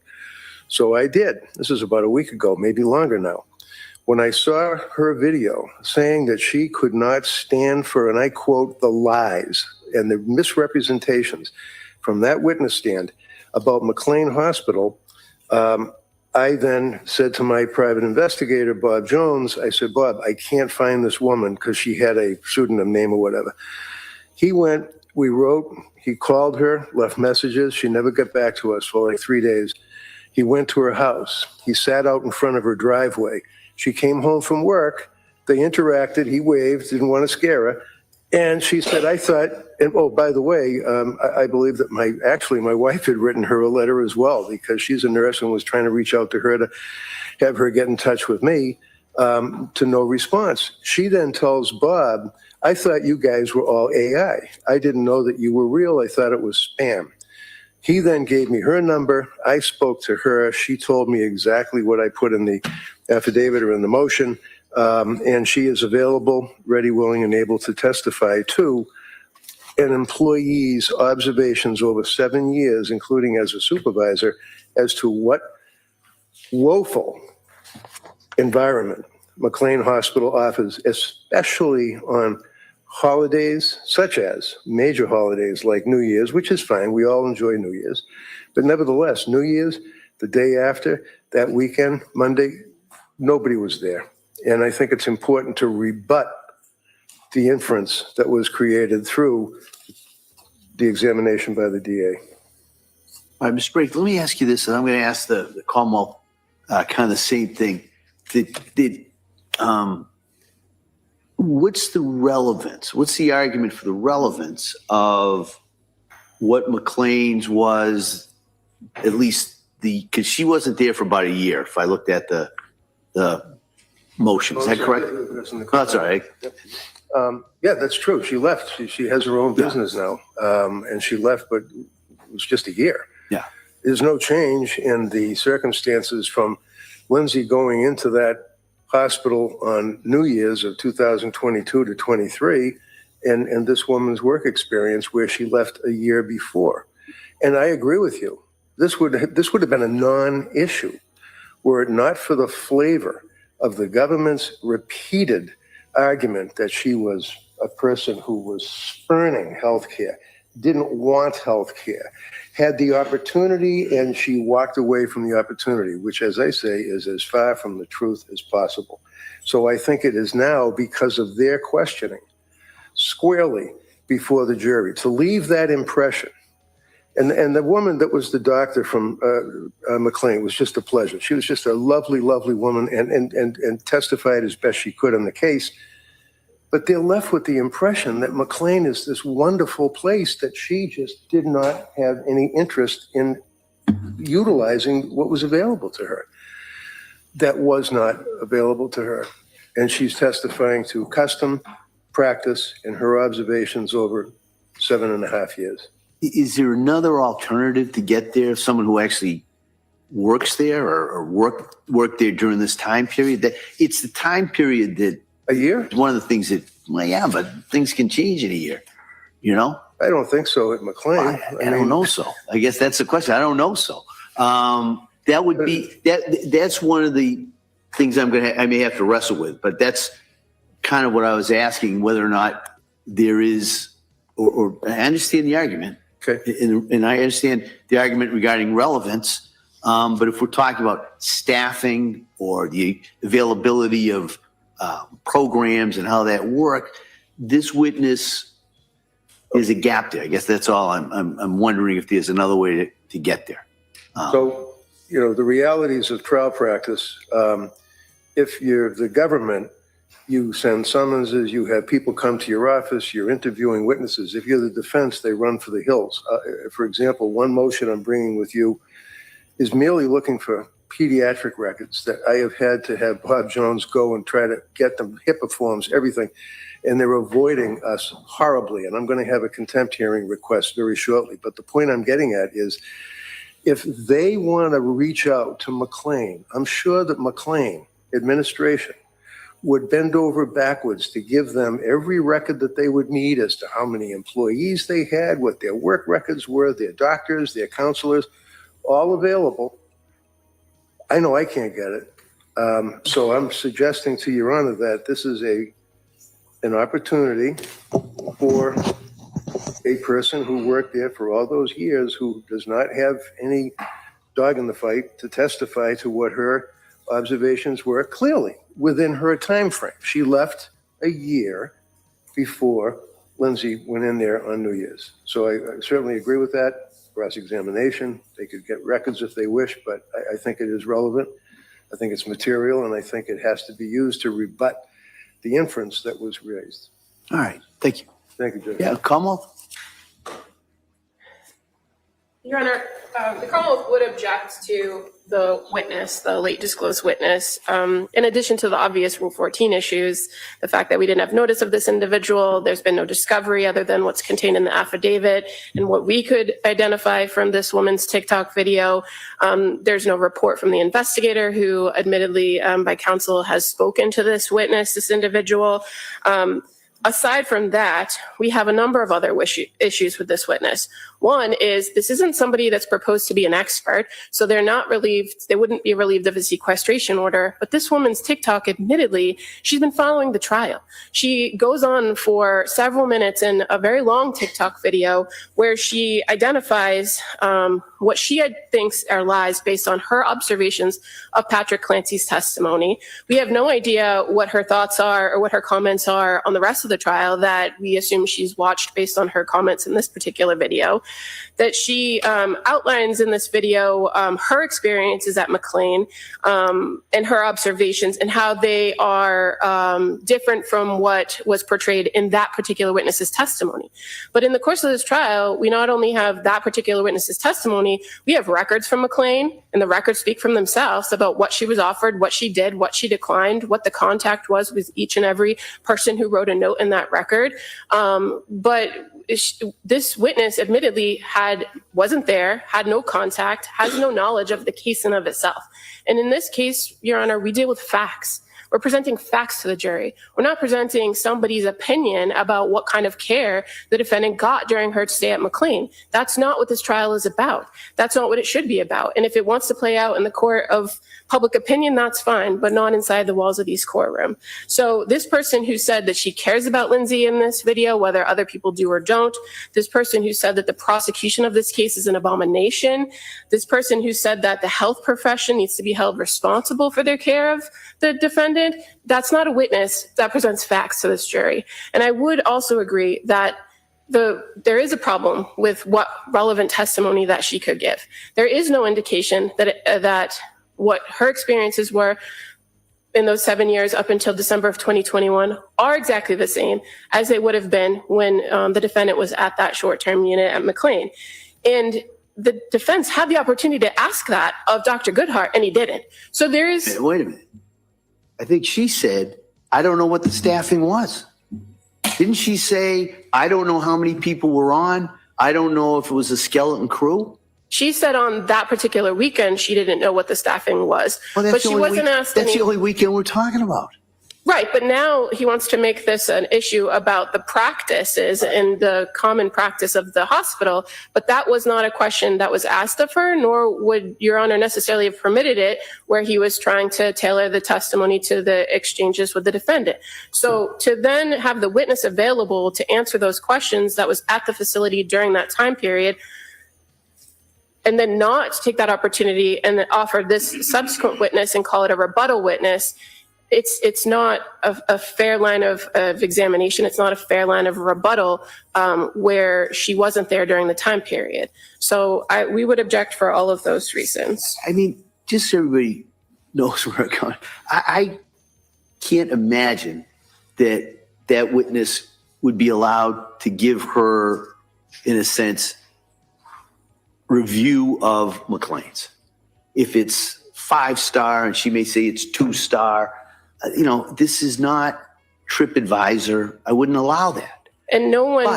But the question seems to be, for me, a closer call about what the standard staffing and programs may be available on a holiday weekend.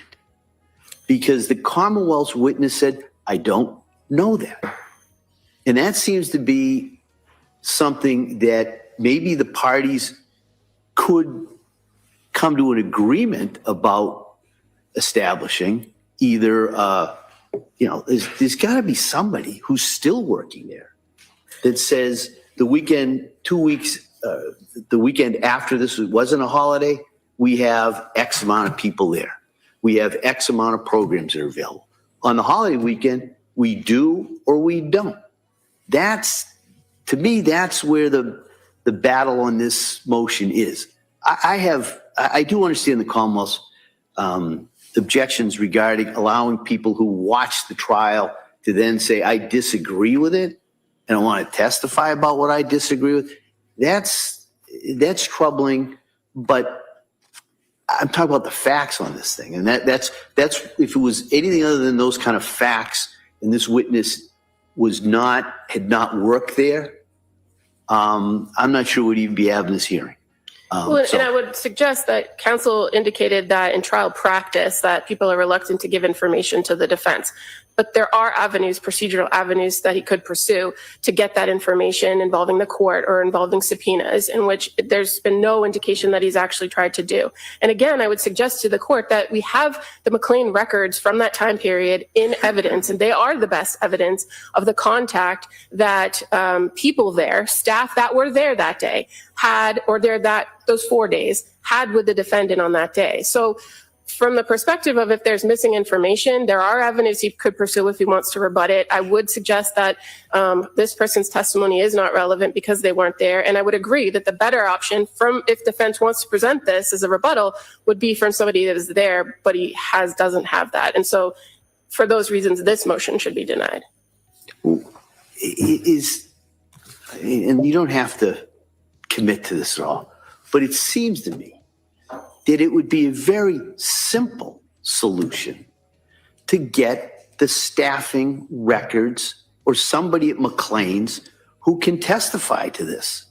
What was the program availability on the mid-December weekend, if you went in there, as opposed to the weekend of New Year's? And it may be no different whatsoever, and that kind of eliminates the argument. So I think probably the best way to deal with this is to maybe have a voir dire of this witness in regards to what.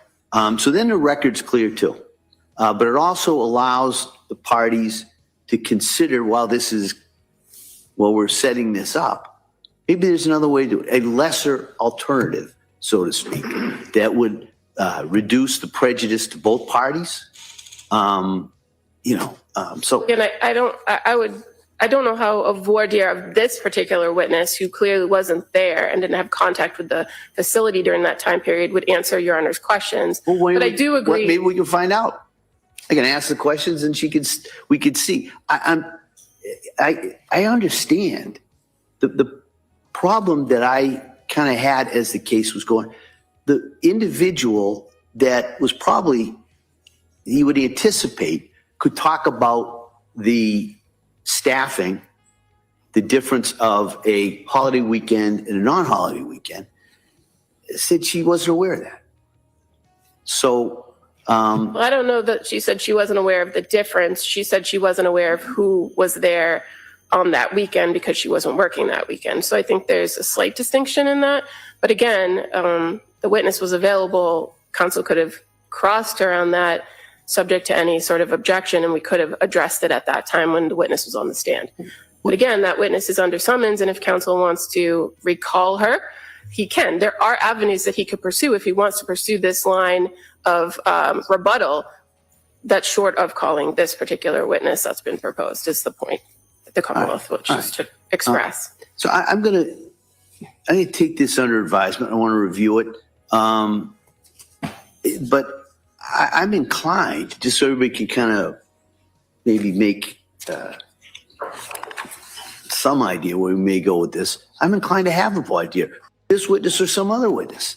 So maybe the defendant can get somebody who hasn't watched the trial, because I do understand there's an issue regarding sequestration, but that may be a function of a trial like this that's being broadcast.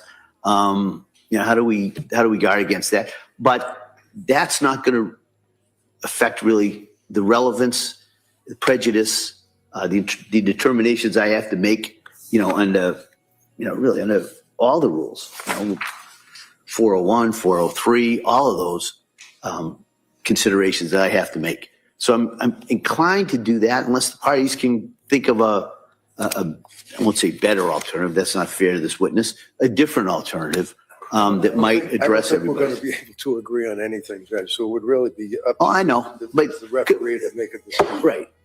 What I'm trying to do is put that out there. If the parties can agree, I think the three of you know me. I don't have a problem making a decision. I really don't. But I just kind of wanted to give everybody that opportunity to maybe craft a solution. And if I have to do it, that's kind of what I'm saying by saying I'll take it under advisement. So I'll let the parties know. Can I just ask, Sure. Your Honor, if you're reviewing this, taking under advisement, that you do look in more detail at those records, the McLean Hospital Sure. records, Yeah. and current evidence, so that Your Honor can see the extent of the contact, the extent of the notes of people who actually dealt with her. Because again, that is the issue. That is the factual issue here, is the contact that she actually had, not what maybe she wasn't offered at other points, but what she had while she was there. So I ask that you just review. All right. I'll review that. I'll review my notes regarding the doctor who testified from McLean's. And then we can deal with this. This would be a witness that would be called later in the trial anyway.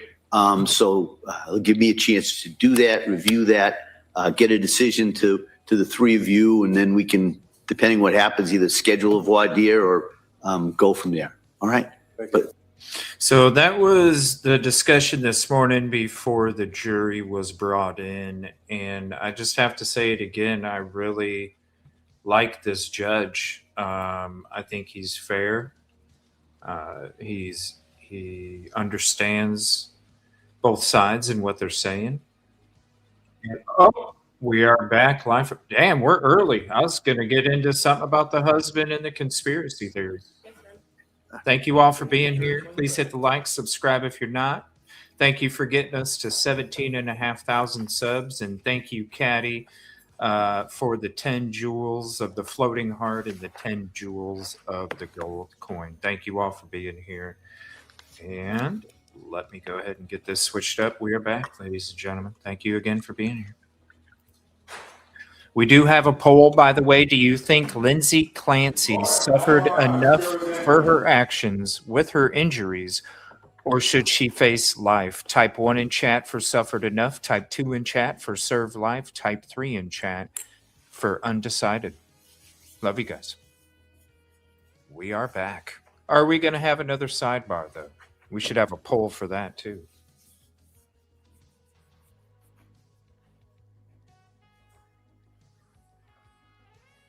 This court's now in session. Please be seated. Your Honor, for the purpose of the record, we return back to the matter Commonwealth versus Lindsay Clancy. All parties are present, including the 18 jurors. All right. 3 Buckingham, please. Thank you. Nurse Gelato, when we broke, we were talking about your interactions via my chart with Lindsay Clancy on December 2nd of 2022, right? Yes. And so the last one on December 2nd at 2:35 p.m. was from you to her. And then on December 3rd, do you recall that a My Chart message was sent on that day at 7:24 p.m.? I do. And you were able to review that message some point after it was sent? I was. And she reports to you basically that she didn't want to wait to let you know some things that were fresh in her mind. And it says, last night I didn't take Ativan. My dose had been the night before at 1 a.m., only slept about 4 hours at the beginning of the night, about 9:30 to 1:45. Then I dozed off for maybe another 45 minutes from 4:30 to 5. Today, all day, I had horrible, intrusive thoughts and felt deeply depressed. I finally took a 0.5 of Ativan at 6 p.m. and now the thoughts are gone and I feel good. You recall receiving that message? I do. Okay. And fair to say there was no more communication between you and her until December 6th. Correct. I believe December 3rd was a Saturday. And you actually were out of the office on the 5th with sickness. I was. But you were aware that Lindsay Clancy did reach out to the office on December 5th. Yes. And that the nurse was able to respond to her to let her know that you were out sick, right? Yes. And Lindsay Clancy responds at 8:30 a.m. that day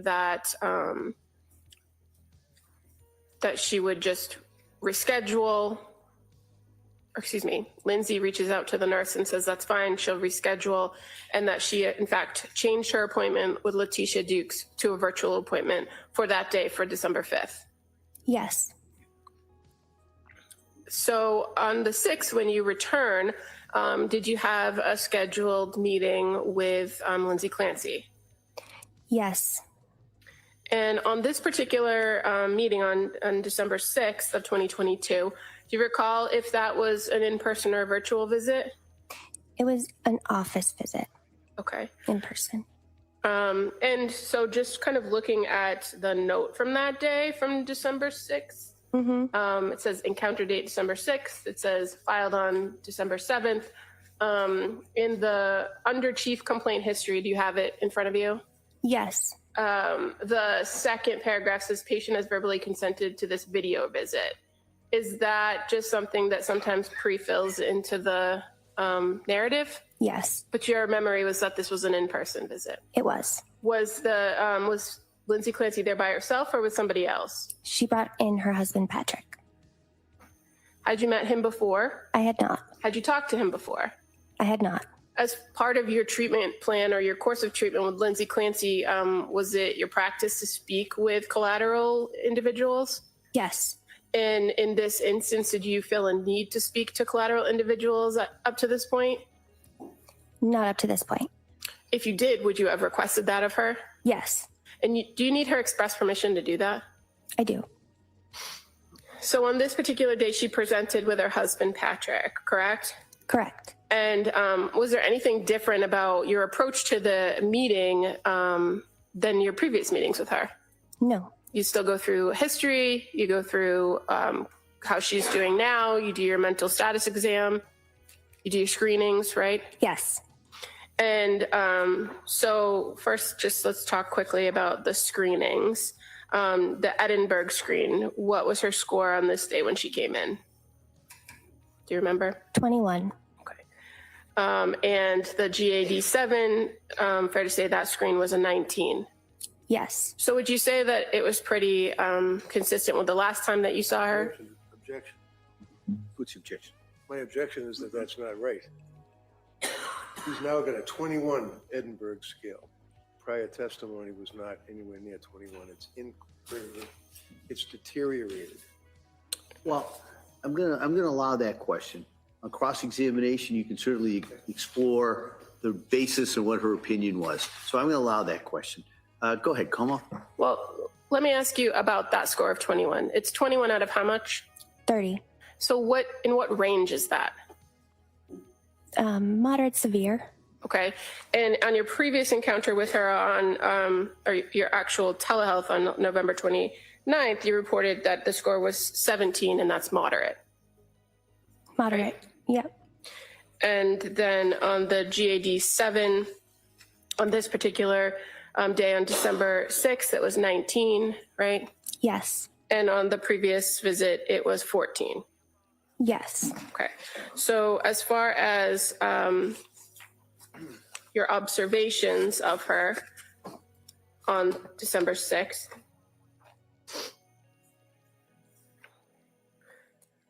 did you notice anything different about her speech and language? No. How about her mood? What did you note her mood to be? Anxious. And the affect, fair to say, consistent with mood, meaning anxious, right? Yes. And thought process. Thought process was linear and goal directed. And thought content, did she indicate to you whether she was experiencing any auditory or visual hallucinations? No. Any delusions? No. Any suicidal ideation, a plan, or intent? No. And as far as your observations of her during this interaction, this in-person visit, did you observe any signs of psychosis? No. Did you observe any signs of mania? No. Did you observe any signs of obsessive thoughts or compulsive behaviors? No. Now, when you met with Lindsay and Patrick on December 6th, did she or did they report why Patrick was there?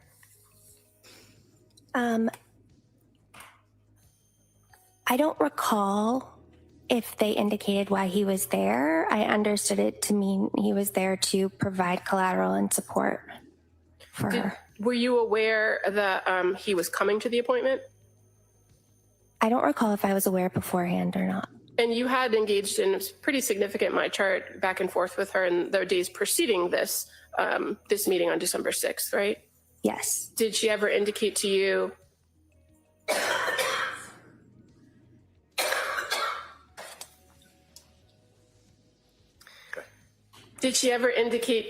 in those messages that she wished to bring him along to one of the visits? No. Fair to say, when a person brings a collateral and is willing to have somebody speak, you're more than happy to get that information. Absolutely. This person, this collateral person, can they offer you a different perspective about the patient and what they're going through or what they're, how they're presenting? Yes. In this December 6th meeting or the visit, did she report to you some changes in her sleep or significant concern for sleep? I would have to review the note. What I remember is that the sleep really hadn't improved much beyond getting a few hours, waking up in the middle of the night, maybe piecing together. Okay. More time. And fair to say, there was some conversation to go back and talk about when symptoms started and try to get to kind of the root cause or what they believe the root cause of her symptoms were. Yes. And did Lindsay and Patrick report to you the connection with the Zoloft medication in September as a concern? Yes. And that at that they reported that, or she reported that exact night I went from 25 to 50 milligrams. I didn't sleep for 48 hours and I wasn't tired. Correct. So that's in your note as a quote, meaning that's directly what she told you? Yes. Did you express to the Clancy on this particular meeting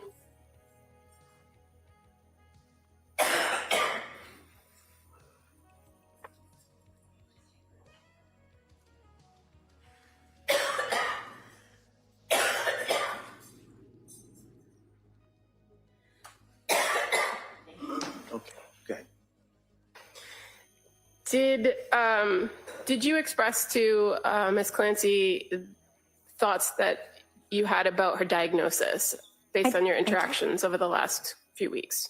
I did. And what was that? I discussed with her and her husband the possibility of potentially an underlying bipolar disorder. I based this on several factors, one of them being that she had such what we call an activating response to the Zoloft. It's unusual for somebody to describe taking Zoloft and then going 48 hours without sleep and not being tired. So that raised my clinical suspicion a bit. And she had been, I would say, having difficulty tolerating other antidepressant medications that we had been trying to have her take since then. And so again, I'm wondering if it's because potentially there might be an underlying, what we call mood disorder, bipolar disorder. And as far as the information that you had about her past psychiatric history, were there any indicators to you about manic episodes? No. So I do recall in reviewing Julie's note prior to meeting with Lindsay, she filled out what we call a mood disorder questionnaire. It's like a screener somebody can do to assess history of mania and bipolar disorder. Lindsay it was a negative screen. So there's 3 questions. One question has 13 different symptoms. you have to score 7 out of 13 on question 1, but also in question 2, it asks about, are the symptoms happening at the same period of time?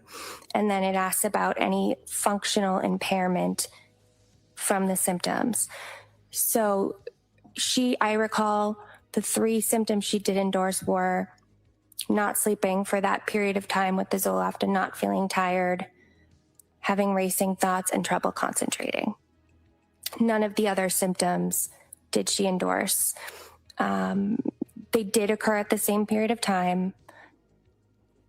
And I don't want to be inaccurate, so I can't remember what she said for functional impairment, but I believe it was minor impairment. Okay, and so the fact that those were reported, but ultimately the full screen revealed negative for potential mania. I did also consider, though, that the MDQ is less specific when it comes to bipolar 2 or bipolar not otherwise specified. There's bipolar 1 and bipolar 2. Both have mania symptoms as part of the diagnosis. Bipolar 1 is usually more severe in that it's typically, a patient might be hospitalized or it causes greater functional impairment. Bipolar 2, it's a shorter duration and typically less functional impairment. And as far as determining diagnostically whether somebody might be presenting with bipolar disorder, is there a particular tool you use in your trade to try to assess that? Typically something like the MDQ, and then you'll do more of an interview asking the patient about symptoms specifically and if they can ever recall a time where this may have happened in the past, because sometimes patients can't always remember when they're manic. So I was glad to actually have Patrick in the visit because he could sort of help us look at Lindsay's history more longitudinally, or at least since the time he knew her. Okay. And as far as, so those tools that you're talking about, the MDQ and kind of screening tools that you use in practice, is there another tool that you use to assess whether a person meets particular criteria to be diagnosed with bipolar 1 or bipolar 2? There are others, not ones that I've used. So are you familiar with the DSM-5? Oh, yes.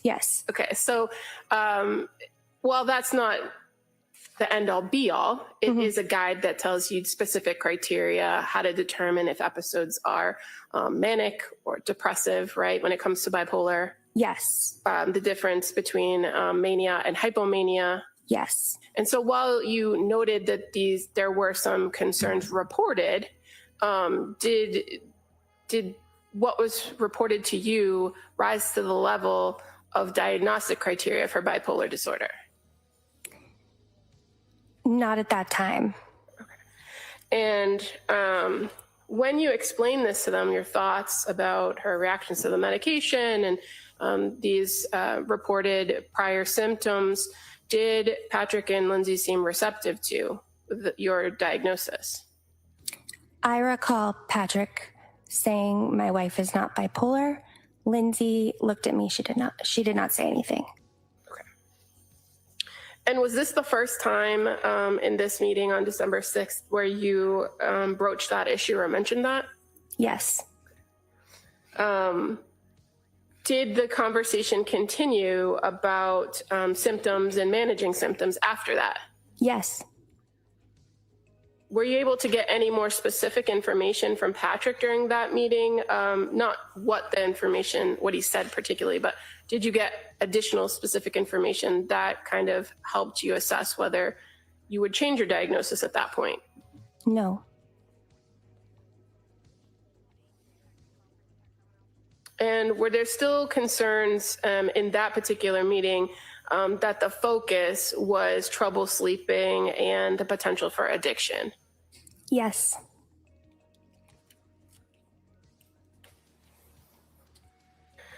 As far as recommendations, did you talk about what's called tapering medication? Yes. And what were your recommendations regarding tapering? So we talked about her concerns about the benzos. And we decided to come up with a plan to taper off of them.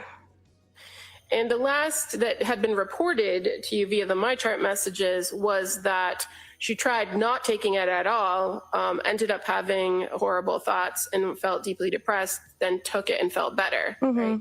So was it realistic to recommend completely stopping? No.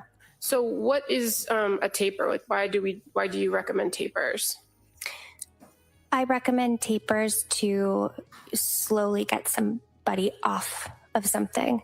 And tapers can be useful because we might have somebody at a dose and they might say, oh, I'm too anxious to stop this, or I'm not ready to step down to another level, and we can kind of keep them on it longer.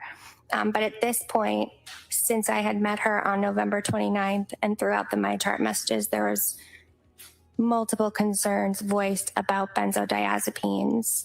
And again, in this visit, so I even did what's called a CWA assessment, which is something we use to determine if somebody's having actual withdrawal from benzodiazepines or alcohol. Again, I really wanted to show her I was assessing this and taking this seriously. When you say CWA assessment, is that an acronym for something? Yes. So it's what are the letters, just for the record? CIWA.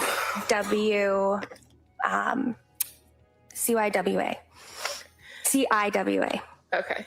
And did you, when you do that assessment, does it give you some sort of score? It does. Ask the questions.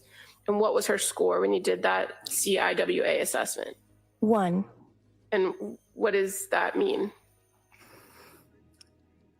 Minimal to no withdrawal. The only symptoms she reported was anxiety.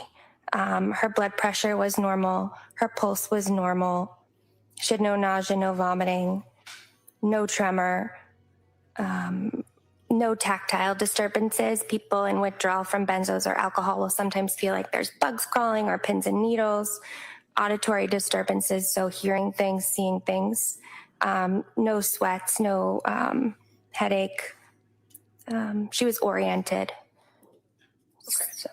So with that, and knowing that she wasn't in withdrawals for Ativan, did you still recommend the taper and an alternative? I did. What was that? I recommended Valium. The reason I recommended this is she had discussed rebound anxiety with me at our very first visit, feeling that rebound anxiety above her baseline once the benzo wears off. Valium has an extremely long half-life. It can, as in like 100 hours. It has a longer clinical duration of action. So I wanted to offset the chance that she would experience rebound anxiety. And it's often used when we're tapering somebody on shorter acting benzos. It's common practice to switch to longer acting benzos to do this. And did you also have conversations about the other medications that had been at issue, the mirtazapine and the Seroquel? Yes. What did the defendant, what did Lindsay Clancy express to you as far as Seroquel? Did she want to continue with that? No. Did she explain why? So she felt like when she took Remeron and Seroquel together, she felt weighed down and exhausted, but her mind was still awake and alert. And she just didn't seem to think there was a benefit to being on it. And so did she express to you a desire to want to go back to trialing Prozac? Both Lindsay and her husband expressed that that was their preference. And was that something that you agreed with? I did. I had shared with them that I had concern this could be bipolar. It's in my differential diagnosis, which is just all the typical diagnoses we might be considering. And that typically SSRIs are contraindicated, but she did have that history of being able to tolerate Prozac at 20 milligrams and do okay with no mania. So I thought that's what they were wanting to do, so we could do it. We could try it. When you say contraindication, Okay, sorry. what does that mean? It means typically not something you would want to do if you were sure somebody had bipolar disorder, because if you put somebody on just an SSRI or like Prozac, like Zoloft, it can create a scenario where people are flipping back and forth between manic symptoms and depressed symptoms, or they're called rapid cycling. It's not that antidepressants or SSRIs are never prescribed in bipolar disorder, but you often would want to have a mood stabilizer on board at the same time. And so, despite your suspicions, you listened to the patient and went along with her request. Yes. So at the conclusion of that meeting, did you indicate that she could discontinue the Seroquel at that point? Yes. With the plan that she was going to restart Prozac? Yes. Which I had been recommending the Prozac. Earlier, I believe even on November 30th, I had recommended it. And with that previous recommendation, it was in addition to the Seroquel. And the Remeron, yes.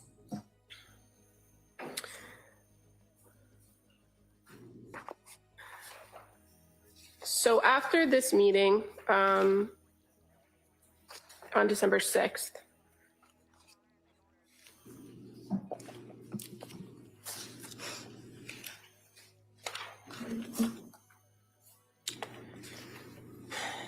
did you have additional communications with Lindsay Clancy via the MyChart messaging on December 7th?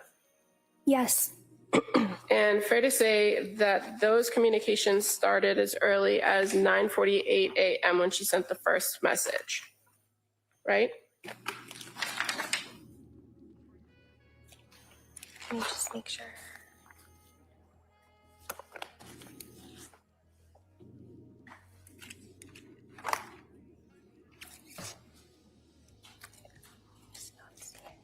Oh, yes. Yes. So on December 7th at 9:48 a.m., she sends a message saying, "Hi, Rebecca, last night did not go well at all. I took the Valium and melatonin and slept only slept from 9 to 1. Then around 2, I got desperate and took 25 milligrams of Benadryl and only slept about 1 more hour. What can I do? I really need help." So that was the message that you came into on December 7th, right? Yes. And did you respond to her in the messaging app? I did. And what was the response? I'm trying to find the sequence. Yeah, 10:19 a.m.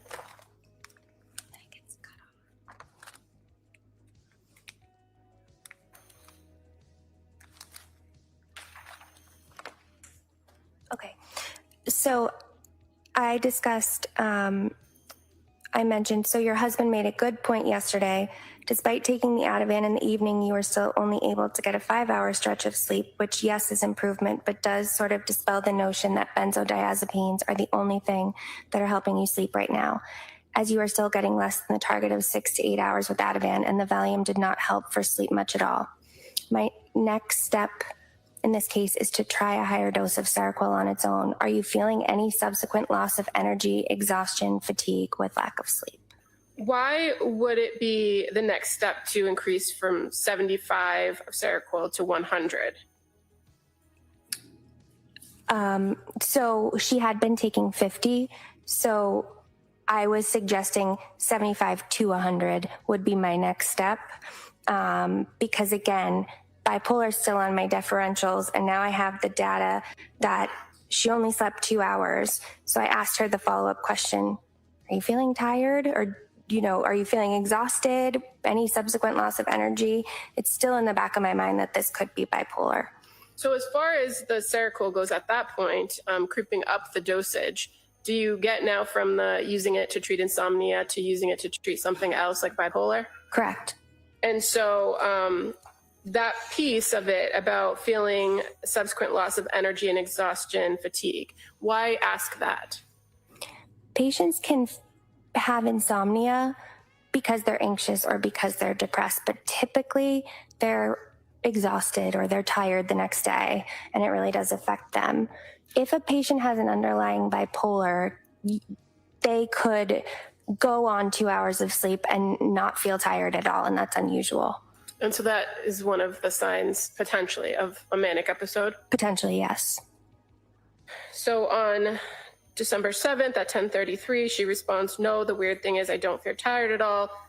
And she says, so just Seroquel tonight, ? I feel like I'm going to panic without a benzo with it.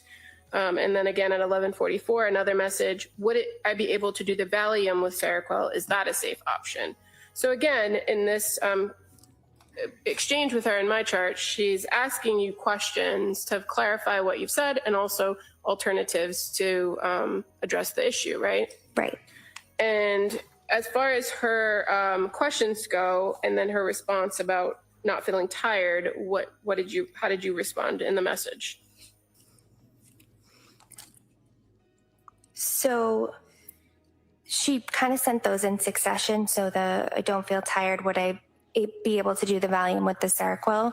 So I respond by, if you're not sleeping well with the Valium alone, there's no need to continue it, and I will prescribe a short taper to get you off benzos altogether. Because you are not tired at all and had a significant reaction to Zoloft at 50 milligrams, I'm concerned this is an underlying mood and bipolar disorder. I know you and your husband did not necessarily agree with that, but I feel that I'm going to send along this information to review. So I sent her a list of symptoms of bipolar, risk factors, so that she could have it to refer to. And again, at this point, the only symptom she was reporting of mania was this not being able to sleep and not feeling tired, right? And yes, and the racing thoughts and the trouble concentrating. Okay, is that things that she had reported to you in your visit on the 6th? No. Okay. In these messages that she was sending to you in her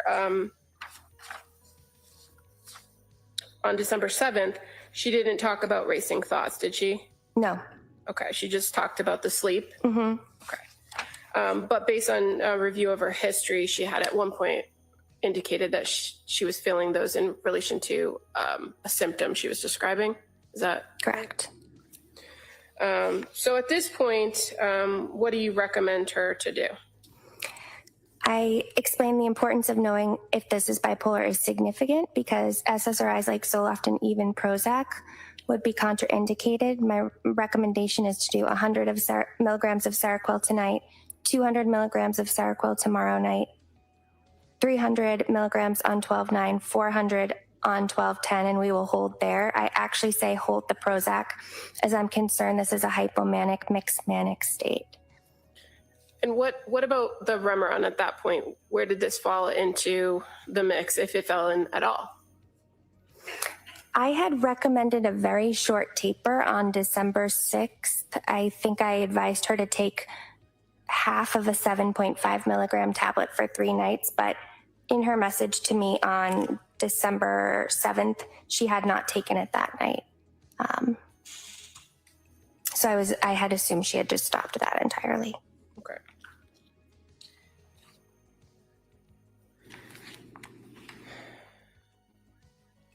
Now, after you sent that message at 12:32, did she respond at 2:53, indicating that she would stick with that plan and that she said she needed a refill on the Seroquel because she only had 30 25 milligram tablets? There were actually, she did say that. There were actually a few earlier messages as well that day. I provided an alternative. One as an option, it quickly came into my mind, oh, we're thinking about Prozac we could add Zyprexa on board because there's actually a combination pill of Prozac, Zyprexa. The brand name is Symbyax, and it's for bipolar. And I said, for our purposes, we can prescribe them separately and take them both for the same effect. And I asked her to let me know which one she would prefer. And she responded, I think I would like to do the Seroquel with the Valium taper. Okay, so that suggested alternative actually was on at 12:37. Correct. And then at 1 o'clock, she elects that she'd like to do the Seroquel with the Valium and asks for you to call in the Valium and the Seroquel. Yes. So that's on December 7th, right? Yes. On December 8th, at 6:35 a.m., she sends you a message saying, did well last night, need Valium, feeling panicky, don't know if ready to taper as quickly as planned. Yes. Kind of paraphrasing, but. Yeah, she exclaimed, I actually did really well last night with the Valium and Seroquel. I mostly slept from 9 to 5 with a few wake-ups, but was able to go back to sleep. She was concerned that she felt like she needed to take the Valium around 5 p.m. because she was feeling panicky. I feel really dependent on it. Can I taper any slower? And what was your response to her request for a slower taper? I said, I'm hesitant to taper any slower. Remember, Valium has a really long half-life, 100 hours, so you will have some on board in your system throughout the weekend. And why were you hesitant to taper any slower? I felt like she was anxious about being dependent on it, and so I was trying to facilitate the process of tapering her off, and I was clinically thinking we could cover her symptoms of anxiety as we titrated the Seroquel, because Seroquel actually has several clinical trials that show it has really good efficacy for anxiety. And this conversation about the request to taper, that actually goes into December 9th of 2022, correct? Yes. And in her response to your indicating you were hesitant to taper, she indicates that she took the 5 milligrams of Valium and that she didn't have any left and that she was afraid that she was going to take Ativan. Correct. And had you recommended to take Ativan as an alternative or in lieu of Valium? No.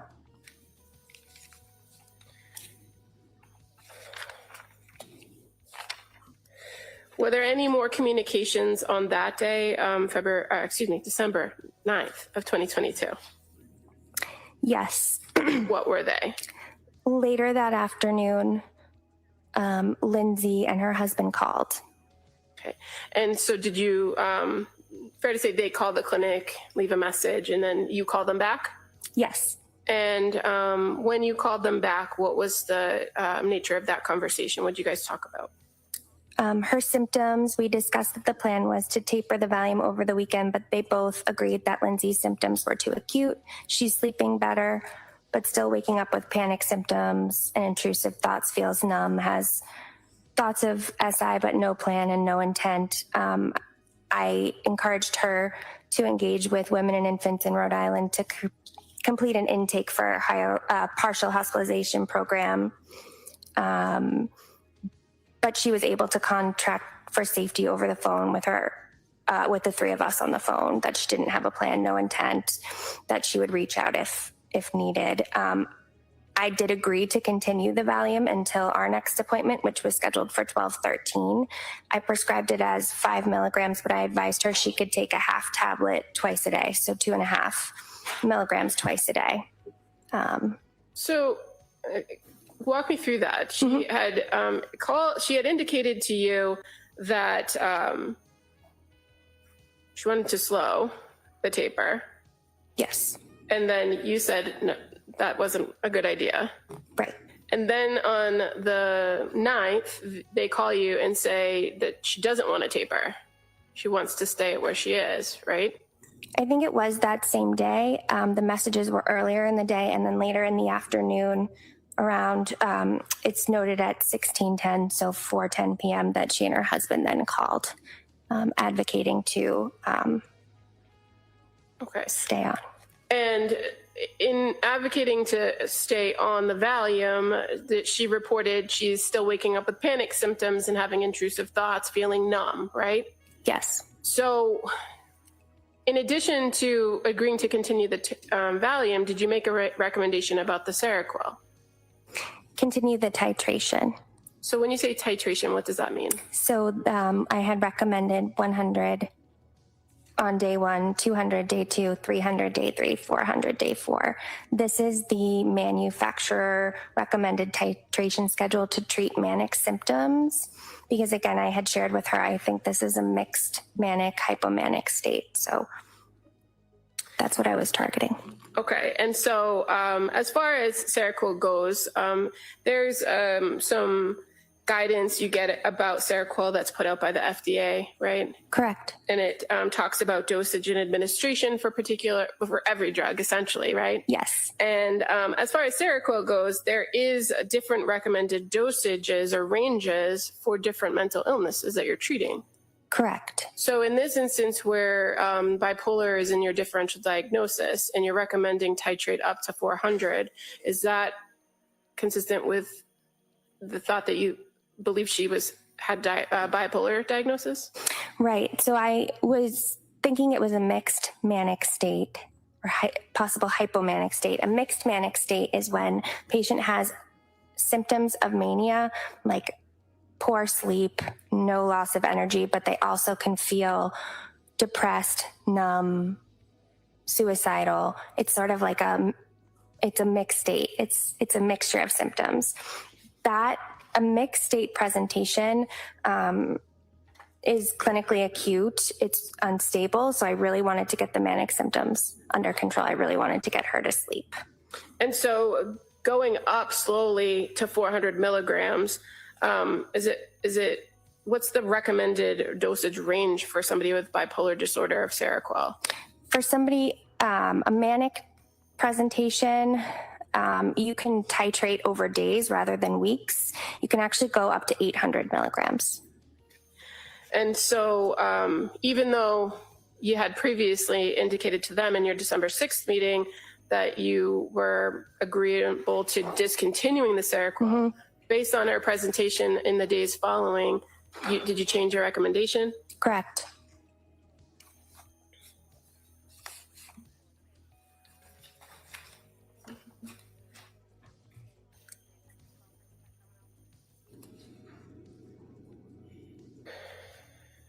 And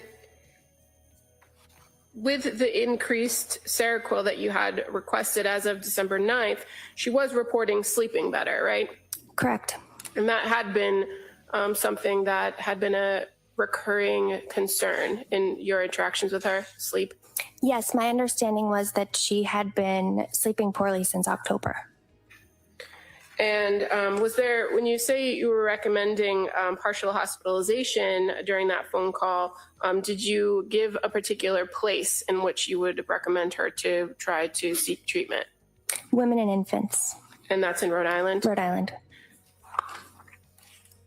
And are you familiar with whether they have particular perinatal or postpartum programs there? They specialize.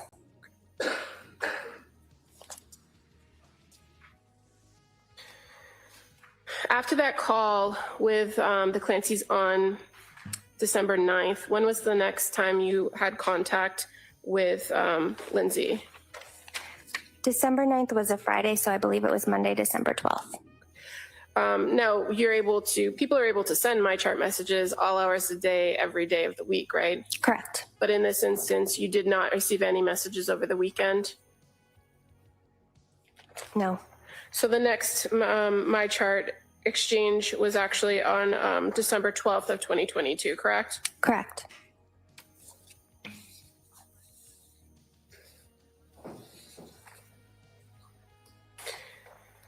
Now, on December 12th, do you recall who initiated the contact via my chart?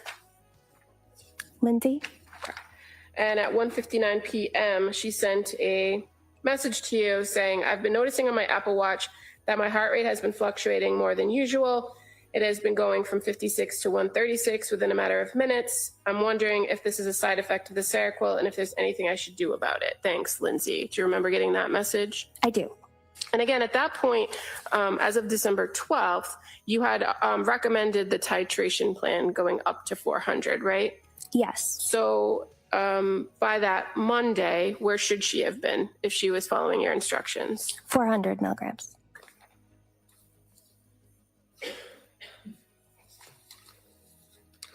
And did she report to you whether she took 400 milligrams of Seroquel? She reported she was taking 200 milligrams. Did she say why? No. But your recommendation was that she should have been up to 400 at that point. At that point, yes. As far as the concerns about the fluctuating heart rate, were you able to address that with her in a response? Yes. I explained that medications like Seroquel can cause something called orthostatic hypotension, which is basically when you get up from sitting or standing, your blood pressure doesn't compensate in time, so it goes low and people can feel dizzy.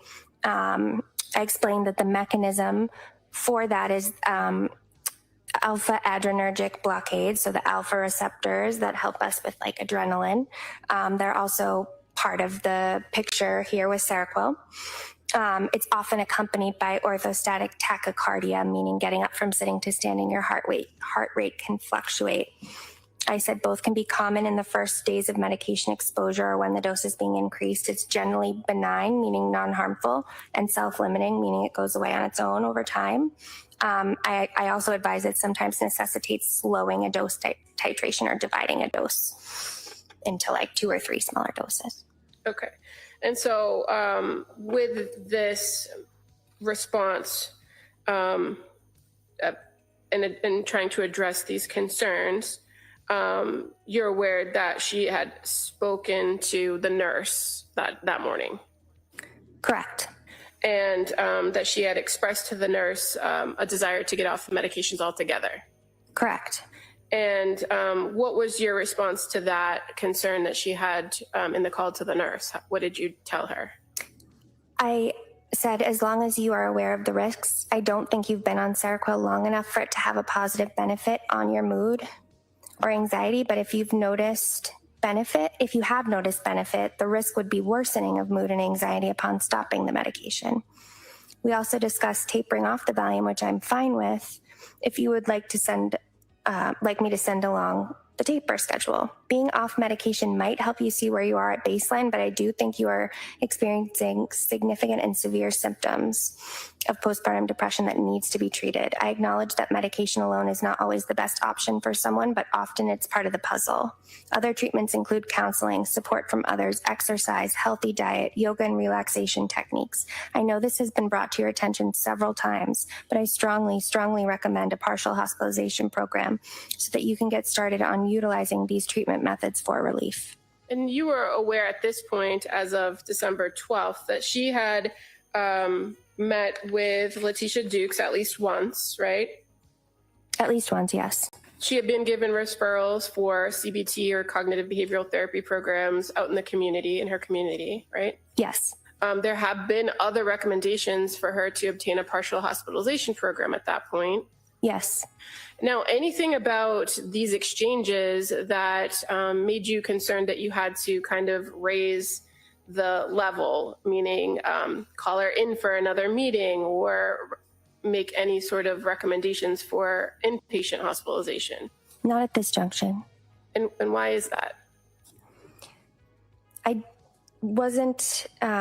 She wasn't reporting any acute safety concerns in these messages at this point. It's just physical. Side effects. Physical side effects, yes.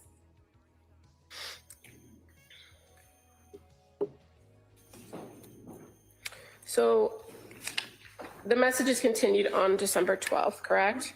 Correct. So at 2:44, Lindsay messages you saying, "Thank you, Rebecca. It does seem to be orthostatic, and I'm glad to hear that it's benign and known side effect." And then she tells you a little bit more about the prior nights, right? So she says, so the last 3 nights I've taken 2.5 milligrams of Valium and 200 of Seroquel. I have to say that I do like the way it makes me sleep very deeply and soundly for around 7 to 8 hours, but I don't like the way I feel in the morning and most of the day. Incredibly depressed and unmotivated to do anything at all. What would you recommend for tonight? Is that the next message after you explain to her the side effects? Yes. Okay.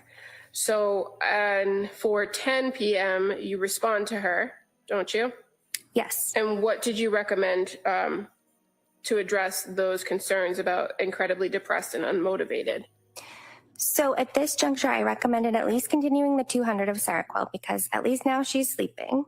So I felt like although I had recommended getting up to 400, we had gotten sufficient activation symptoms down. She was sleeping. And the 2.5 of Valium. I think I advise that we need to give time for Seroquel to work for your mood. Let's continue to accumulate good nights of sleep, as this can only be a good thing in terms of recovering and feeling better moving forward. I would say take them tonight and we will discuss further at our visit tomorrow. And you had a visit scheduled for December 13th, correct? Correct. The message continues on that day where at 7:17 p.m. where she says, okay, thank you. I need to make our visit virtual tomorrow. I will not be able to make it to the office. Can you please change it to that? Is that right? Yes. So after having met in person with her on December 6th, having had subsequent communications with her through the date of December 7th and kind of, again, changing a little bit about the medication plan and having further communication with her on December 9th and now December 12th, the plan was for her to again come in person on the 13th, correct? That was my recommendation, yes. Why did you recommend in person at that point? This was somebody who was communicating with me every day, and I did feel that she had significant symptoms of depression, some mixed symptoms with mania, anxiety. I felt that her symptoms were severe and significant enough that I wanted to touch base with her weekly and I wanted to see her in person. But again, I was okay with her doing virtual because I'd rather see her and lay eyes on her and try to treat her than not see her at all if that would have made her just cancel the visit outright. Because generally you do the same thing whether you're in person or virtual, right? As far as getting the history, going through symptoms, asking how they're feeling, doing the mental status exam, right? Mm-hmm.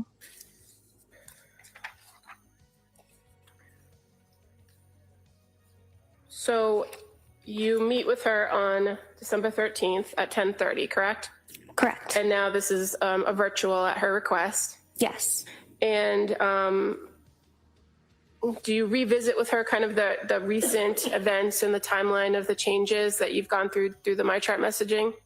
Yes, I structured my note as like a recent treatment timeline. So I put, 12/6, what had happened, 12/9, what had happened, and then I write update today, 12/13. That's sort of for me to like remember the treatment history that I've had with her so far. Okay. Because while the MyChart messages are available to you, they might be in a different place, right? So they're not all contained within your same note. Right. So I made note of, again, our visit on 12/6. I made note that she and her husband had called me on 12/9, and then I made note on the 13th. So I wasn't documenting all the MyChart messages, but just sort of my visit history with her and phone calls. Okay. And so when you saw her in this virtual visit on December 13th, was she reporting improvement in her sleep? Yes. And how was she sleeping during that time period? 7 to 9 hours. Okay. And that was holding at 200 on the Seroquel? Correct. And was she taking anything else daily? Valium, 2.5 just once daily at night. Okay. And while she reported sleeping better, she still had significant symptoms of depression, right? Correct. And what were the symptoms she articulated? Hopelessness and, again, anhedonia, that feeling no pleasure, feeling numb. Okay. And she also kind of complained of that racing heartbeat and That's tachycardia, right? Yep, the orthostatic tachycardia. So I recommended holding a bit longer at 200 milligrams. At this juncture, she had been on 200 milligrams for 4 nights. I wanted to continue it for a full 7 nights. And then we were still discussing whether to taper benzos, and our plan was to kind of slowly phase them out at that point. So we were going to decrease from 2.5 milligrams daily to 2 milligrams for 7 days, and then we were going to reassess at our next visit in a week. I also provided psychoeducation about behavioral activation, CBT techniques to utilize for depression. I also recommended postpartum.net for support groups, and I reiterated that she consider a partial hospitalization. And again, during this telehealth visit, you have these conversations with her, but you also do your mental status exam. You make observations of her, right? Yes. Did you observe any signs of mania? No. Did you observe any signs of psychosis? No. Did she articulate to you any suicidal ideation? She had endorsed that she had had thoughts of it on the Edinburgh over the previous weeks, that she sometimes had thoughts of harming herself, but not at that visit. Okay. And would that have been something you'd follow up on? Would that statement from the Edinburgh? Or Objection. Would that be something you'd follow up on? No, I'll allow that. So just to clarify, so again, the Edinburgh. After coming from the witness, Judge, I'm sorry. Objection overruled. Next question. The Edinburgh is over the previous 7 days. So she had that thought sometimes when I asked her, are you currently having SI? It was no during the visit. Okay. And it just was the response sometimes? Yes. And so did you ask further in your interaction with her on that day, on the 13th, about whether she was experiencing suicidal ideation? Yes. Did she say she was? No. Did she indicate whether she had any plan or intent? No. And as far as intrusive thoughts, did she speak about intrusive thoughts during that meeting? No. Did she tell you she was having horrible thoughts? No. She had previously used that terminology in your MyChart exchanges, correct? At some point? I do remember the intrusive thoughts that she would mention. Intrusive thoughts. I don't recall horrible thoughts. Okay. In the MyChart messages. As far as the intrusive thoughts, were they things that you followed up on in your telehealth or in-person visits? And was she able to articulate to you? Yes. Yes or no? Sorry. Was she able to articulate to you what types of thoughts she was having? Yes. What were they? Intrusive suicidal thoughts. So thoughts of harming herself or just wanting to die? Thoughts of wanting to die. At any point, did she ever indicate to you thoughts of wanting to harm her children? No.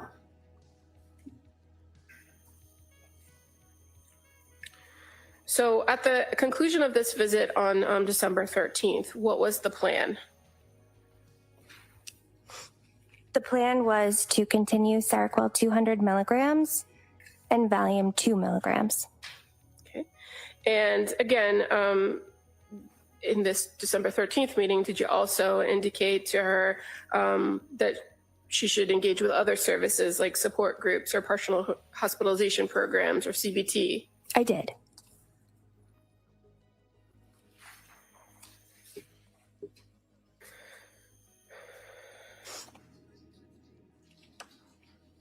Do you recall whether you received any MyChart messages from her after that visit on the 13th? I did. I actually sent her a message on the 13th. Okay. So on the 13th, you meet with her at 10:30. At 2:27, you sent her a message. Why? I wanted to send along some more ideas and information on what she could do to help herself feel better. Because even though she was reporting sleeping better, she was still presenting with these depressed symptoms, correct? Correct. And so in the message you sent her on December 13th, it's actually a fairly lengthy message that talks a lot about cognitive behavioral therapy, right? Yes. And the benefits of it, and sends encouraging words. Yes. Does she respond to you on the 13th? No. The next contact you have with her is that in a MyChart message on December 16th.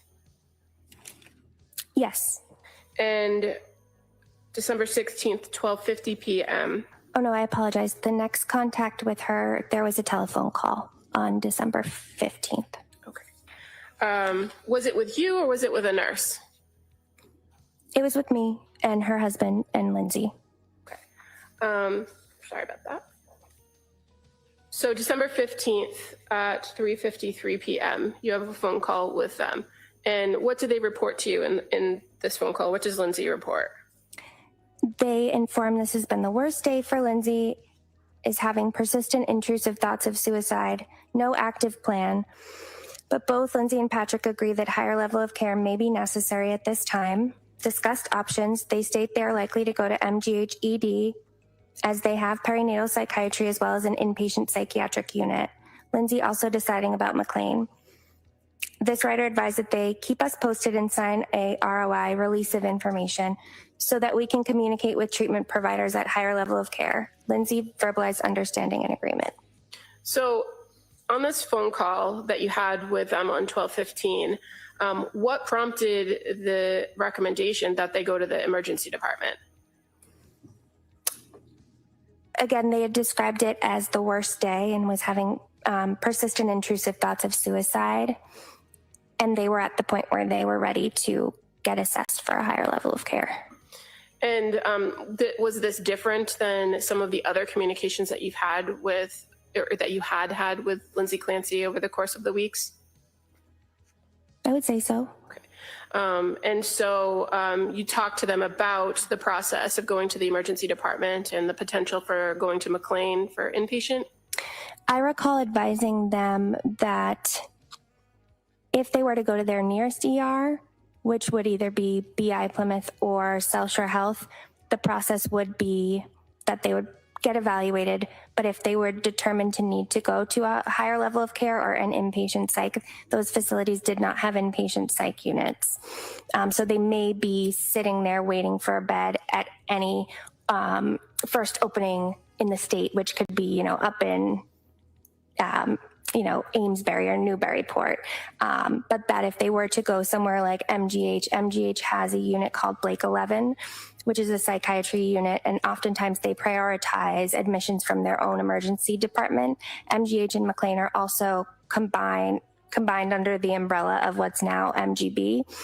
So sometimes if somebody presents to MGH ED and there's no beds at Blake 11, they might reach out to McLean and try to get them in to McLean.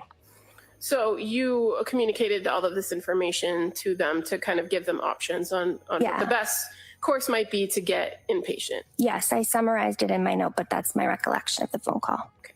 And you're aware that that Ms. Clancy had been employed at Mass General as a labor and delivery nurse? I was.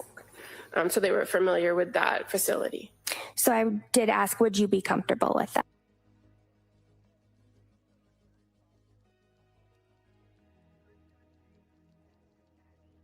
And so then you were able to communicate with Lindsay via MyChart that next day on December 16th, correct? She reached out to me on December 16th via MyChart, yes. And she indicated to you on December 16th at 12:50 that she, after visiting the ER yesterday, I opted to remain outpatient and pursue the partial program at Women and Infants. And Women and Infants, that had been the program that you had previously recommended in Rhode Island, correct? Correct. She indicates, I'm waiting on a call back for them to schedule. In the meantime, I want to know how to proceed with my meds. Do you still recommend the 2 milligrams of Valium and 200 of Seroquel nightly? Again, it's making me sleep well, but still not improving my mood. So I will need a refill on those meds. Please let me know. So in this particular message, she indicates to you that she was waiting to schedule with women and infants, correct? Correct. Were you aware that prior to that, Letitia Dukes had already initiated the referral process for women and infants? Yes. And so on this particular message, she's kind of updating you, but also asking you if she should stay on the same track for her medication. Yes. And what was your response? So December 16th at 1:14. I said, "Hi, Lindsay. I know Letitia may have called you yesterday about information about women and infants, so I hope you were able to connect with her. Target dose for Seroquel treating depression is 300 milligrams, so we can increase it to 300 milligrams if you are willing. Yes, continue the volume. Let me know what you think." And why at this point did you recommend increasing now to the 300 after having recommended staying at 200 for the Seroquel? The FDA recommended dose for treating depression, bipolar depression, with Seroquel is 300 milligrams.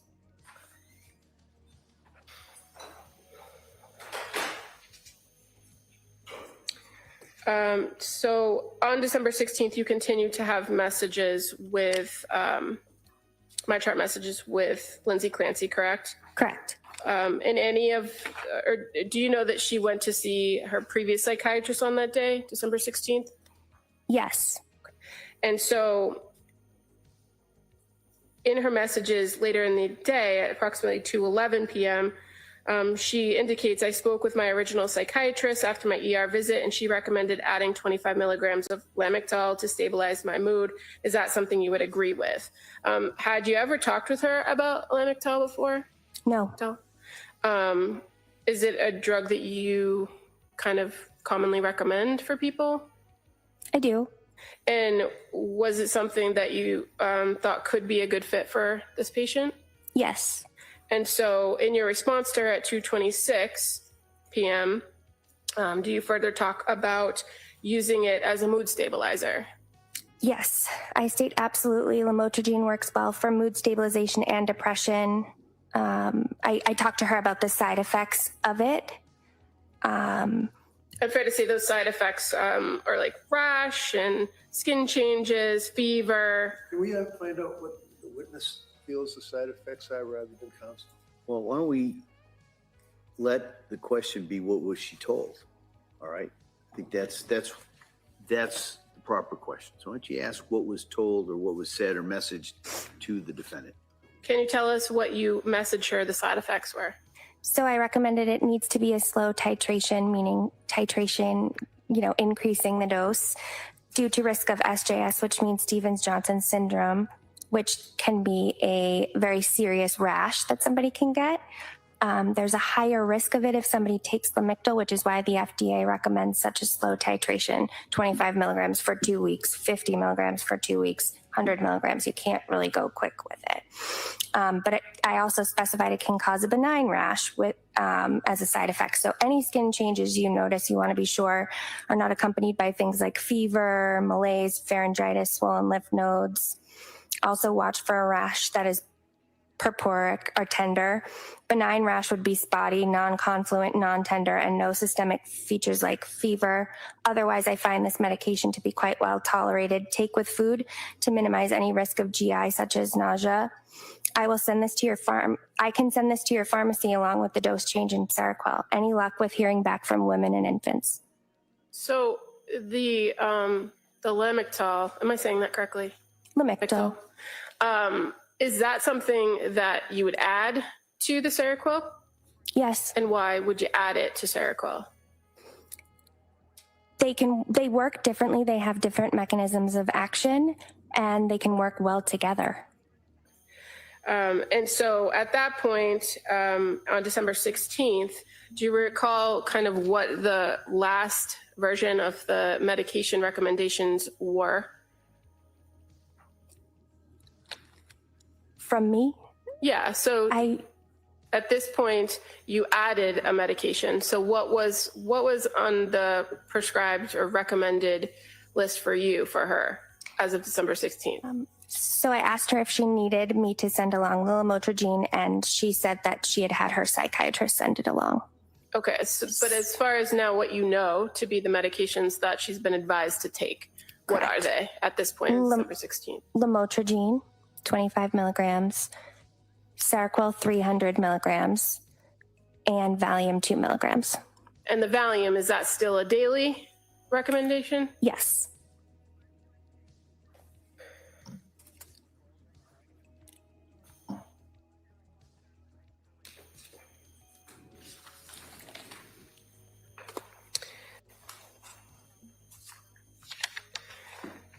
At the end of that message that you just read, you asked her if there was any luck with hearing back from women and infants, correct? Correct. Did she respond to you in a message about what was happening with the women and infants? The next message at 2:33? In 2:33, she said, unfortunately missed the call this morning from women and infants, but I did request them to call back. I'm hoping they do so today. Okay. And you said that you'd also learned in this exchange that her other psychiatrist had already called in the lamotrigine prescription. Correct. And then, did you have any further communication with her on 12/16?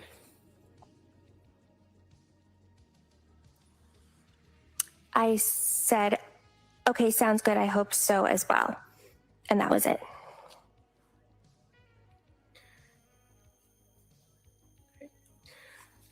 When's the next time you spoke with her? 12/16 was a Friday, so I spoke to her on Monday, December 19th. And again, did you speak with her via the MyChart messaging, or did you speak to her on the phone? MyChart messaging.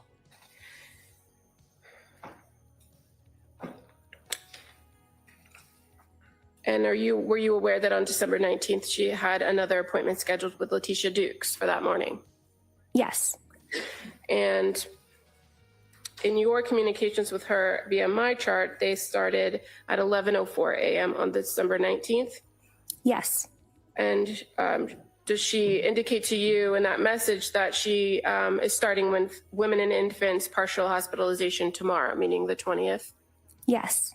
And that she's concerned because she has an appointment scheduled with you already, and she's asking what she should do about that, correct? Correct.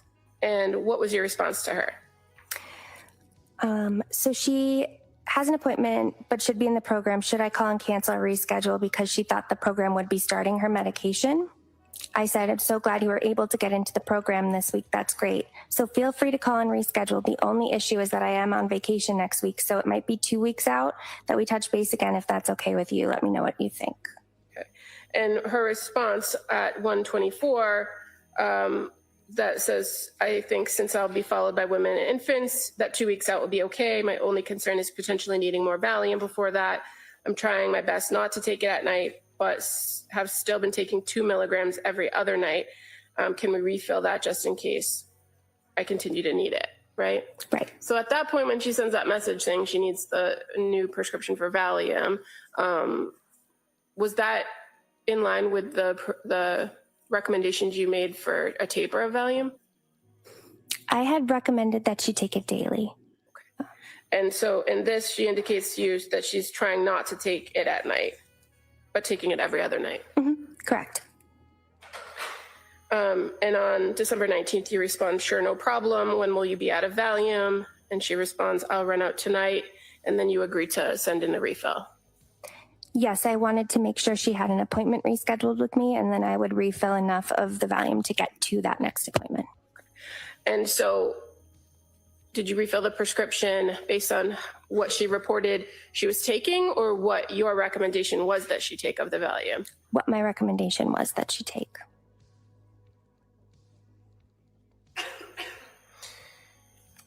And so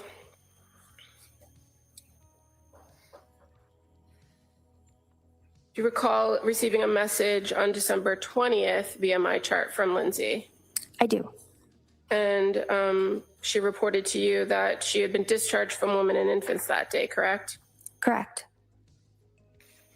and that they recommended she find help getting off the Seroquel, and that she was indicating that she'd like to taper the Seroquel.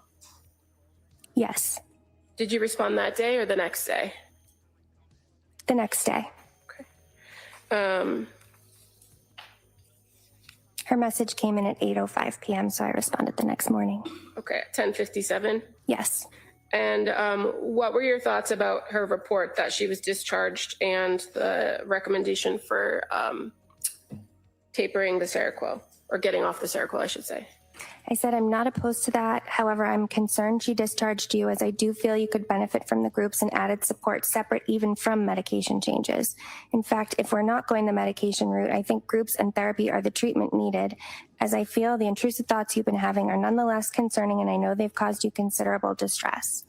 I'm also on vacation next week, so I'm hesitant to start a taper when I am not available to you for questions and concerns. Again, I'm open to starting a taper, but I want to be available to you as it happens. You mentioned you are connected to your previous psychiatrist. Would that be someone to consult as well?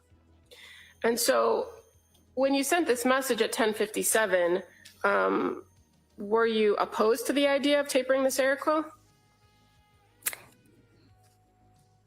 I understood that it was helping her to sleep, and I also understood that she felt as though she was still depressed.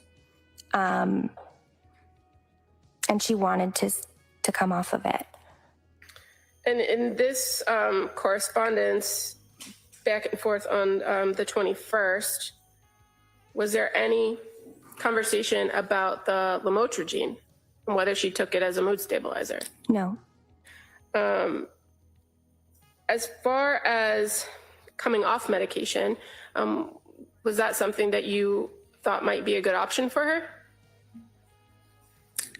As I had expressed to her, I was hesitant. It could be done, but she would need a lot of what I would recommend to be group support, therapy, other types of treatment. At that point, based on your interactions with her through the clinic, through all the messages, through the meetings that you've had, were you aware of whether she was getting any other support, like groups, other than Letitia Dukes and yourself? No. And this partial... I apologize. Is she aware or no, she wasn't? She just said no. Sure. If you could just... Are you aware of whether she was? I was aware it was recommended. I was not aware that she was interacting with any groups. And the South Shore Perinatal Behavioral Program, you have groups that are offered through the clinic, correct? At that time we did, yes. And if she was attending groups through the clinic, would that be something that you would have access to or be noted in her records? Yes. And as far as your communications with her, did she report to you that she was attending any sort of groups or therapy at other places in the community? No. The only person you were aware of that she was communicating with was her previous psychiatrist, correct? Correct. And that's why you made that recommendation to consult with her? Correct. And what's your concern, or what was your concern for not being available to her while you were on vacation with a taper? I wanted to be there to evaluate if the taper was going okay, if she was suddenly having a hard time sleeping again. So maybe I could recommend that we go back up, or, just to reassure her, to be there for her while this was happening. In your prior communications with her, she was very communicative with you about symptoms, about issues, about concerns, correct? Correct. And if you're on vacation, are you responding to my chat messages? No. There would be someone that would respond. It would have been my nurse, and they would have consulted with the two other, and Julie, believe her last day was the 22nd, but they would have consulted with the other NP there, but I would not be available, no. And you were invested in this patient's care, weren't you? Yes. So on December 21st, after you made that recommendation that she not start the taper while you weren't available or consult with her other psychiatrist, did you get a response from her at 3:57?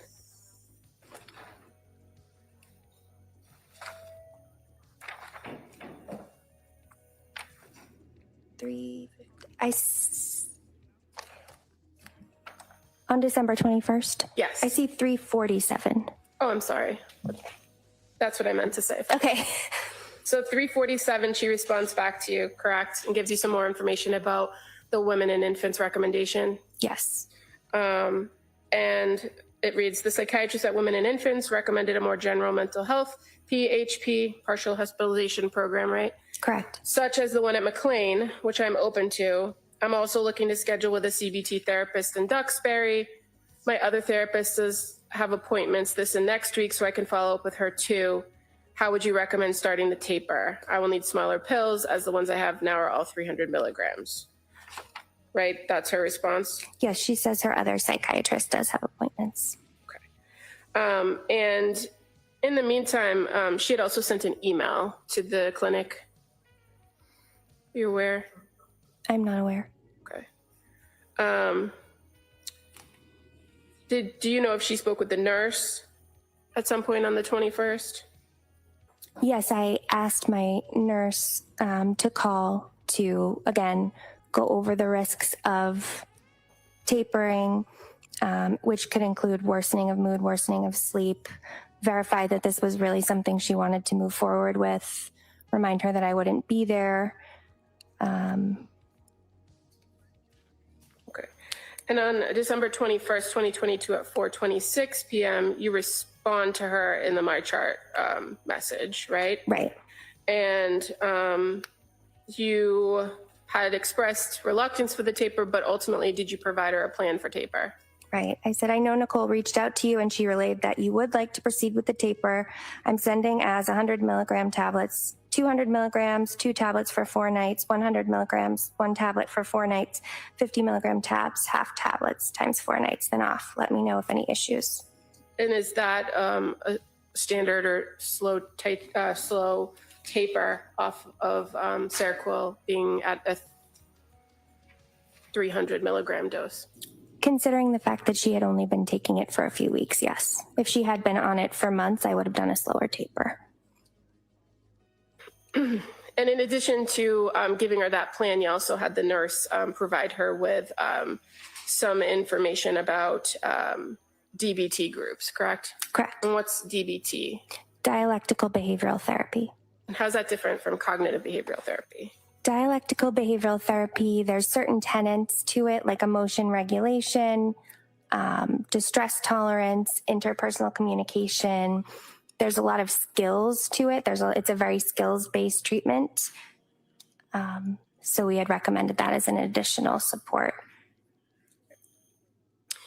And the next time you had contact with the Clancys, when was that? After December 21st?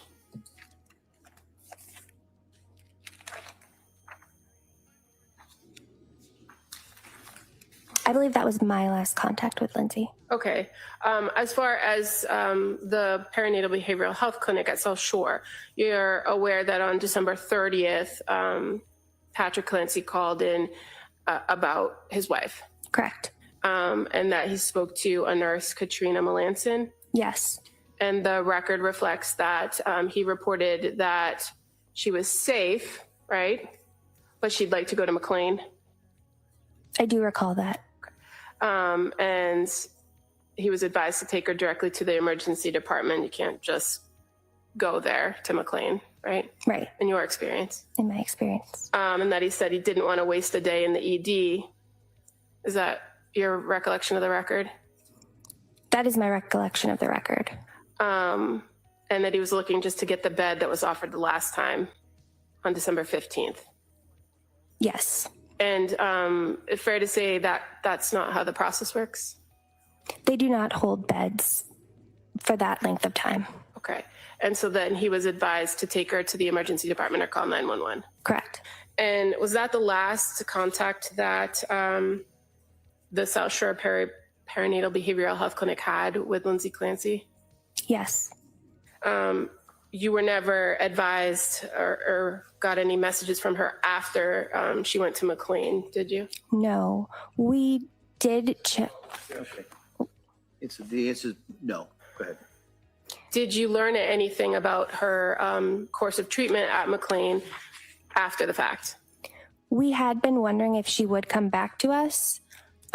We did review the mass PMP, which is sort of a log of controlled scripts, and we saw that she had medications filled from her previous psychiatrist, Dr. Tufts. And that would have been. No object to move to strike. It's not responsive to the question about McLean. She's now talking about overall. So the mass PMP, what is that? It is a database that shows when patients fill controlled scripts such as benzodiazepines. And as a prescriber that has a DA license, you're able to review that information for any patient? Yes. And so after the 30th, when the call came in about going to McLean, you're able to identify that she was prescribed additional medicines by a different prescriber? Yes. And she never came back to the clinic? Correct. During all of your interactions with Lindsay Clancy, did she always present with clear linear thinking? Yes. Was she able to express to you her concerns and ask appropriate questions when necessary? Yes. And was she able to advocate for herself and express that she had some knowledge base about some of these medications? Yes. And at no point during the time that she was your patient or that she was at the clinic, did she ever indicate that she was had a plan to kill herself or harm her children? Did she? No. Thank you. There's nothing further. All right. Counsel, can I see your sidebar?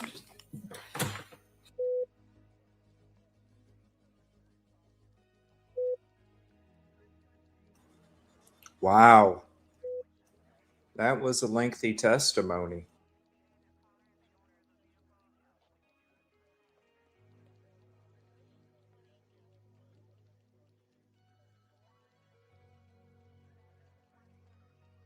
We're going to be coming up on a 1 hour break here in a few moments. And like we always do, we will be playing. Well, that's weird. StreamYard just populated comments on the screen from a long time ago. But anyway, as always, we are going to switch to some. Excuse you till Hold on. around 2 o'clock. Same instructions. No research. No talking about this case. I hope everybody has a nice little break here. We'll see you back here right around 2 o'clock. Okay. Right around. This way. That's coming in, so just so you know, I might have to do something because they won't look at the view. Okay.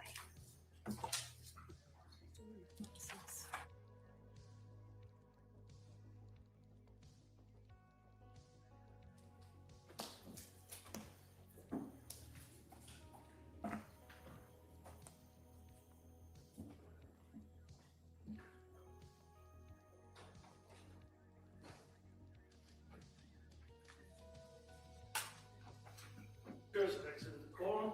All right. So we'll be in recess on this matter till around 2 o'clock. Okay.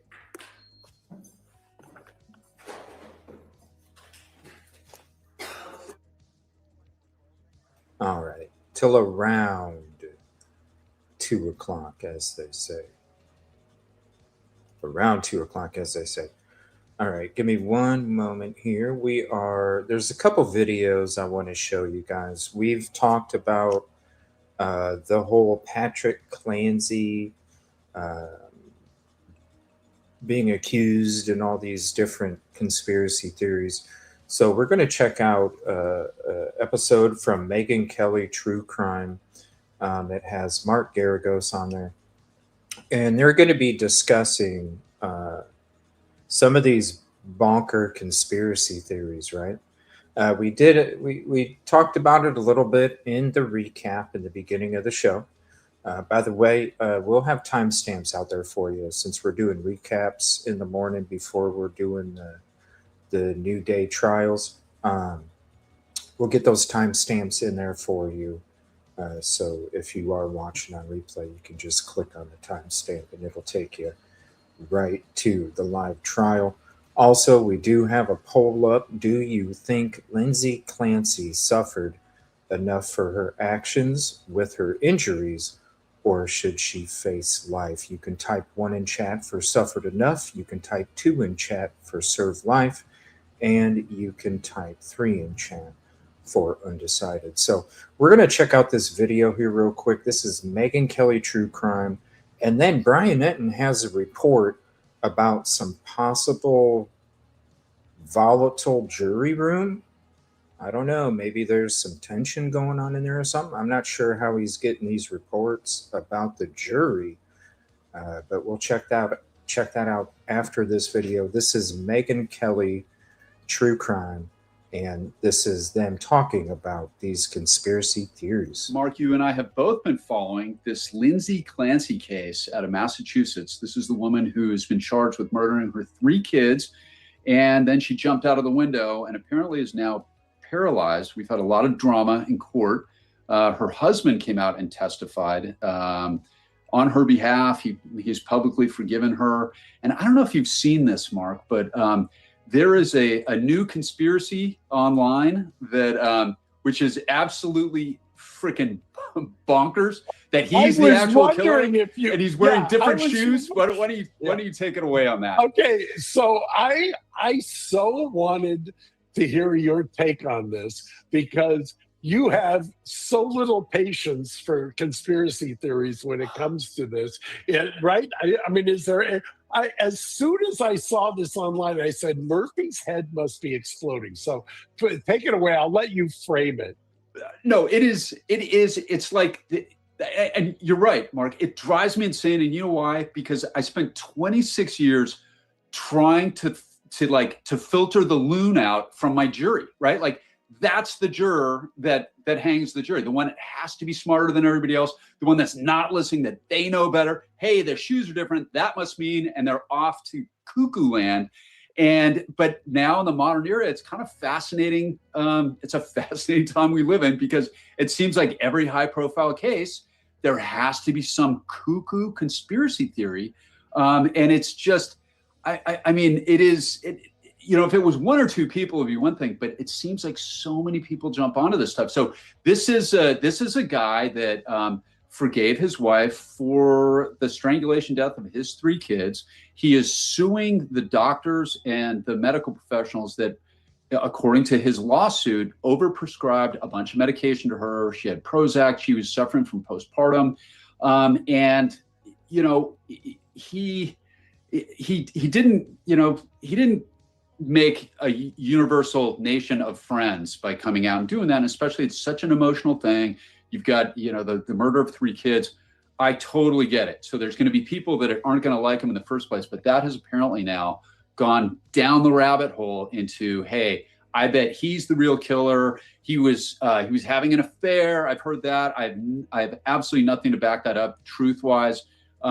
He married a woman. He's already remarried. So he was the one that benefited. Now he's going to win this big lawsuit. He must have done it and set his wife up. And guys, there is zero rational evidence that I have seen that actually supports that in any way. And Mark, it's like wildfire. Every time on my reel, I keep getting new little snippets All I can think sent about, to me by Magic AI, because they think I'm buying into it, I guess. Well, it's because, you know why? In the way that the AI understands us, they know you watch some of these because your head wants to explode, and so it thinks that somehow you're interested in it. And it reminds me, I don't remember if I told you this on an episode of In the Well or when we were talking often, but my father used to tell this story when he was a DA, and he was in Lancaster at one point, Antelope Valley, and he's prosecuting a guy, and the defendant or the accused got on the stand and testified that he did what he did because there was a transistor that was implanted in his cavity, and that beamed him orders as to what he had to do. And so Pops gave an impassioned closing argument as the prosecutor did the reply. First question from the jury: is they wanted a transistor radio so they could test whether or not the defendant had a transistor in his mouth. And he's, that's just fast forward now to there's electrodes implanted in my brain that are affected by low-flying aircraft. Fast forward to now, it's Starlink is circling over me, and that has affected me. It's a mental. Speaking of the mental health, it's a function of the mental health relationship to the criminal justice system, and unfortunately, it's exacerbated by the ability to find others and feed on this stuff. Yeah, look, and this is a really interesting case that raises some very serious issues. So for the viewer, most states use what's known as the McNaughton rule, which essentially that's what California has. So to establish criminal insanity, first you have the penalty phase where you prove that the person did it. Then you go into what's called the sanity phase. And if they understand and recognize the nature and quality of their acts, then they're legally sane. So the example we always give, and I know Mark has heard 10,000 times, you got an angel and a devil, that old trope. One is telling you to do something bad, one is telling you to do something good. And if the devil pops up on your shoulder and says, go stab that person over there, or I'm going to blow up the world, and they go do it, that means from their mental illness, they have committed an act, but they still know it's a human being. If the same scenario is, hey, that's not a person, that's an alien, go stab the alien or I'm going to blow up the world, then they can be said to not understand the nature and quality of their acts, and they can be found legally insane. Massachusetts uses a stricter standard for the prosecution, and they have the burden never shifts to the defense. In California, it shifts to the defense essentially to prove insanity, right? In Massachusetts, the prosecution bears the burden the entire time, and the language is different in Massachusetts, and it's like it's way more squishy and difficult to understand. I'll tell you, Mark, I read it, I'm like, even I don't know what this means, and I've done murder cases where with insanity defenses, I couldn't wrap my head around the instructions. So it's so funny you said that, because when I was doing the research on it as well, because I was trying to understand, she's very ably defended, and I was wondering, do they keep it squishy so it's kind of like what the U.S. Supreme Court many years ago did with obscenity? I know it when I see it.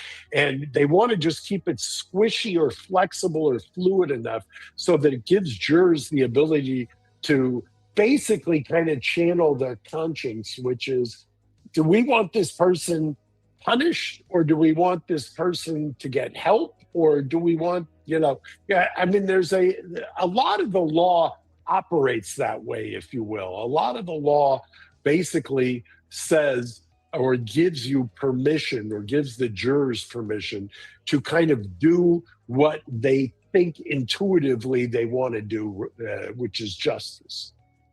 Yeah, it's an interesting thing too, because it's not bifurcated in Massachusetts, right? So, which is that you should explain that, because that's a key distinction. I think it really is. So basically, in a bifurcated system for the viewer, you have the jury on the same case. So if it's a murder with a mental defense, the jury goes back, they get all the same instructions, they deliberate, and they'll return a verdict of guilty, and to get it to the penalty phase. So I think, Mark, that for a lot of jurors, that kind of slakes their sense of justice a little bit. They've done something. They know now the person's going to be held accountable in some form.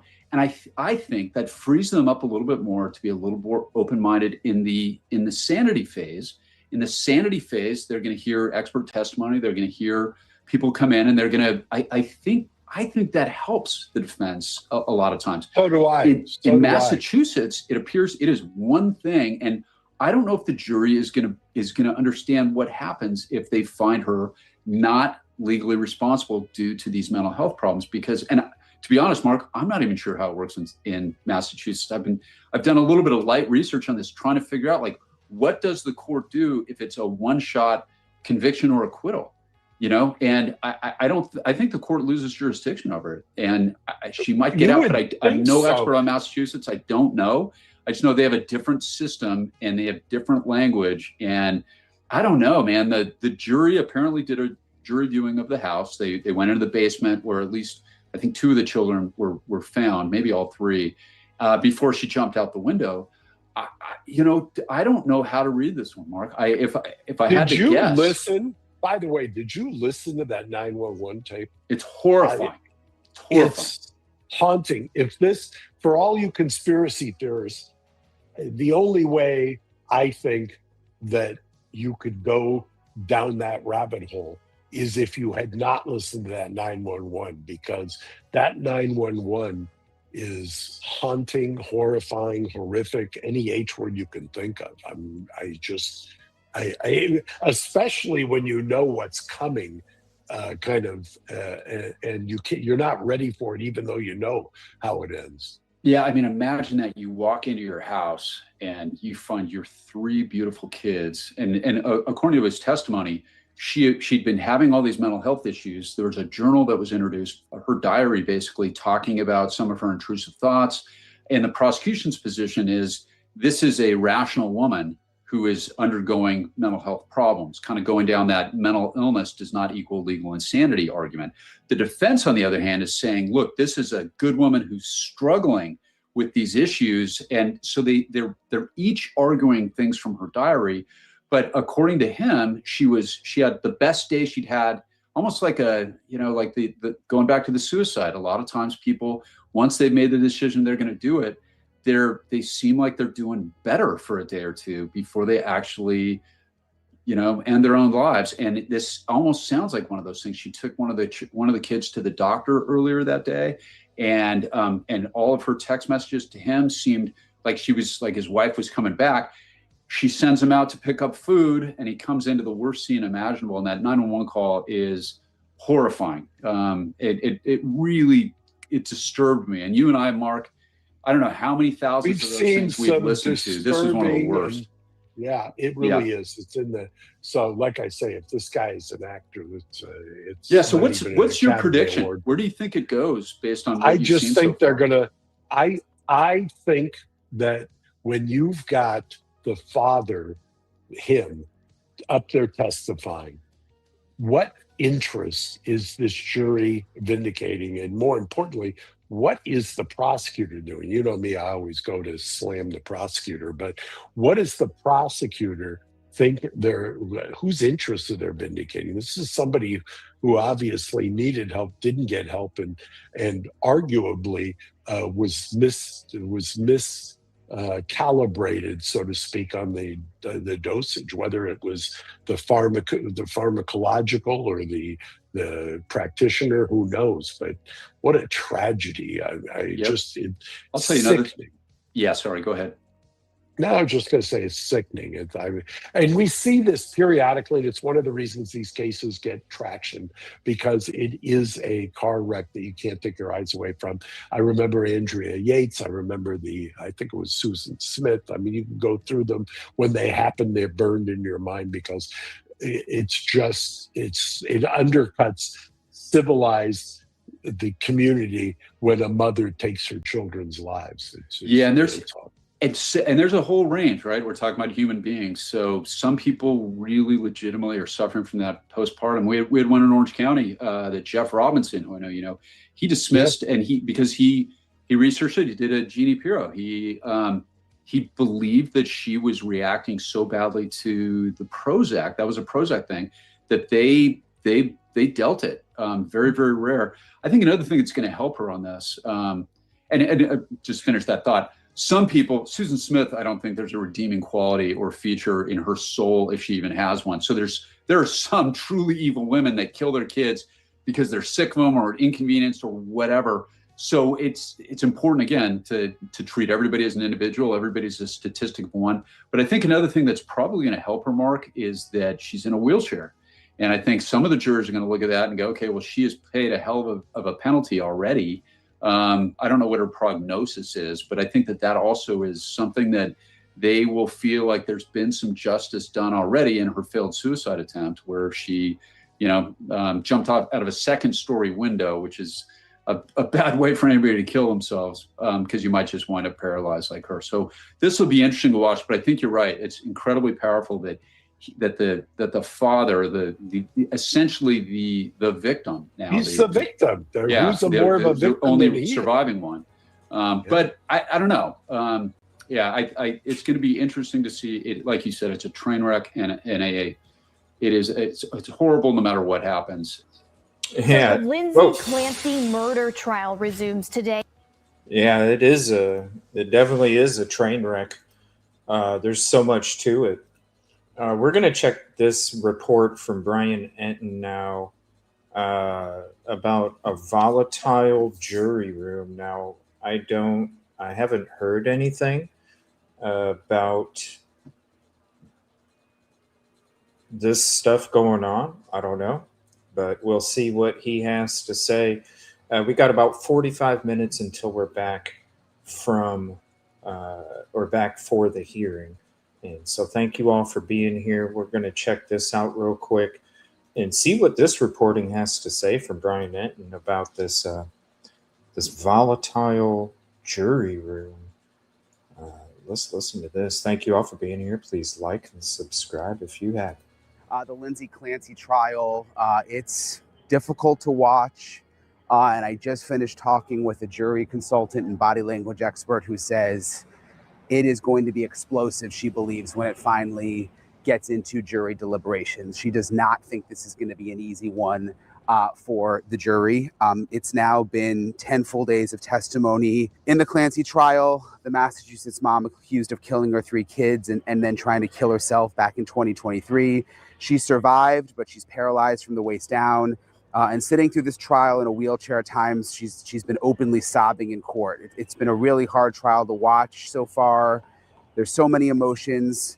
Lindsay Clancy killed her 3 children, but that's not what's up for debate here. She admitted it in a malpractice civil lawsuit. Her and her team filed 2 medical providers. They filed it against 2 medical providers and their employers. Her defense attorney, Kevin Reddington, said in his opening statements that Lindsay is aware that she killed her children, and she's not trying to deny that. So now the big question for the jury: was Lindsay Clancy, at the time of her children's death, suffering from a mental disease or defect that left her unable to understand that what she was doing was wrong or illegal?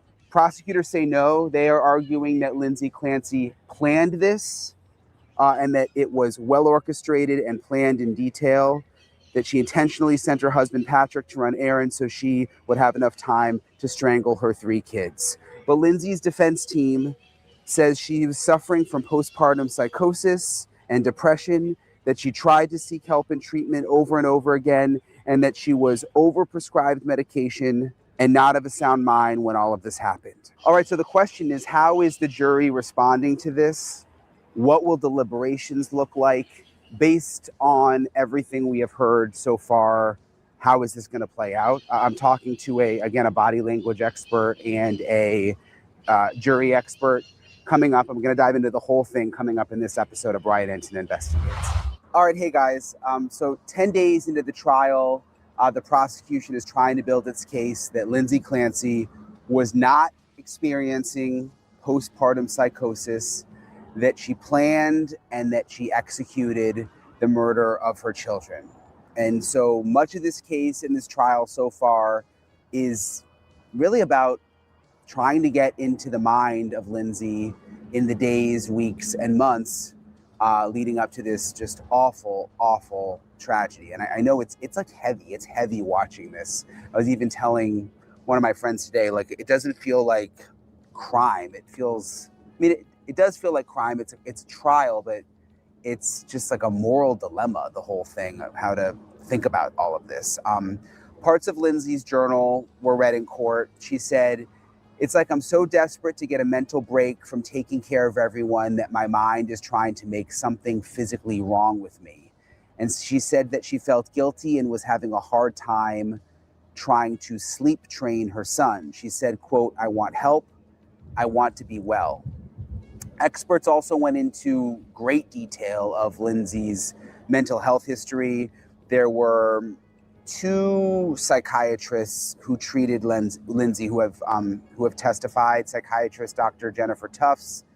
She started treating Lindsay in September of 2022, and that was just what they described as just months before the murders.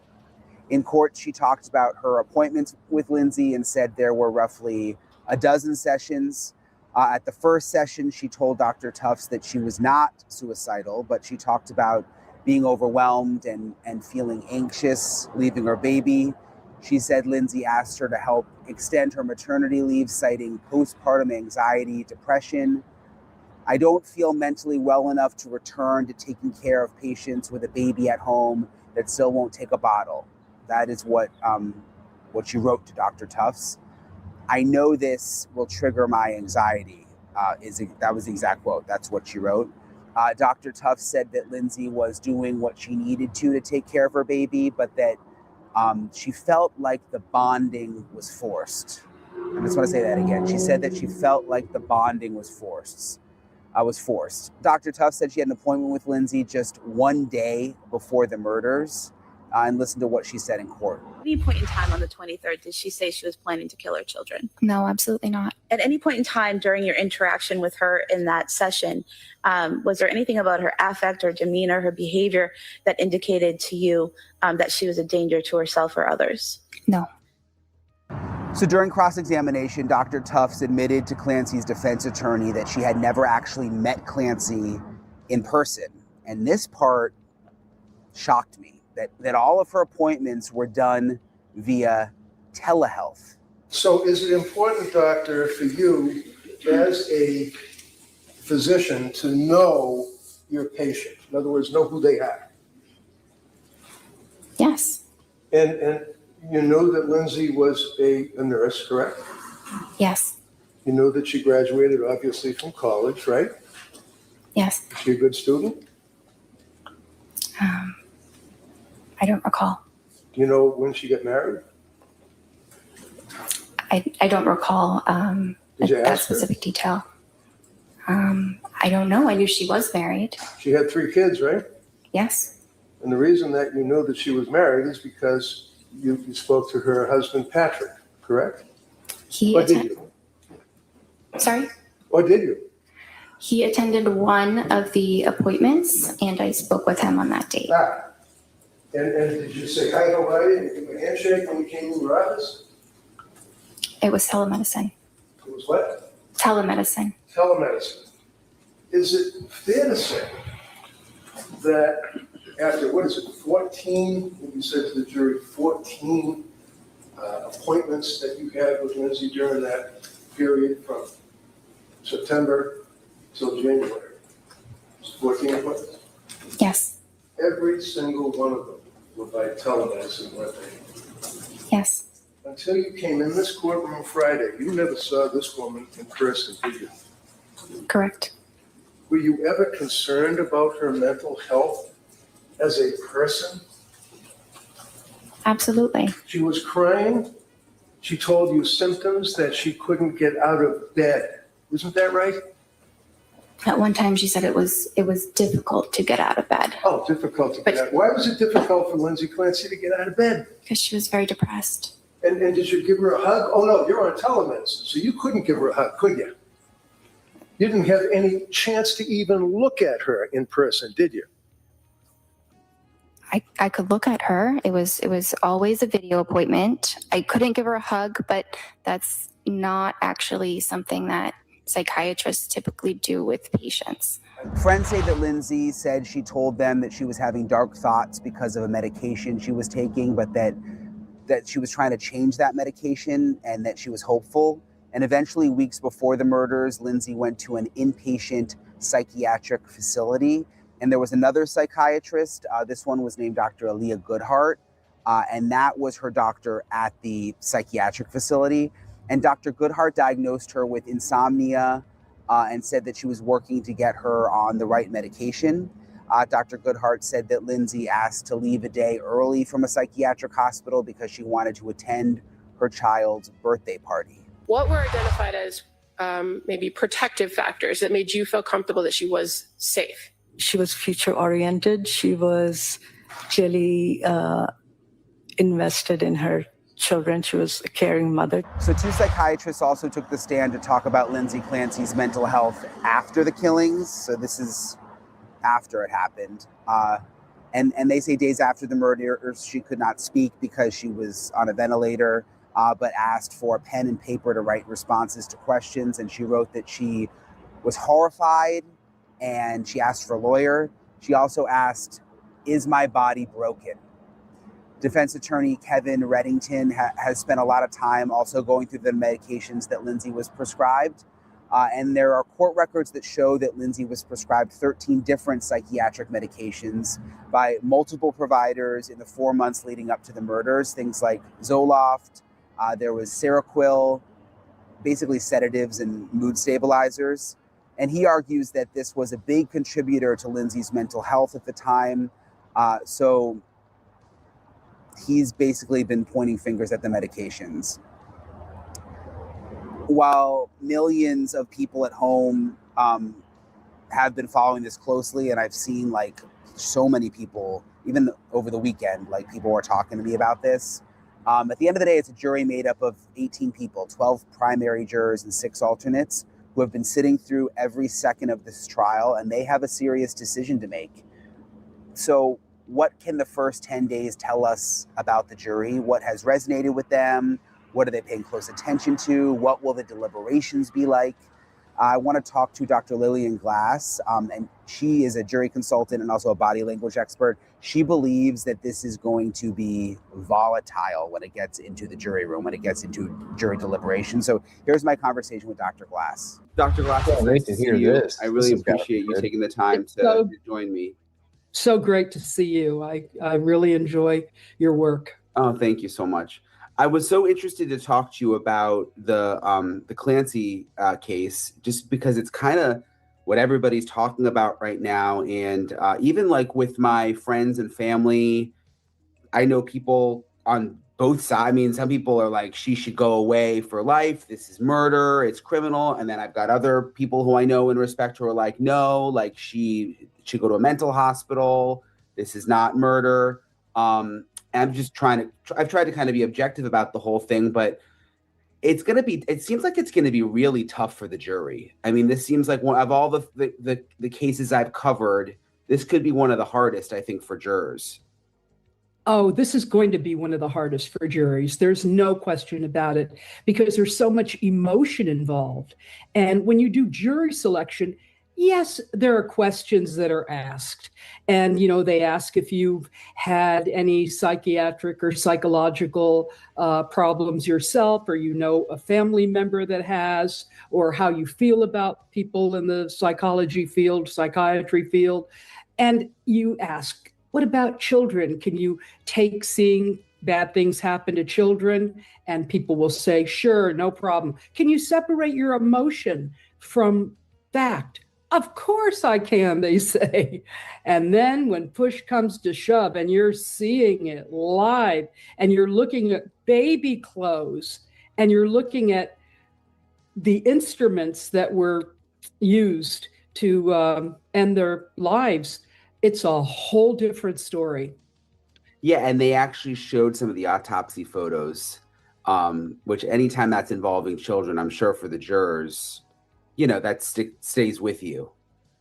Yes, and when you have the witnesses that are big burly men that are in law enforcement, and they're shaken up and their voices are cracking and they feel like to cry, and even though they know the breathing technique where you take that breath in and you hold it and you let it out gently so that you can control your emotions, it's not working, because they're fathers too, and they are family men, and they see this. So it's going to have so many repercussions when you see what's going on in the courtroom. Also, it's important to say, and important to add, being on so many cases where I've been in the courtroom with jury selection as well as consulting, it takes you a long time to get over serious cases that are very visual and very stomach churning. And sometimes you never get over it. And these are people that are your, average, normal people that work jobs and have families, and all of a sudden, they're shocked. Their systems are shocked seeing this. So what do you think it'll come down to? I mean, there's obviously still at least a week left, it seems like, of testimony. But up until this point, when they go into deliberations, I would imagine, just like the people that I talk to, my friends and family, there's probably going to be some division. Where do you think this kind of goes? Well, you have to also look at the expert witnesses, the experts, her body language. One thing about her body language, it's very genuine. She is really devastated by what happened. And you see her shoulders shaking, she's crying, even though her hair covers her face. She's just devastated. There's one situation where she actually has her hand digging into her lawyer's hand when things have come up. So she is very upset. And people in the jury take note of that. They look at everything. They're looking at her, they're looking at the evidence, and they're looking at the whole picture. Also, you have to look at the psychologists. How did they come across? Some of them didn't come across that well. So you kind of wonder, is this a case where she had a mental issue? Is this a case where there was medication involved? So, you really have to look at everything, but it's a human reaction at this point. And when you look at the whole picture and you see this woman who, yes, her children are gone, but yet she's not like some people you see in the courtroom who just sit there like this, or they, bored or whatever. She's really reacting, and that means a lot. How can you tell? It sounds like you think she's genuine in her emotion. Because I've been in courtrooms where it doesn't feel genuine with some other people. You know what I mean? Where it's like, you're like, I'm always looking like there's no tears there, but why do you think this is all real? Because it's being brought to her right in her face, with the clothing, with the pajamas, with the, everything that's so real. And again, she's reliving it. And so it's real in the sense that you see what the emotion is. She's not faking it. And looking at body language, as I've done for decades, I can tell you when someone is being genuine and not. And she really is. And the genuine is the emotion that she is broken up by this. And when she takes her hand, this is very telling. When she takes her hand, you can't even see that in the courtroom. I mean, I don't even know if the jurors could see that, but you could see it through the cameras, and you saw her hand over her attorney's hand, and she was squeezing it and, like white knuckling it. And that tells you a lot. And she's just beyond devastated. Again, it can go both ways. On the other hand, the children are dead, and and it's not a pretty picture. So, it just depends what the jury decides, and you can't tell. There may be somebody really strong in that jury that could say, no, this is the way it is, or somebody who absolutely refuses to budge. There's a male and female component here to look at. I don't think it's going to make a difference, because you've got 12 women and 6 men, and then you've got the alternate. So anything can happen here. It's a crapshoot. I think when you have cases like this that deal with children, at least in my experience, where they're killed, it's just black and white for some people. It doesn't matter what the circumstances are. You know what I mean? It's like, she killed her kids, and I don't need to hear anything else. Exactly. And that's why hopefully these type of situations are sifted out. I mean, this may be a good thing for the prosecution if people feel like that. It may be a bad thing for the defense. So again, in jury selection, and they get to strike whatever. And so we don't know who's on that jury and who really believes what. And that's going to be the question. Anything can happen here. You can't say it's going to turn out this way, it's going to turn out that way, because everybody has their own emotion about children, emotion about postpartum depression. Maybe some of them have seen it. Maybe some of them have gone through it themselves. Maybe some of them didn't like the therapists that were out there, how they delivered their communication. So that speaks volumes too. What about her being in the wheelchair and, allegedly trying to take her own life, and she didn't die, but she ended up paralyzed? To me, that's a really important element. Like, if she had just killed her kids but didn't do that to herself, I think a lot of people would be thinking differently about this whole thing. Exactly. It's not like she just killed them and, there it is. But she did try to kill herself. She couldn't live with it. She didn't want to live with it. And that tells you something. And being in the wheelchair, she's not mobile. She's not like she used to be. The testimony also talking about what kind of a mother she was like before. That speaks volumes as well. If she was kind of a nasty person who did bad things to the children, that's another element. So there's so many different elements here that you have to consider. It's like, a puzzle that you have to fit all the pieces together to come up with the right answer. So if you were working for the defense, which I know you've done in the past when you've been a jury consultant, they've already got the jury now, but like what should they be doing? Like, what should they, when they were looking for jurors, what would you have recommended? Well, look for jurors that basically have had psychological treatment or family members and have not been satisfied with it. People who have had bad reactions from medication, and many have. They've taken pills and it hasn't worked, or it worked for a while. So that's a very important thing to consider. You obviously you can't screen anyone out who had children or who didn't have children, but I think that's the key thing. How do you feel about therapists? How do you feel about the medical system? Do you feel people are getting a fair shake in terms of their treatments? What is about postpartum depression? Have you known pregnant women who have been depressed? Have you been depressed? And have you had a wife or a girlfriend or anybody close in your family or a sister that has gone through a depressive state? So these are the questions that the defense really needs to know. It's so hard to wrap your mind around, though, like even hearing stories about postpartum depression and having friends who have had issues. It's still different than like killing your own kids and strangling them. You know what I mean? It's hard. Yeah, it's hard to like wrap your mind around that.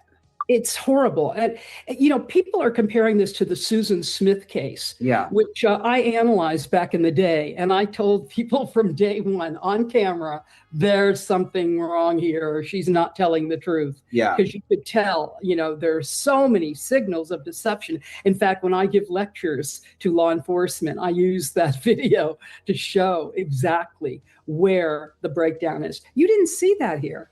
And you certainly don't see this with her. But one of the most heartbreaking things is the husband, and you see his reaction, and that's going to go into people's minds too. So there's so much emotion here, and this is one of the most emotional cases. That's why people are riveted to it, because they want to see what's going on. Yeah, you bring up the Susan Smith case. I actually covered, I think it might have been like a year ago. She was up for parole. So I went to the hearing, and it was so sad because her, the kid's father was there, and he's since moved on and remarried. But that is a very different case. I mean, she lied and she tried to blame the black man and made up this whole story. I mean, it's hard to compare those two. She was really so deceptive. And when she did the press conference, you see everything, the blinking, the fake tears. This isn't the case here. This is a woman who, she really doesn't care. I was trying to think, what is in her mind? What's going on with her? And at this point, she's pretty calm. She doesn't care really one way or the other. She's lost out on life. She lost out on the kid. She lost out on her physical being. And so, she's prepared to take whatever it is. People think she should be the rest of her life in a mental institution. Maybe that's the worst punishment for her, because or maybe jail or whatever it is. But she's pretty much resolved. I mean, she is going to accept her fate, I think, either way. Does that have an impact on jurors, like them knowing that about her? Absolutely, because she's not arrogant. She's not saying, well, wait a minute, let's look at this, let's look at that. If she's not aggressive about things. And I think it kind of puts another spin on it, a little sympathy. Yes, the children are dead. Yes, she killed them. It's horrible. horrible. And there's no coming back from that. And you're right. Some people are black and white. No, she killed the kids. That's it. Goodbye. Whatever happens to you, we don't care. And then there are other people that have another take on it and feel, if it wasn't for the medical facilities, something would have happened. And she did know she had a problem. This is what will work in her favor. Apparently, she went several times to get help. It wasn't just a one-time thing. That tells you a lot. It's not like somebody ignored it, put it under the carpet. She begged for help. So you wonder who is accountable. There is anger here, but who are you going to be really angry at that caused this? Is it her? Is it the medical establishment? We do know she did try. What about the husband or the ex-husband who is also sort of taking her side in terms of blaming the doctors and saying that this was postpartum? Does that impact the jurors? I mean, will they take his feelings into account? Oh, sure. Unlike other cases where you've had the husband say, this is horrible. She deserves the worst. I, never, give her the death sentence. We don't care. And you don't see that here because he lived with her. He saw the depression. He saw the postpartum depression. He probably saw her try to get help and help was not there for her. So he's been there, and his whole demeanor of being supportive of her is kind of a humane act, if you really look at it.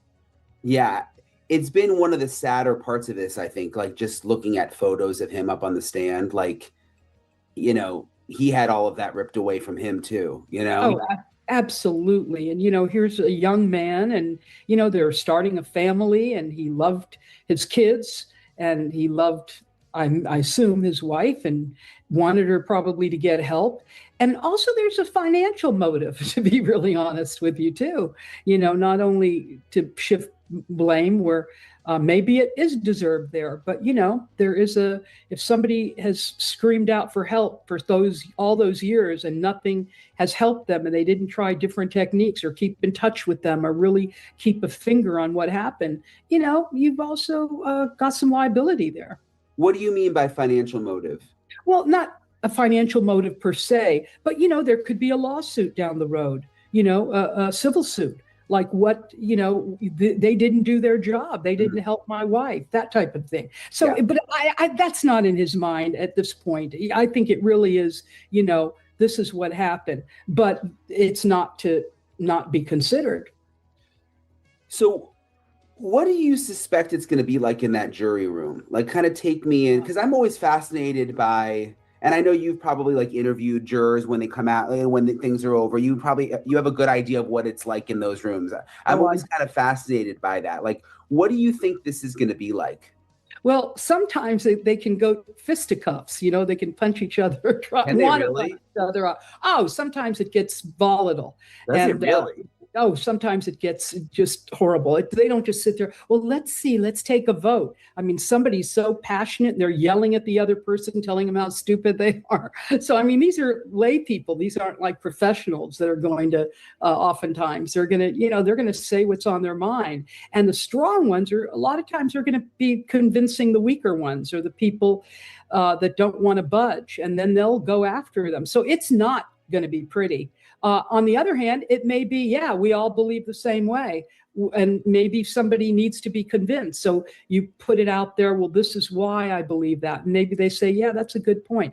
Or maybe they say, no, I'm not budging. So again, you never know. A lot of times after the jury comes out, they don't want to talk to you. They hate you too. They don't want to have anything to do with anybody.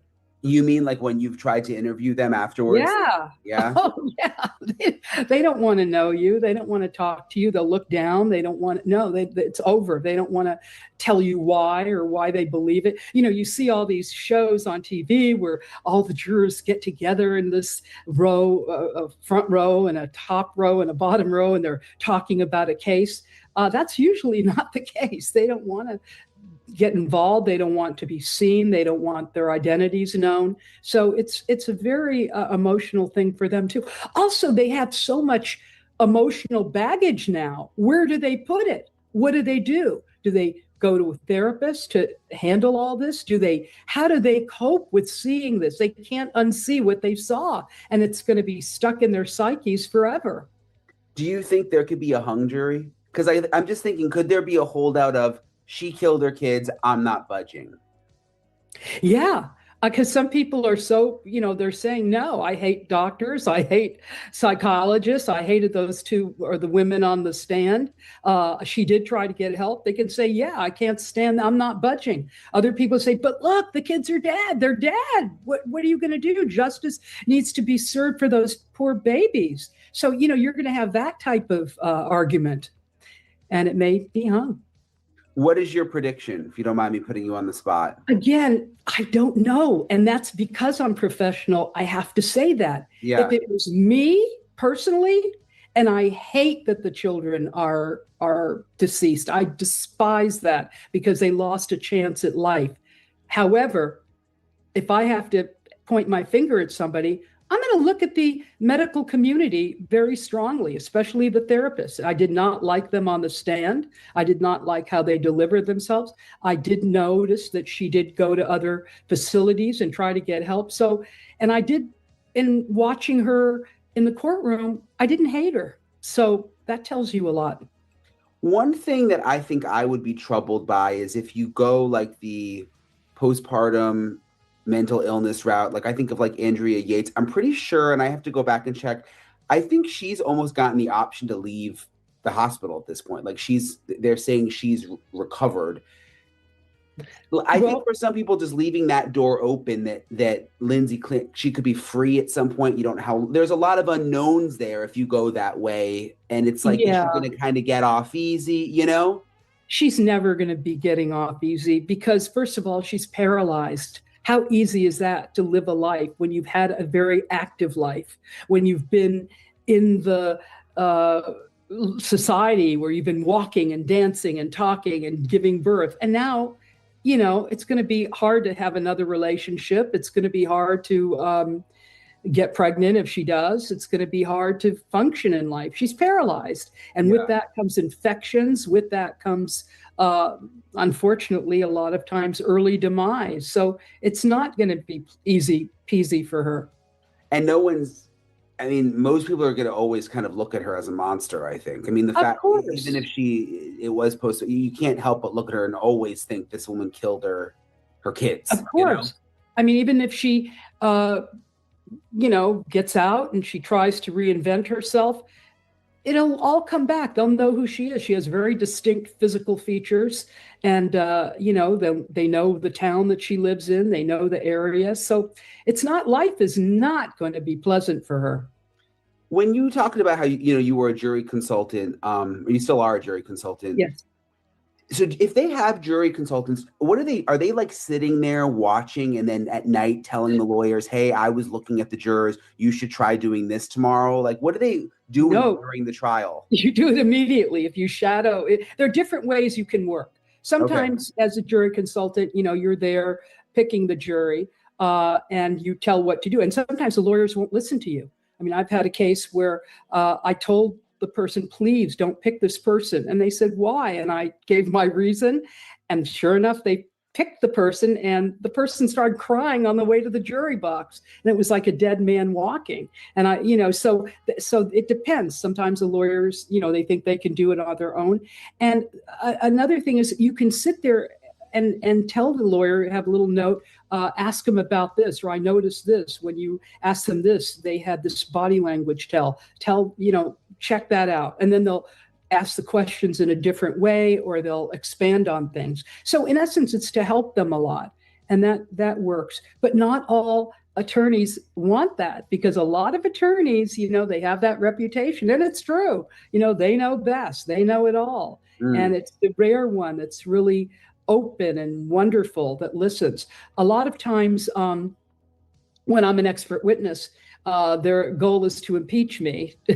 And that's fascinating, because it doesn't really matter, because even if they do, I give everything to the attorney and tell him what to say. Like, we all know in body language, like when a person does this, it means that. And, and so it helps. And I've been very successful in working with attorneys and coaching them what to do.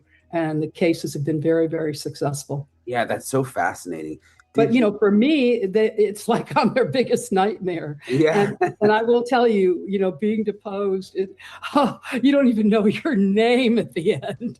I mean, they let you, I remember being in one situation. I did do a lot of TV, as you well know, and they try to make that like it's a bad thing. Say, Dr. Glass, you were on this show, and then you hear the jury go, that's nice. They like it. So, but it is one of the hardest things you can ever do because people's lives are at stake. Yeah. Is there anything else with Lindsay Clancy's body language that really has, it sounds like overall you think she's genuine. Is there anything else that stood out just since you're so good at that? Yeah, she's calm. She's trying her best to not show the emotion. And when she cries, she'll cover her face. But yet with the hair, but yet, the body doesn't lie. It's shaking. It's, tense. It's again, what we're picking up. If I'm picking it up, believe me, the jury's picking it up because people know how to read body language. Maybe I can explain it to them better, but we all do it. And we all know if we like someone, if they're genuine, if they're not, even if we may have a prejudice against a certain thing, we can also see the truth by how people act, how people react. Also, attorneys are important. If you like the attorney, that's a big deal. And we saw this in the Casey Anthony trial. If you don't like the attorney, that's a big deal too. That plays in it. People loved Jose Baez. And the results. And they couldn't stand the prosecution attorney. In terms of men and women on the jury, in this case in particular, how does that matter? I mean, I guess my mind would go, well, women might sympathize with her more if they've been, but like maybe it's actually men that would, like, where do you go with that? Well, in this case, it's really 50-50. I wouldn't have 12 if I was on the prosecution. I wouldn't have 12 women and 6 men. I would try to get 6 men and 6 women. So it would be even because, women do feel something different and it may not work in her favor, or it may, they may have gone through it or know somebody that's done it, or they may be so angry, but they don't, as I said, necessarily not like her. So they may want to put that anger onto the medical profession. So again, I think if it was 50-50, it would be a little more fair. Again, you've got alternates as well. And those 6 alternates, they have to listen to this too and be subjected. And at the end, that's when they get called. So they have to have everything prepared and know their P's and Q's, so to speak. You never really know which way a jury's going to go, right? I mean, you always hear that. Never. But it feels like in this case, you really don't know. I really don't. I don't have a, Never. You can't put your own wishes on things because you don't know. You're not them. You didn't select the pool. And even when you select the pool, you don't know. You really don't know. And so it depends. You could try your best, but it really depends what's happening in that jury room. Who's in charge? Who's reacting? One of the things they ask you in voir dire in getting a juror, have you been on a jury before? What have you done on that jury? So, they want to know who's the strong one. They analyze your personality real quickly, but they get an idea. Are you a strong one? Are you a little sheep? Are you going to follow what people do? So, that comes in. Again, you never know. You cannot, people say, oh, the justice system, isn't fair. Well, again, because we don't know what's going on. Anything can happen at any minute. And so that's why it's so important, because sometimes justice is not served. Well, we'll see how this is a hard one. It's hard. Even when I think about what justice is in this, it's a tough case. So we'll see how it goes. Yes. Thank you, Dr. Glass. Thank you for coming on with me. I really appreciate it. It was a great discussion. Thank you. My pleasure. Thank you. Really, really appreciate Dr. Glass for taking the time to talk with me. The trial is expected to last several more weeks. Prosecutors will finish its case, then it'll obviously be the defense's turn. Many, many more witnesses, a lot more testimony to come. And as sad as a story as this is, there are really a lot of lessons to learn here, it seems like. And that's kind of what I was saying earlier about this case. Like, it's not just like the other criminal cases that I cover that we talk about where it's kind of like, someone did something bad and there was a specific motive. This is much more complex, and it does feel like there's a lot that we can all learn from it, and that medical professionals can learn from it, and that friends and family of anyone struggling with mental health can learn. And hopefully this whole thing will create more awareness for postpartum struggles and what people should look out for. And the whole thing is just awful. So I'm going to stay on top of it. Again, it goes on for a couple more weeks. So if there's anything specific that you guys want me to cover, or any experts that you want me to interview related to this case, let me know in the comments. I try to read like most of the comments. Sometimes when I can't fall asleep, I just scroll through the comments. So let me know, because we got a lot ahead with this one, and I know it's heavy, but it definitely deserves coverage. So I'll keep you guys posted. As always, I appreciate everybody for watching, appreciate everybody for following along. Thank you to everybody who's subscribed to the channel. And let me know in the comments if you guys have anything specific with this one you want me to dive into. I'm also thinking about doing like a live stream coming up. I've never been live on YouTube before, where maybe I take questions and that kind of thing, just sort of generally. I don't know when I'm going to do that, maybe sometime in the future, but I'm curious what you guys think about that too. So I'll talk to you guys later. All right. And thanks to Brian Netton for that reporting. A lot of knowledge when it comes to, what they were talking about. So we do have a new poll up, and it is a great question from Brian Netton. And let me go to the live trial feed as well. Great question from Brian Netton. Do you think the Lindsay Clancy trial will end with a hung jury? And that's a good question. There is a lot of difference of opinion with this case. And definitely could be a possibility. I could see where there might be some people that just don't want to budge on how they feel either way. And so I never really thought about it as a possibility. But after Brian Netton brings up that question, for sure, definitely curious about that.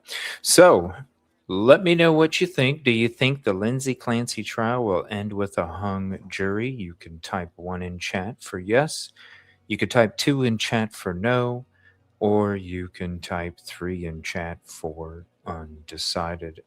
And I think I'm going to let my vote simmer a little bit, because I really got to think about that. I'm on all 3 right now, 1, 2, and 3, but you can't vote all 3. All you could do is vote 1. So type 1, 2, or 3 in chat. There is, when it comes to this this question, will it end with a hung jury? And being undecided, yes or no? Do you think that one of our other polls, do you think Lindsay Clancy is a murderer or a victim of her mental health? That's been one of our polls that we had for a couple days. And speaking of that, it comes down to 2 things. Was it murder or a psychotic break? It's a great question as well. TMZ did a video while we wait. And don't worry, once court resumes, we will head back to it live, no matter where we're at on these videos that we display in these breaks. But TMZ brings up a really good point and a really good question. And we got Mark Garagos again on this episode. And Lauren something, I'm not sure who she is. I see her on Pop Culture TV or something like that. But they are discussing murder or a psychotic break. So we're going to check that out real quick, see what they have to say, what they want to discuss. Again, this is TMZ. And let me go ahead and put that up there for you for the source. Let's see what they have to say until court resumes. Thank you, everybody, for being here. Please hit the like, subscribe if you're not. Why the hell would you do something so evil? These babies, you're their protector. Why would you do this? Everything we know about her would point to a psychotic break. It's unspeakable. It's one of the reasons these things garner so much attention. They kind of break at the very nature of what is civilized society. Welcome to Two Angry Men. Actually, today it's one angry man and a mildly irritated female, which is Lauren Conlon, who's making a return appearance. Lauren, we love you. For those who are worried about Harvey, he's on the mend and we'll be back next week, but we always feel like it's an upgrade when Lauren drops by. And Lauren, I'll bet you that anybody who sees you today as they flip this on knows exactly what the topic is. Yes, this is a tough topic, and Harvey, nobody can fill Harvey's shoes. I just want to say that. But Mark, I do believe this is one of the most difficult and most brutal trials I have ever watched and I have ever covered for a number of reasons. And this trial is not about a whodunit. Lindsay Clancy, a 35-year-old Massachusetts mother, she admittedly strangled her 3 children to death in 2023. And the state of Massachusetts is saying she is criminally liable for this, while she is arguing that she had a psychotic break. And this has not been easy. It just hasn't. And I gotta say, you know, looking at Lindsay Clancy and looking at her background, just, you know, she's from Connecticut, I'm from New Hampshire. I relate to her a lot. And that's also what is just so troubling about this. It seemingly just kind of came out of nowhere. So there's been a couple of things, and you use the term admittedly, because there's been quite a bit of chatter on the internet, as there usually is, with kind of strange conspiracy theories. But there was one interesting thing that I think Branson has got a video clip that I wanted to play right up at the top so we could talk. The defense lawyer is getting accolades, and I think deservedly so. I call him Big Red, but let's see if we've got a clip here, Branson. Mark, before we play that clip, I didn't get to finish. I left out the part where after Lindsay Clancy killed her children, she attempted to take her own life by ingesting a number of medications, slitting her wrists and right here, and then jumping out her bedroom window about 20 feet. She is now paralyzed from the sternum down. And by the way, that was a great lead into the clip that we've got where the judge is talking. I don't want to say scolding, but he seems perplexed with the prosecution as to what they're doing. The Commonwealth has at least inferred through their case that this was not a serious suicide attempt, right? I mean, and there's questions about whether or not somebody's hanging outside the window or not. And so why wasn't this an issue that the Commonwealth could have anticipated would come up? The position of the Commonwealth isn't that it wasn't a serious suicide attempt. It's that the methods that were chosen were insufficient to achieve the goal. And the reasons for that, we would argue in our closing. I don't think we have to disclose that theory at this point, but we've never said it wasn't a serious suicide attempt. We've never said it was a fake suicide attempt. What we've endeavored to develop from the testimony is that the methods that were chosen were methods that would be unsuccessful, but we're not saying it wasn't a serious attempt. Okay, no wonder the defense lawyer, Big Red, is so irritated. If you had to listen to that, for lack of, here, let me give you a throwback term, gobbledygook out of that prosecutor's mouth. We're not saying it wasn't a serious attempt at suicide. Yes, you are. All of your presentation has been framed that wasn't a serious attempt. But what we are saying is that it didn't rise to the level of what? I mean, nothing that was just said there made any sense to me, but please push back. Well, I mean, it's funny you said gobbledygook because Kevin Reddington literally said that the other day. He was so frustrated regarding another expert because, Mark, they also entered into a stipulation where the prosecution doesn't necessarily have to prove certain elements about, DNA, for example. And they're doing this because, again, it's about if she had a psychotic break, not if the children's DNA was found on the exercise bands. Because look, everybody is just seemingly tortured by this trial. It is so freaking sad. So, they're up there still talking about DNA, and Reddington's like, what is this gobbledygook? And then in terms of what you're saying with the quote, fake suicide attempt, it absolutely, to me, in my opinion, does seem like they're trying to say that because she was unsuccessful. If she was successful, we'd be having a completely different conversation. Well, we'd be saying, what half the people are saying, postpartum mothers, they need better healthcare, they need more attention. But they had doctors come up there basically saying, the medication she took, it was not a lethal amount. Some of the cuts were quote superficial, but I mean, I saw the pictures. It makes me really sick to think about someone doing that to themselves. And that's just me. But I think it looks like she was trying to harm herself, in addition to jumping out the window where she is now paralyzed. I mean, for those who don't follow this in the weeds, the husband, who is the quintessential victim, was on the stand. And he does not think this was faked. That 911 call, that transcript is the most heartbreaking thing I've ever read. It's awful. And he has publicly forgiven her. He has publicly said she's not a monster.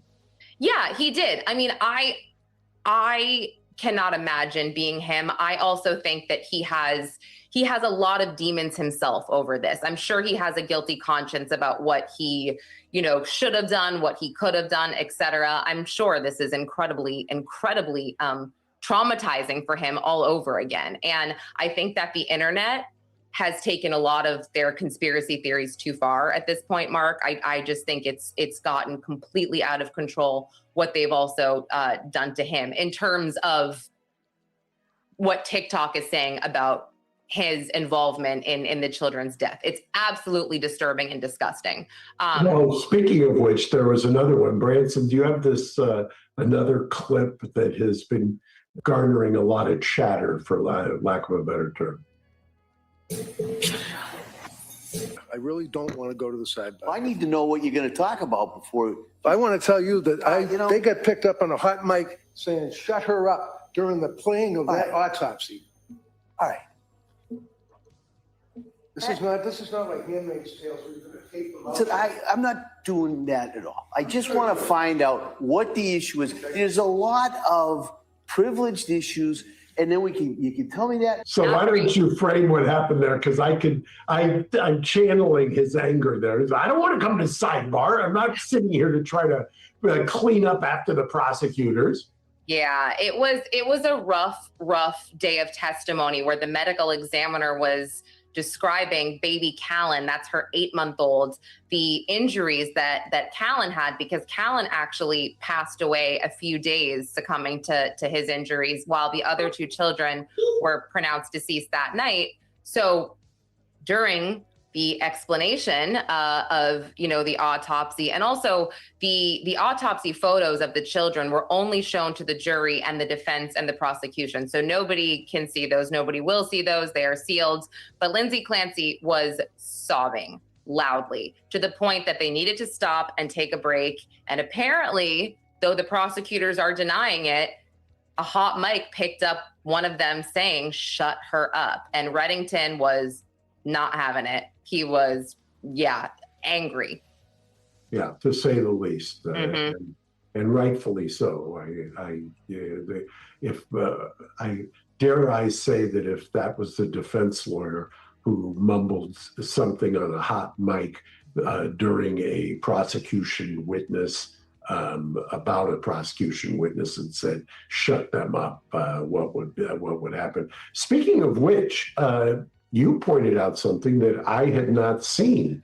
That we're taping this on Friday, dropping Saturday, but yesterday, Thursday, why don't you talk about this particular judge, Lauren, and kind Yes. of Yes. So the judge in this case, who, I think he commands a courtroom, from what I've observed, but this is Judge William Sullivan, and he had a case in 2022, brutal case. They call it kind of like the voodoo killings, where this mother, she stabbed her 2 children. I mean, double-digit stabbing, absolutely 80 terrible. times, according to the opinion, 80 times, right? 80 times. Yeah. I mean, Wow. it's unspeakable, but she was convicted, and now her conviction has been overturned on appeal because there were certain medical records about her mental health that were not admitted. So now this woman gets a new trial. And that is, listen, I understand. I get it. Constitutional rights. I don't know enough about this case specifically to speak on that, but it does kind of make you a little concerned about the Clancy case and some of the handlings here. So again, we're not finished though. We're maybe not even halfway through the trial. There is reportedly hundreds of witnesses, though the stipulation will cut some back. So we'll see. So the timing of it is amazing because, as you indicate, we're right in the middle of trial. There have been skirmish and battle and skirmish after one another during the trial. Court is back in session. You may be seated. All right, we ready for the jury?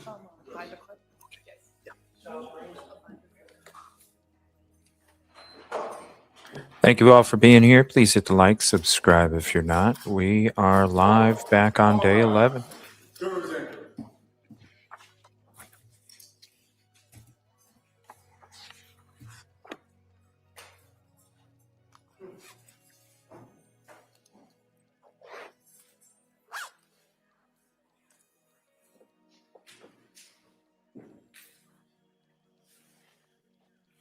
We can have a sidebar. This court's now in session. Please be seated. Your Honor, for the purpose of the record, we return back to the trial of Commonwealth versus Lindsay Clancy. All parties are present in the 18 jurors. All right, thank you, Madam Clerk. Mr. Reddington? Thank you, Judge. Good afternoon. Good afternoon. Your Honor, just a couple of housekeeping matters. I have the medical records from Women and Infants Hospital. I thought I offered that as an exhibit, but it's only marked for ID, so can I offer that now? Commonwealth, any objection? I have to mark them as Exhibit 220. Yeah, I don't, it just says Exhibit F though. That's why I usually mess up on those things. There was another smaller packet that's not in a binder that council offered yesterday that's been marked as Exhibit 220. There, it's up there. All right, why don't we keep that marked for identification?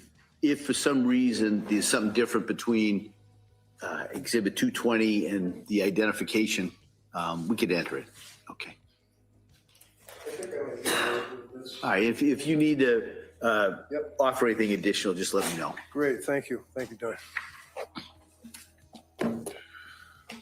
The other thing, Your Honor, that what I would ask is that there has been a lot of reference to the Diagnostic Statistical Manual 5TR, especially as it relates to bipolar and related disorders. There's not an awful lot, but there's like probably 15 pages of single space typing, and it's really hard for people to absorb it. I'd like to offer that section of the DSM just as an exhibit, so if somebody wanted to look at it, they could. I would object. We have witnesses to testify about that. All right. All right. Why don't we mark that for identification? I guess that's my book, though. I need it. Oh, I don't want to take away your book. Why don't we can readdress that? Okay, sure.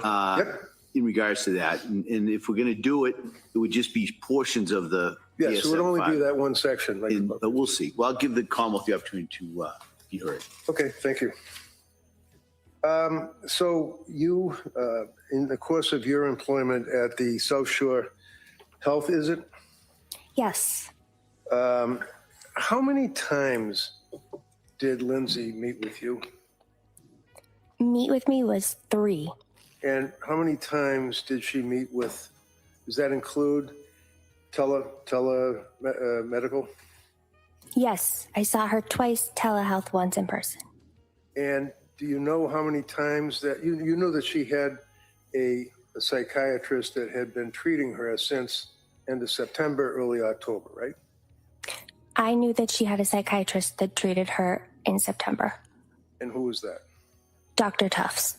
And did you know that she continued to see Dr. Tufts through October, November, December, the same time that she was reaching out to you guys for help too? I was aware she took the Zoloft in October. I was not aware she was still seeing Dr. Tufts in November. And I knew she called her in December. You would agree with me that young woman came to you people for help, right? Yes. Okay. And she was very, very forthright. In other words, if you wanted her to sign a HIPAA form, she'd sign it, right? Right. And she would answer your questions to your perspective in an honest fashion. Yes. She didn't really hide anything. Nope. She told you all about the medications that she had been on and her fears and concerns about the medications, right? Correct. She described for you, as District Attorney brought out, what she felt her symptomology was, including suicidal ideation, worrying about suicide, feeling heavy, lethargic, can't get out of bed, all of that stuff, right? Correct? Correct. And one of the things that you had left us with towards the end of your testimony is the fact that you were very willing, if you will, to work in tandem with other providers. In other words, you were concerned about being able to get information from other providers that had been dealing with her, treating her, right? I'm not sure I understand the question. Did you talk to Tufts? No. Did you ever get access to Tufts' medical records? No. Do you know how many times she saw Dr. Tufts? I do not. Would it surprise you if I told you that she saw Dr. Tufts 14 times in the time frame of October, or the end of September, October, November, December, and then January, 4 months?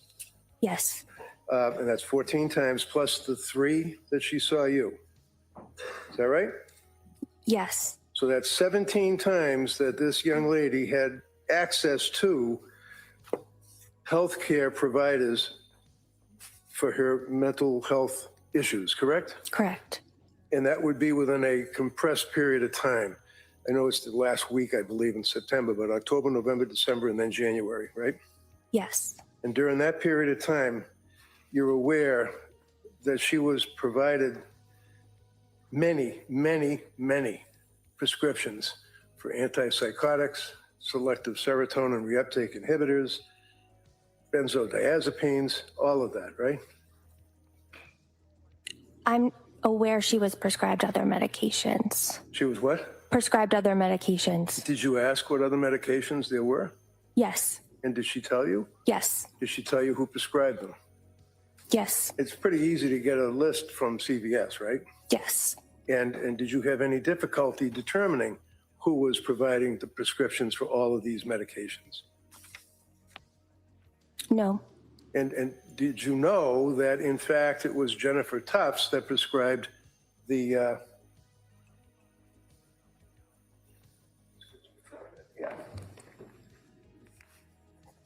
sertraline, September 15th of 2022, 30 count, 25 milligrams, was Jennifer Tufts. You knew that? I did. You know that Jennifer Tufts on October 21st, 7 count of lorazepam. You know that? I did. And 5 days later, Jennifer Tufts prescribed on October 26th. Another hot mic. 25 milligrams with a 30 count. Did you know that? I did not know that. Did you know that on the same day, Tufts prescribed 30 count of lorazepam? Did you know that? I would have known that, yes. Checking the PMP for controlled substances, yes. You do recall that you checked with it? Yes. When you download, do you download that information and kind of put it in the file, save the file? No. So is this your memory that you believe that you checked with PMP? I do routinely check the PMP. You might routinely check, but did you check? Yes, yes, I did. You don't download it, you don't keep it with the medical records, right? It's a box you can click in the medical record and you can check that you reviewed it. Okay. Is it in your medical record that you reviewed it? I'm not sure how it would have gotten printed out. It doesn't like go into my note, but it is a box that I would have Brought to checked a it. box in the computer? Yes. Okay. October 26, buspirone, 5 milligrams, 30 count, same day by Tufts. You knew that? Buspirone. Yeah.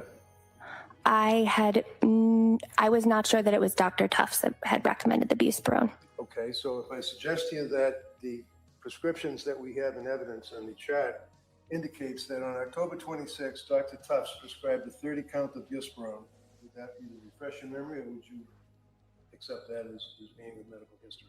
I would accept that. And what is buspirone? It is a medication used to treat anxiety. Okay, and lorazepam, what is that? Benzodiazepine. And hydroxyzine, what is that? It is an antihistamine medication. And lorazepam, again, prescribed on October 21st as well as 26 by Tufts. That's the same thing you just told us what lorazepam is, right? Yes. Sertraline, of course, is Prozac. Is that right? Zoloft. Prozac. They're both SSRIs, right? Yes. So from October 21st up through November 9th, she was prescribed all of this group of drugs until she saw a Kavon Izadapana, Izadpanah. Do you know who that person is? They work in the emergency department at South Shore Health. All right. And that would have been on November 16th when she went into the emergency department, right? Yes. Prescribed trazodone, 50 milligrams, right? Yes. And then she started to consult with your clinic around the 25th of November. That would be around Thanksgiving or so, correct? November 25?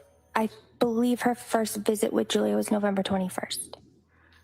Okay. So what I'm saying is that it was around that time in November that she started to consult with your clinic, correct? Correct. You know that she was referred to your clinic by her mother-in-law, Pat's mother, who was a labor and delivery nurse. Yes, I am aware. Referred her to Julie Paul, who kind of stepped in for a very short period of time to try to help out, right? Yes. And then Julie left, went to New Hampshire to continue her work, and you picked up on November 30th of 22. Is that right? November 29th. On November 30th of 22, you wrote a script for quetiapine, 30 count. Is that right? Yes. And what is quetiapine? Seroquel. You also, a week later, wrote a script for diazepam, 5 milligrams. Is that correct? Correct.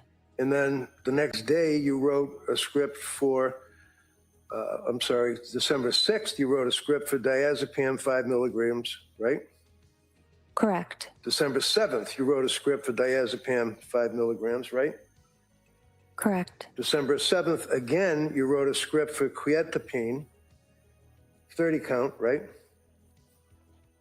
I would need to check my... You can look at anything you want. If Okay. you have your records, feel free, please. Okay. You said Yeah, it would be December 7th. And I'm looking at quetiapine, 30 count, 100 milligrams.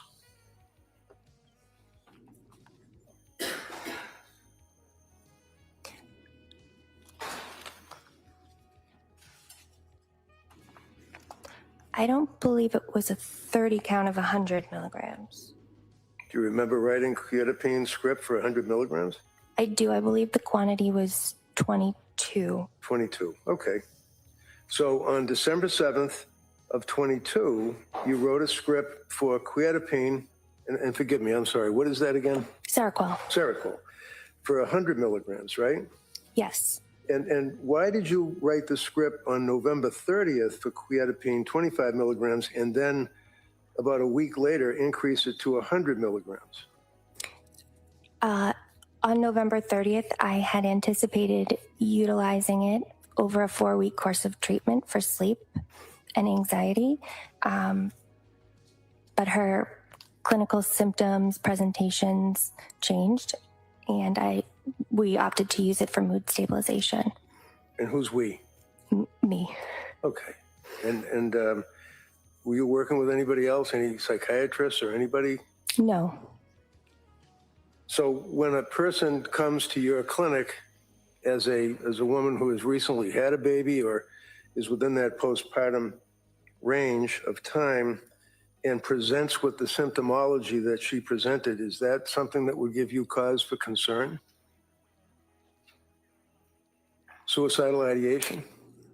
I in no way want to minimize what Lindsay experienced, but it's common for us to treat. It's common to treat women in that Yes. fashion that are postpartum? Postpartum who may have suicide.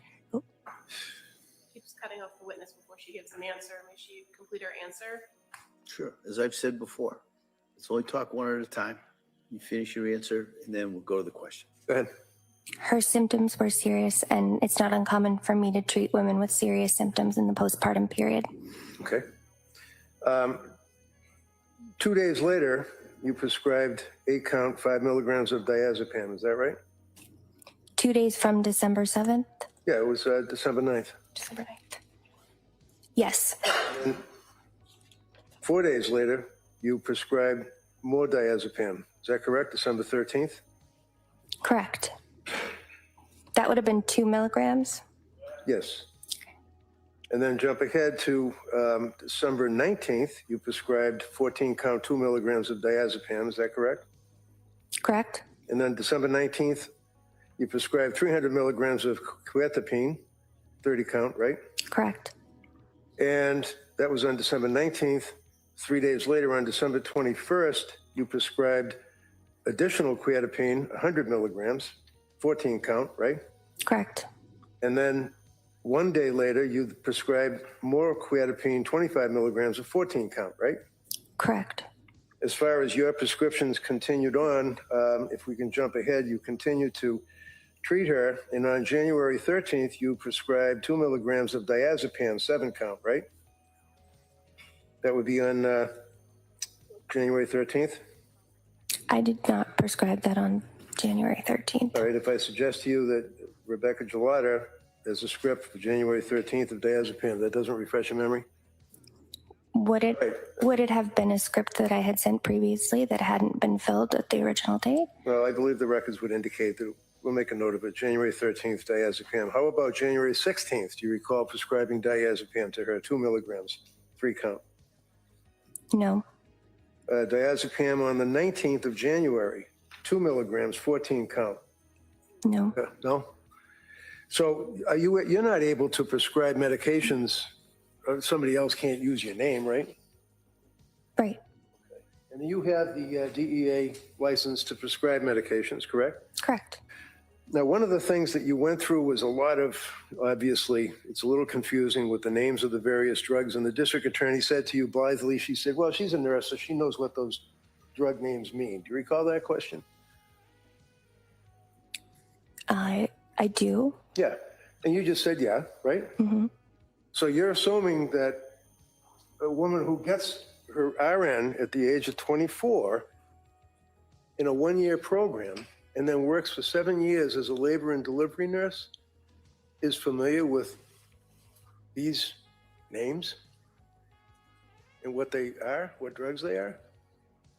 She seemed to be familiar with them. Yes, she understood. Right. Did you know that she was Googling 60, 70, 100 times a night what benzodiazepines are, what Seroquel is, what all of these medications are? I did not know that. Did you ever ask her where she acquired what appeared to be, apparently to you, her ability to know what these medications are?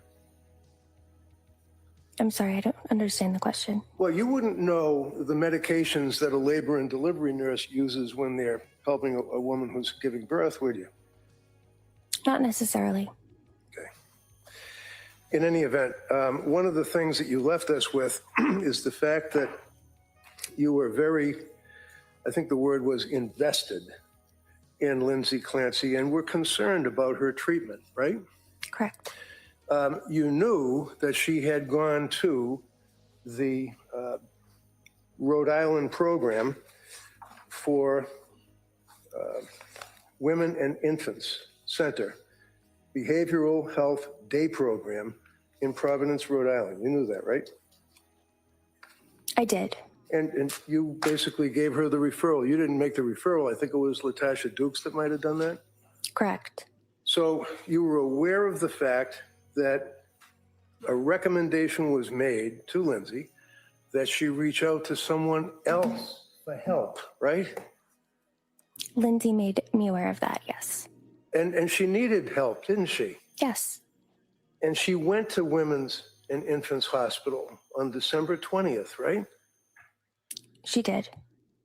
And was she treated at Women and Infants? I don't believe so. Why not? I wouldn't want to speculate or assume, but it seemed to be her intake appointment. Her what? Her intake appointment. Okay.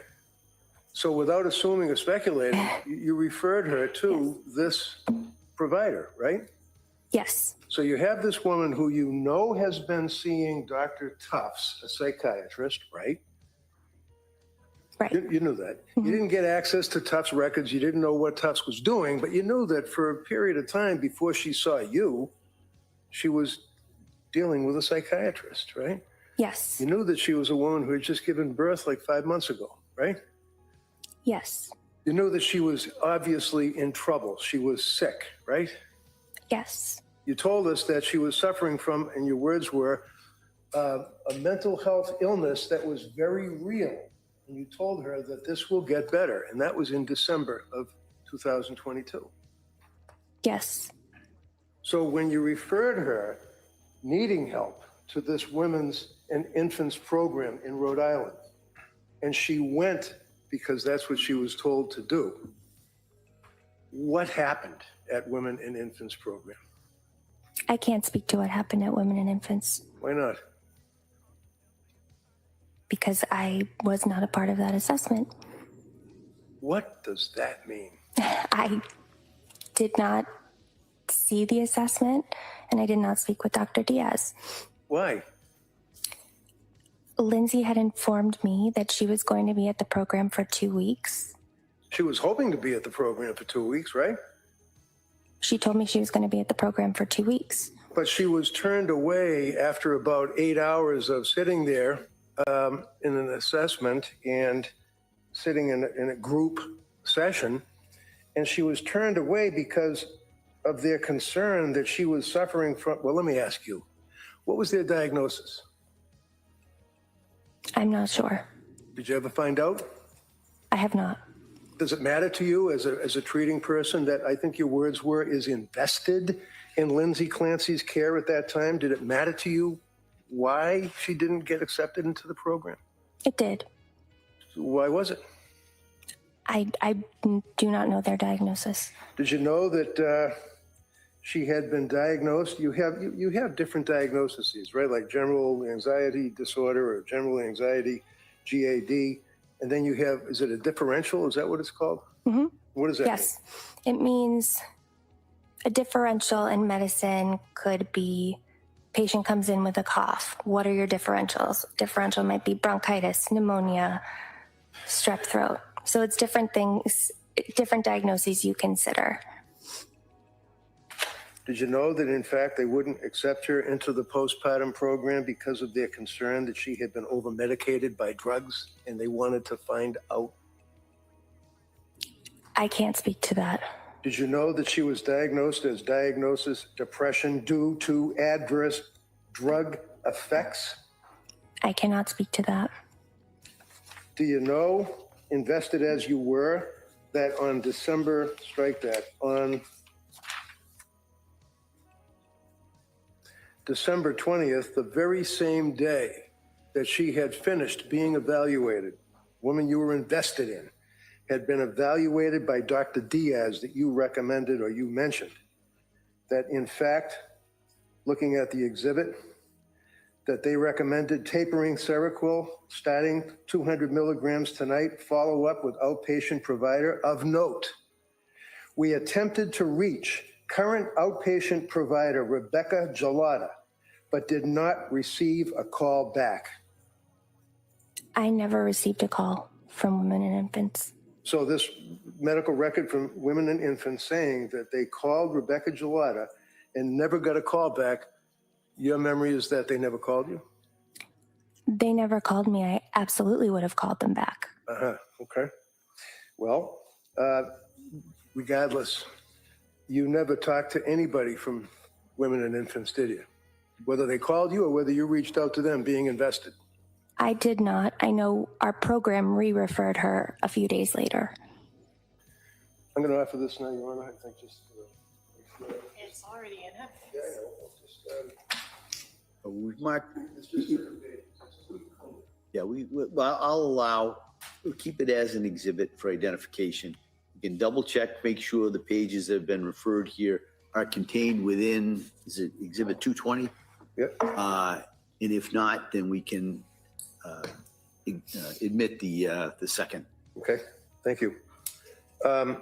One of the things that is a takeaway from your treatment of Lindsay is that she was, I think your words were that she was scared and thought that starting these drugs, the drugs, it was scary, were her words, right? Yes.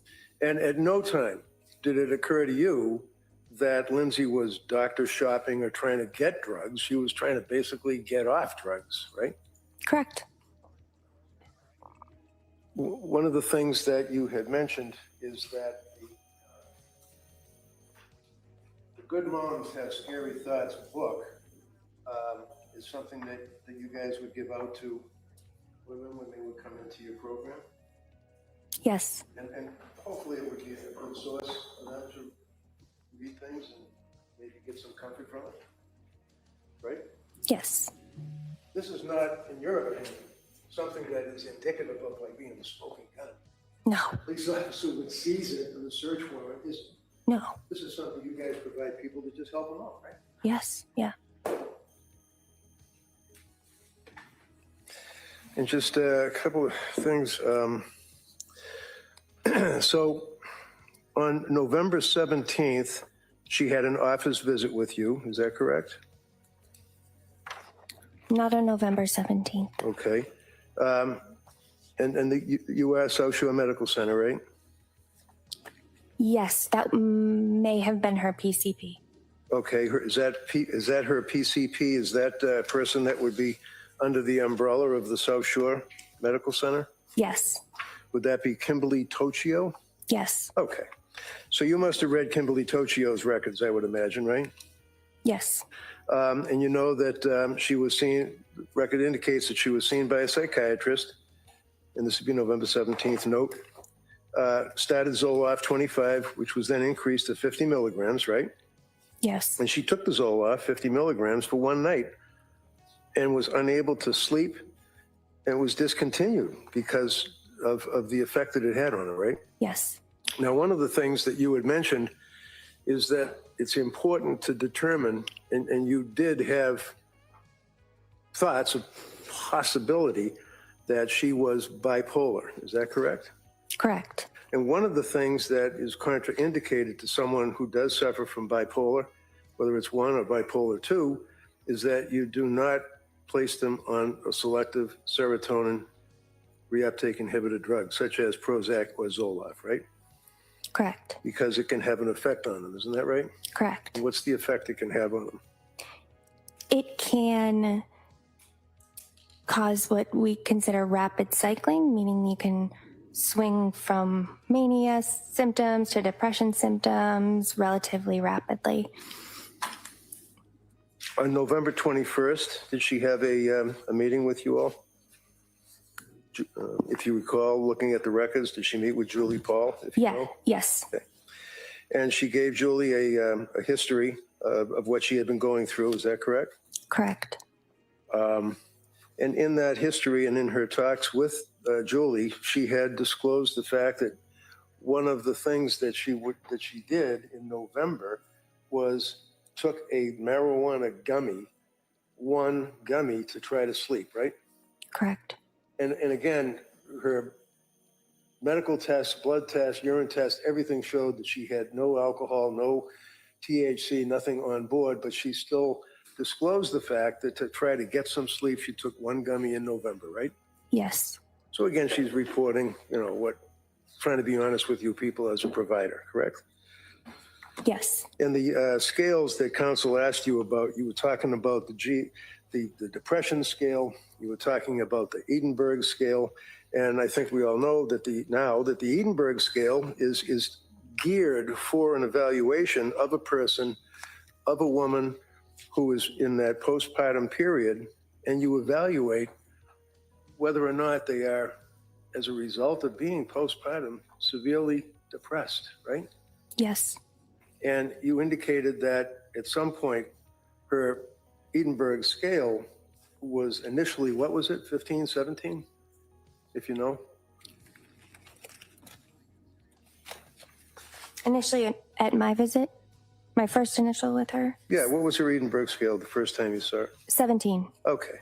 And that would be moderate? Moderate. Okay. And then she had another Edinburgh scale after that, correct? Correct. And when was that, if you know? December 6th. And what is EPDS? What does that mean? Edinburgh Postpartum Depression Scale. All right, so would you look at November 21st, please, which would be, so November 21st, she was administered a Edinburgh test, right? On the 21st. That would have been at Julie's appointment. I don't have that in front of me. If I told you that, well, on November 21st, it's a short period of time after November 17th, did they, whether it's Julie or somebody else, administer an Edinburgh test to her? Yes. And what was the result? 23. That's severely depressed, isn't it? Yes. So in like 6 days, she decompensated from Edinburgh scale 17 to Edinburgh scale 23, right? So she was 23 on November 21st. Right. And 17 on November 29th. Okay. So when you see a patient that's come to you and has an Edinburgh scale of 23 and an Edinburgh scale a couple of days later, that would be, what was it? 17. And what was it when you first saw it? You referenced it before, 17? 17. Yeah, that's still pretty high, isn't it? It's high, yes. Would that give you pause in conjunction with the symptomology that she's referring to and self-reporting what she's feeling? I mean, the fact that she has a 23 on the Edinburgh scale, which is very high, and then followed up a couple of days later by a 17, taken in conjunction with what she was saying her symptoms were. That's of a concern, isn't it? Yes.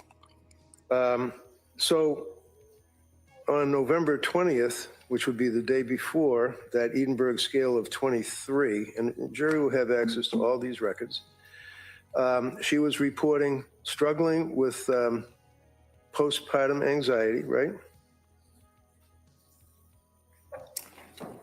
I can't speak to Okay, that. that's fair enough. We'll go to when you treated her. Yes.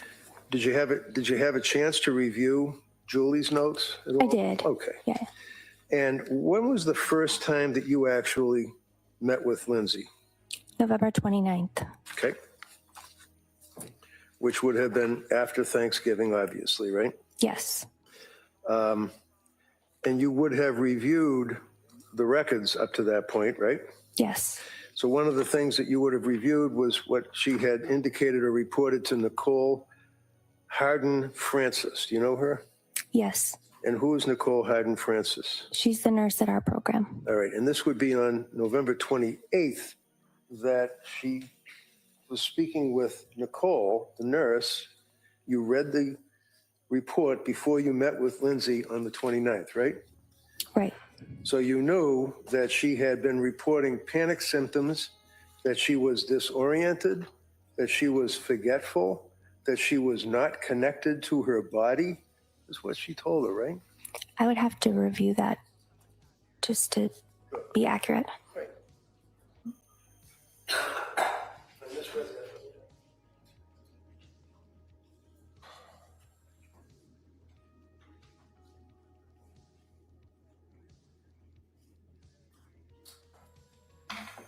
That's correct. Okay. And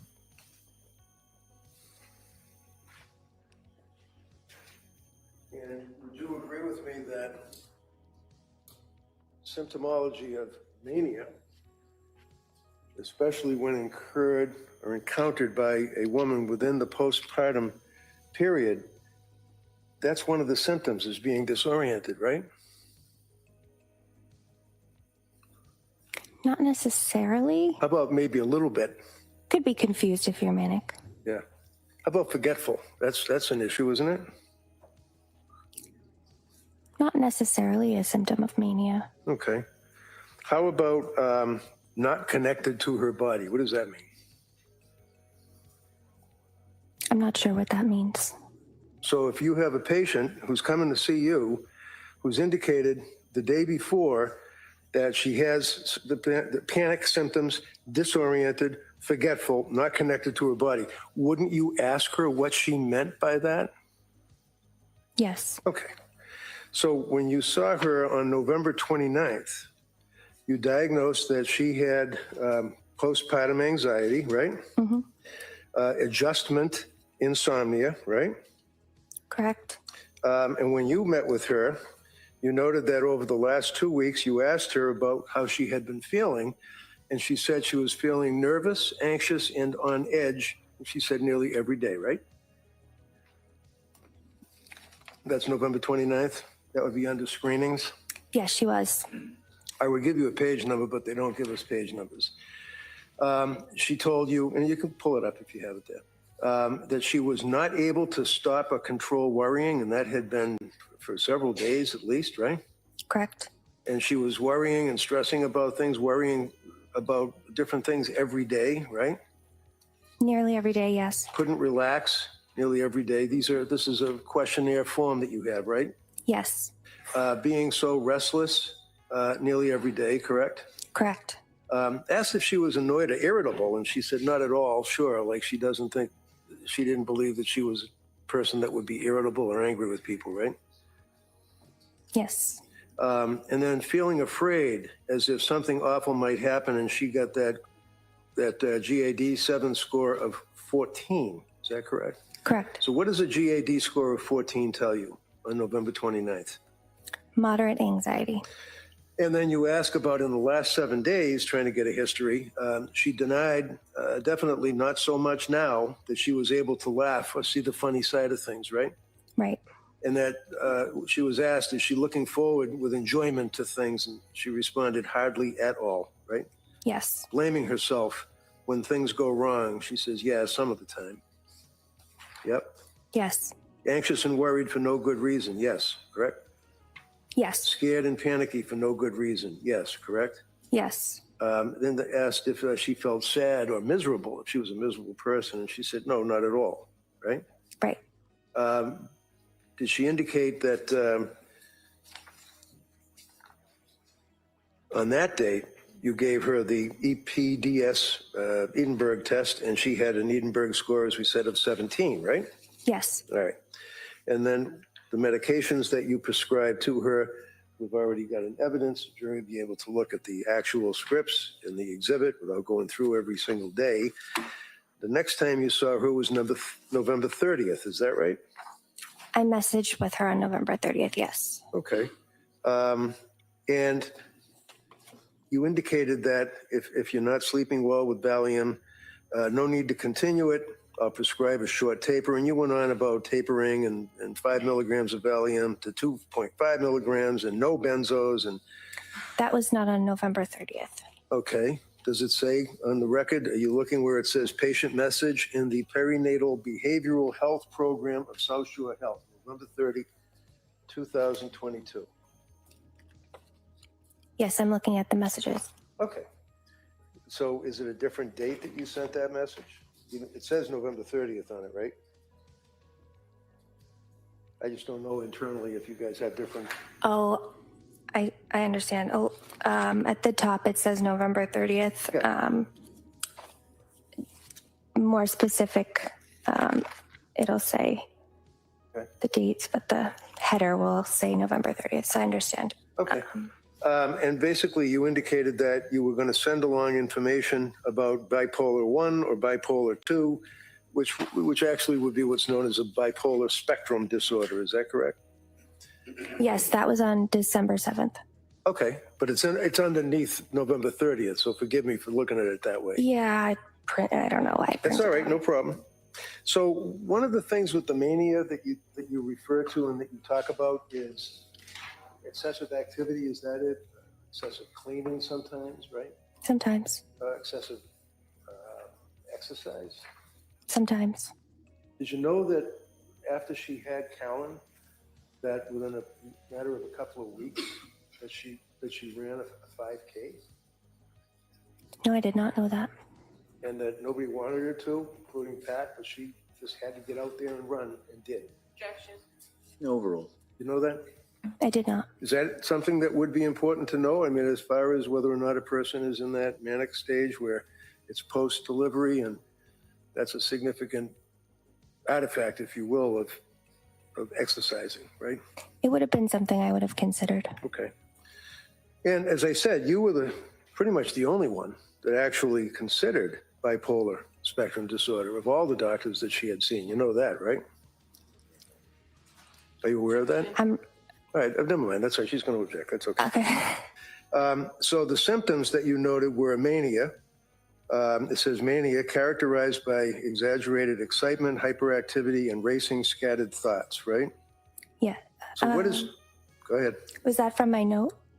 I'm looking at the same thing that we've been looking at, which is, Oh, the information I sent her on bipolar. yeah, it says, yes. hi, Lindsay, and then your note, right? Mhm. Your Honor, if I may suggest maybe showing the witness what he's referring to. She has it in front of her.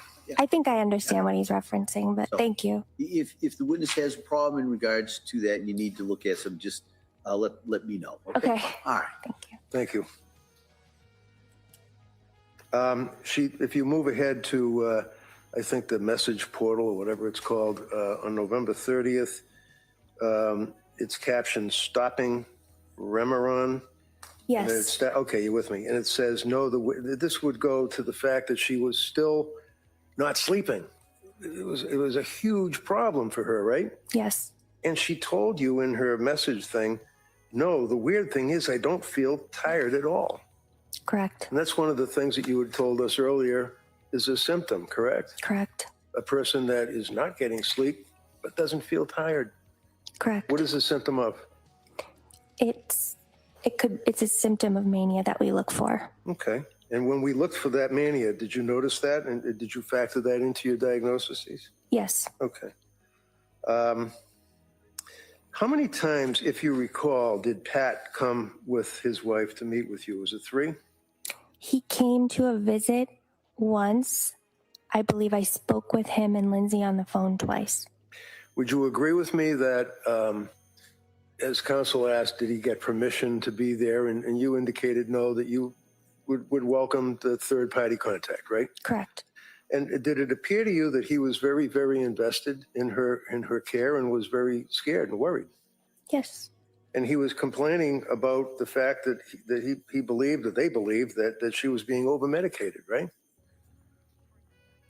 I believe he was concerned about her symptoms. He felt that they started once she started being medicated initially. Right, because she indicated that when she first started taking the SSRI back in October, I believe, that she ended up having it increased and then had a period of almost 2 days where there was no sleep whatsoever. That was one of the instances, right? Yes.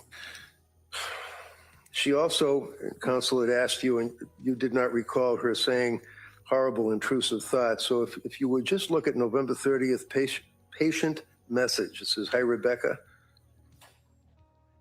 And then it begins, I don't expect you to answer this until Monday.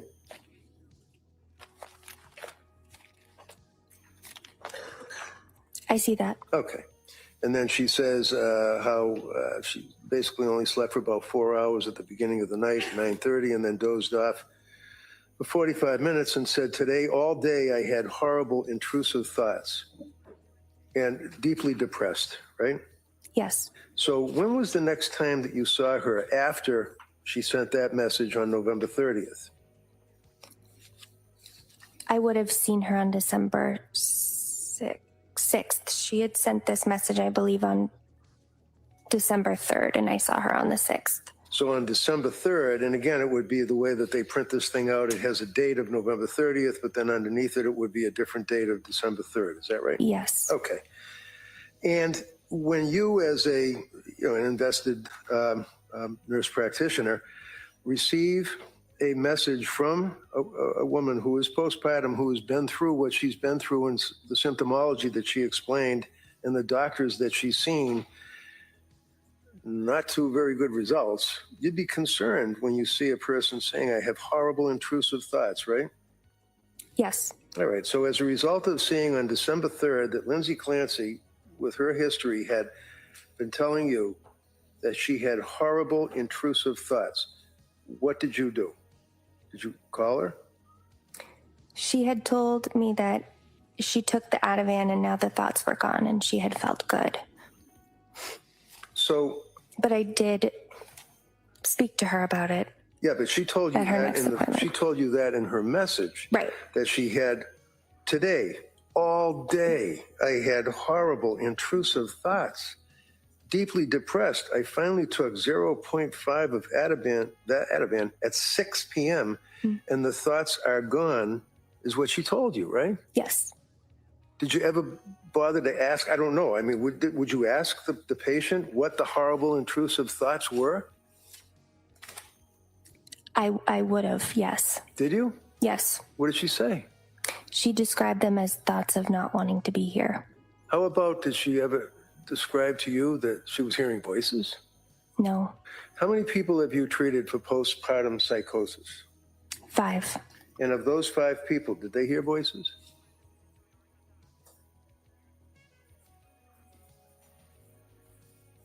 Not all of them.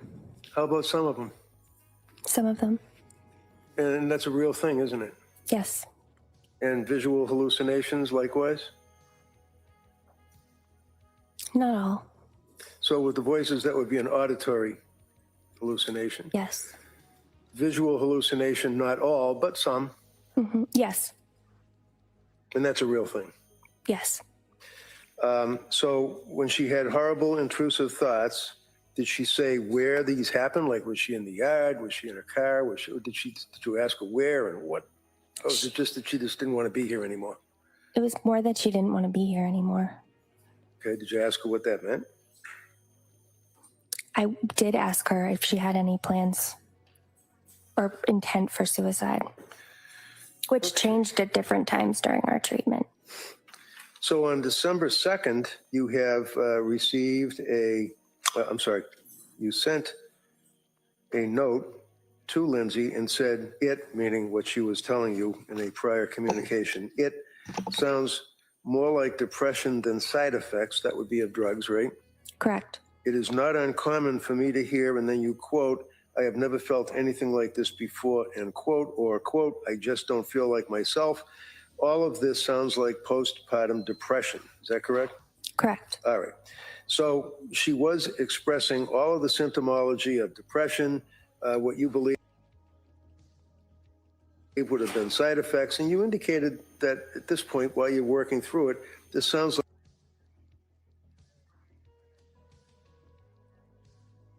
like postpartum depression, right? Correct. And what would the symptomology of, what does postpartum depression mean, and what is its effect on a patient? Postpartum depression is like depression at any time during a patient's life. However, there are some unique considerations. It typically occurs in the first 3 months after a person has a baby, but it can happen at any point in the first year. The considerations that are a little bit different than regular major depressive disorder are that there are significant hormone fluctuations that a person undergoes when they deliver a baby. Sometimes they breastfeed and they wean from breastfeeding, and that can set off additional hormone shifts. And it tends to be a very anxious presentation. And obsessive thoughts can occur with greater regularity in postpartum depression than they would with major depression outside of the postpartum period. So as a result of this information, you prescribed medication to her?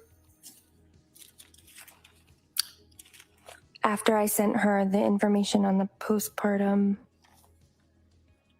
would this still be December 2nd? Looking at the form that you have, it would be, yes, but I don't know if it's another date that there's a message underneath it. So let's look at the record where it says that on December 7th. 7th, Yes. okay. Okay. And that's where you talked about bipolar spectrum disorder, right? Yes. And that's where you talked about how people would have these feelings of goal-directed activity, overly talkative, racing thoughts, need to sleep, things of that nature, right? Yes. What was the end result of that? Did you prescribe medication for her? I did. And what was it? Seroquel. One of the things that you had mentioned is that you provided a mood chart, I think. Is that what you said, a mood chart? Is this it? Is that an indication just so the jurors know that it's in the records? It's a horrible That looks accurate, yes. Yeah. Yeah, there it is, right there. See on the very top it says mood chart? To the left? Yes. All right, and on the top it says daily mood chart. And then you also provided another chart on that date. What is that? That's another variation of it? It's the weekly mood chart. Okay. So did you tell her to fill this out? I suggested that she fill it out so we could keep track of her symptoms. Okay. Do you remember if she filled it out when she spoke to you? She did not speak to me about filling it out. After that, she did say she printed it out. Okay. Did you ever ask to see it? I don't recall. Okay. On December 1st, you met with her, is that right? Oh, no, wait a minute. Christine Zappi. Who's Christina Zappi? I believe she's also someone that works at South Shore Medical Center. All right. Do you know that she saw Christine Zappi on December 1st? Christina. I'm sorry. It says Christina. I'm not sure if she saw her for a visit that day. Okay. Have you seen in the pool of records that you have that she did see this individual and noted that she had been dealing with the problems, the insomnia symptomology, for over a month and a half, and medications keep changing, and it doesn't seem like much is helping. Did you ever see that? That does sound familiar. Okay, so she was somewhat in, this is almost hand in glove with saying, I'm not being heard, right? Yes. Same idea. Did you see her on December 2nd, the next day? I spoke to her on December 2nd. Okay. And again, the district attorney kept asking you about, she had the opportunity to come in and see you if she wanted to, and things of that nature, right? Yes. And would you agree with me that it's sometimes better to have a face-to-face actual meeting with a patient rather than just on the computer? Yes. Did you ever, if you recall, with all of the symptomology and deterioration going by week after week, say to her, I really think that we should get together in person? Yes. So we met in person on the 6th, and our plan had been to meet in person on the 13th. Okay. So that would be December 6th, correct? Mm-hmm. Yes. Now, December 2nd, you had a conversation with her on the phone. Is that right? I believe it was just my chart messages. Okay. So you see on where it says, again, it's got the big black letters, December 2nd, 22, and then underneath it, it says behavioral health history. Can you find that on your records? If you don't, that's fine. That would be the time that she indicated that she had been to the ER for anxiety symptoms as well as insomnia and heart palpitations. You remember that? I don't see that. Okay, well, then let's get it. Do you have access to other staff notes and records, right? I do. I only brought my own. Okay, with me. that Yeah. answers that. So if I approach you, Yes. Can I see what you're showing her first? Sorry. sure. Let's look at it. Yeah. Latasha Dukes. Who's Latasha Dukes? Letitia Dukes was a clinician at our program at the time. All right. So am I looking at Latisha Dukes, MSW? What does that mean? Master of Social Work. All right. And does that indicate a date that Ms. Dukes saw Lindsay? December 2nd. All right. And on December 2nd, again, she was complaining of symptomology. She meaning Lindsay having heart palpitations, right? She's describing that she had heart palpitations and she went to the ER for anxiety symptoms. Okay, so the answer is yes. Yes. Okay, so Yes. And that she then went to the ER, and per a patient's report, she has an addiction to Ativan, and that's why she can't sleep. And she also noted had weight loss, right? Correct. And panic attacks, right? Correct. So she's got a fear that she's on the benzodiazepines by script that she didn't want to be on, and she couldn't sleep, and she was losing weight, and all the other symptomology that we talked about, right? Correct. And that's in December. Yes. December 5, Nicole Hayden Francis had a chance to speak with Lindsay. And at that point, there was a recommendation that she might want to try INPT LOC. What does that mean? Inpatient level of care. Okay. And that would be Nicole Hayden Francis, who's a nurse, was telling her that on December 5. Yes. Now, and again, I know you don't have the records from Letitia Dukes, so if I may approach. You may.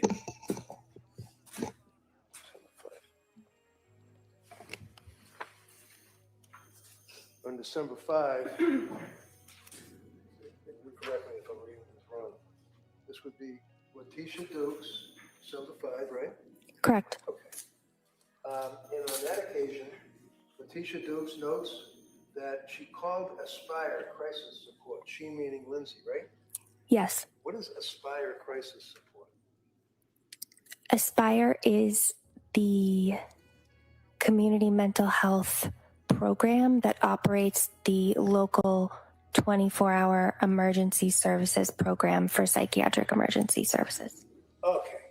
So when I say you collectively, I mean psychiatrists, nurse practitioners, RNs from in the psychiatric world, tell patients that are in crisis that if you feel that you're going to have suicidal ideation or anything, you should call these numbers, is what you people will give them, right? Yes. All right. She called Aspire Crisis Support, not once, but twice, right? If you know. I'm aware of the one time she called. Okay. But she was not given any help at all by Aspire, whoever they are, right? I'm not aware of that. Well, it says right in the records from Letitia that she met with an Aspire clinician virtually and was told that she did not meet the criteria for inpatient treatment due to not having an SI plan. What does that mean? They just told her you're not laying on the ground with your throat cut, so we're not going to be able to help you? Can't speak to what they told her. So Aspire then recommended that she start or go to a day program. Is that correct? That's correct. And the clinician said that he, from Aspire, would be sending the patient resources, right? Correct. But they never did they? If you know. I don't know. Further, Letitia notes that they review the sleep hygiene with the patient. Clinician provided patient suggestions for meditation, grounding, self-soothing techniques? What's a self-soothing technique? No. It might just be simple strategies to soothe yourself using any of your five senses. And she notes, and again, this is on December 5th, that Pat, patient's husband, joined the visit, reporting that her anxiety had become significantly worse since starting the psychiatric medications. Did I say that? That is what that says. Okay. And in fact, when you spoke to Pat, he had told you that, in his quotation, his words would be, it was 10,000 times worse since she started this medication, right? If you know. I don't recall him using that phrase. But he was upset about the medication, wasn't he? I would say he was concerned. Do you recall that he said that you're turning her into a zombie? I do not recall that he said that. So would you say to the jury that he was concerned or he was pissed off about the medication and what it was doing to his wife? Objection, less than answered. No, overall. I would say he was concerned. Concerned? Okay. Did anybody address his concerns? That day. Any day? I would say that day I collaborated with them to take her off certain medications. Okay. December 6th, you had a meeting with her. Is that correct? Correct. Again, she's diagnosed postpartum anxiety, right? Correct. Her EPDS score, as a result of being administered the Edinburgh test, was at that time a 21, right? That would be underneath office visit and perinatal behavioral health, above assessment and recommendations. Correct. And 21, how would you grade that? Severe. Severe what? Severe signs of postpartum depression. Do you know that she had lost over 15 pounds by that point? I was aware she had lost some weight. I was not aware that it was 15 pounds. Okay. So then there was another patient message on December 7th where she again was expressing concern about the drugs, and you indicated, either way, I continue to recommend the Valium taper, right? Correct. There was a period of time that she indicated that she wanted to get off the medication and get off the drugs, and you indicated, as you told us, that you were on vacation that week, right? Yes. You basically told her to tough it out and just hit me up when I come back from vacation, right? No. Did you tell her to call you when you came back from vacation? No, I asked that she try to hold off and wait for me to come back from vacation for the taper. She had wanted to taper it sooner. All right. Do you have somebody that covers for you if you're on vacation? Yes. Does somebody cover? She said that she was going to follow up with her other psychiatrist for the taper, but she did reach out to our program while I was on vacation. Sorry, I couldn't understand you. I'm sorry. I know that she said that she had an appointment with her psychiatrist who would do work on the taper with her. And I do know that she was in contact with other providers at our program, including Letitia Dukes, while I was on vacation. And Letitia Dukes is a social worker, is that right? Yes. Okay. December 9th, there was another telephone encounter, it's called, right?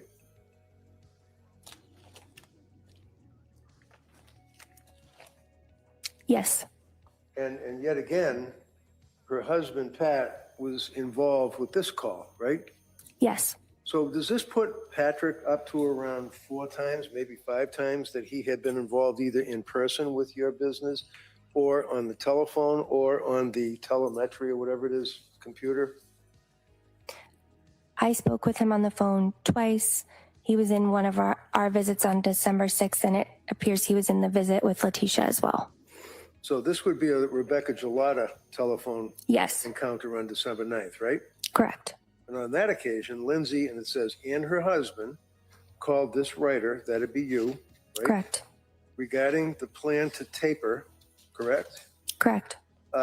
And they both agreed that Lindsay's symptoms remain too acute. What does that mean? What's acute mean? Severe. Did they say that she's sleeping but waking up? Let me back up. Was he telling you all of this while she sat there? She wasn't saying much in that conversation, was she? I don't recall who was saying more than the other person. Do you recall that she indicated that she wanted her husband to be involved to speak for her because she was really decompensating, right? She wasn't self-reporting and self-advocating too well for herself at that point, was she? I just know she did have her husband on the call, and he did speak on the call. They indicated that she was waking up with panic symptoms, right? Correct. What panic symptoms? What does that mean? Panic symptoms can be this sudden rush of intense. That's not what can be. What did she tell you, or what did her husband tell you? Her panic symptoms. Panic symptoms. What were they? Panic symptoms are racing heart, intense fear. Those are panic symptoms. Sudden rushes of intense anxiety that seem to come out of nowhere. Okay. Is that something that you learn in school, or is that in a book? Is it in the DSM, or what? So we all have our own opinion as to what panic symptoms might be, but from a medical standpoint. Those are what panic symptoms are. Would you agree that Patrick, in this conversation, also indicated that she was having intrusive thoughts yet again? Right? Correct. What were the intrusive thoughts that she was having when she wakes up with panic symptoms? I don't recall the specific intrusive thoughts. I recall asking about safety and that she did identify having thoughts of suicide. Well, Patrick told you that she has thoughts of suicide, right? Lindsay as well. Okay, so I'm asking you, what you, as an invested healthcare provider, told this woman to advise her, what your investigation revealed. If you have a patient tell you, I'm having intrusive thoughts, what were they? I recall that they were intrusive suicidal thoughts. And is this a frequent theme that you noted? I don't know if it was a frequent theme that I noted, but I know that it was documented several times throughout her course of treatment with providers in my program. So at this point, with all the providers of your program and her indications, as well as her husband's, about the number of times that she had suicidal ideation, did you prescribe more drugs for her? At this occasion, I prescribed Valium. You bumped her up to Seroquel to 400 milligrams, didn't you? Yes. Did that help? How'd that work out? At 200 milligrams, she was able to sleep. So I felt that the manic symptoms in her mixed presentation were alleviated at 200. So on December 12th, she sent you one of those messages. Thank you, Rebecca. December 12th. She says, for the last 3 nights, I've taken 2.5 milligrams of Valium and 200 of Seroquel. I have to say, I do like the way it makes me sleep deeply and soundly for about 7 or 8 hours. I don't like the way I feel in the morning. You read that to the jury for the DA, right? Yes. But then the rest of the sentence is incredibly depressed and unmotivated to do anything at all. Do you remember her saying that? Yes. Now, you'd agree with me that that's one of the observations that you make, or symptomology of a person that's suffering significantly from postpartum anxiety, depression. She's incredibly depressed and unmotivated to do anything, right? What does that mean? What does she mean by that? I'm not sure I understand the question. When she says that she's unmotivated and is incredibly depressed. Was she able to go shopping? Could she get in the car and drive? Did you know that she stopped driving? I was not aware of that. On December 12th, she saw Letitia Dukes. Patients reporting thoughts of SI, suicidal ideation, but no plan. She contacted Crisis over the weekend and will be starting a PHP in Norwell. What does that mean? Partial hospitalization program? Okay, and that's because, yet again, she's reporting the suicidal ideation, correct? Correct. And there's a difference between suicidal ideation and having thoughts of suicide, right?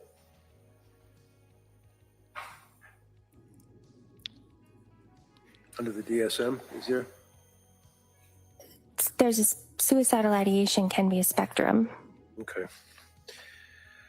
On December 13th, telemedicine in the perinatal behavioral unit. Again, there was a concern about suicidal ideation, and her look underneath Edinburgh postnatal depression scale, if you have it, was now 20. It's still severe, right? Correct.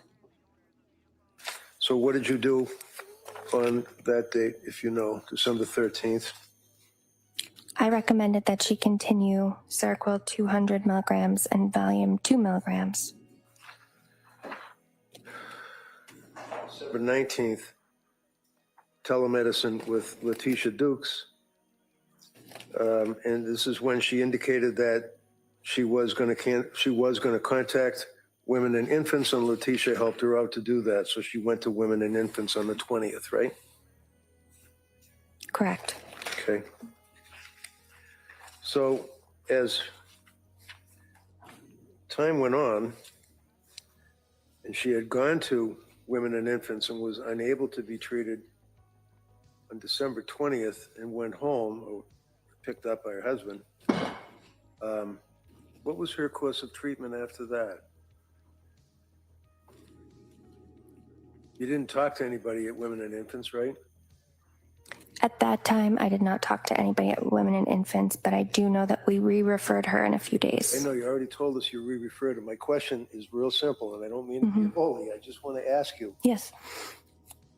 Did you talk to anyone at Women and Infants? No.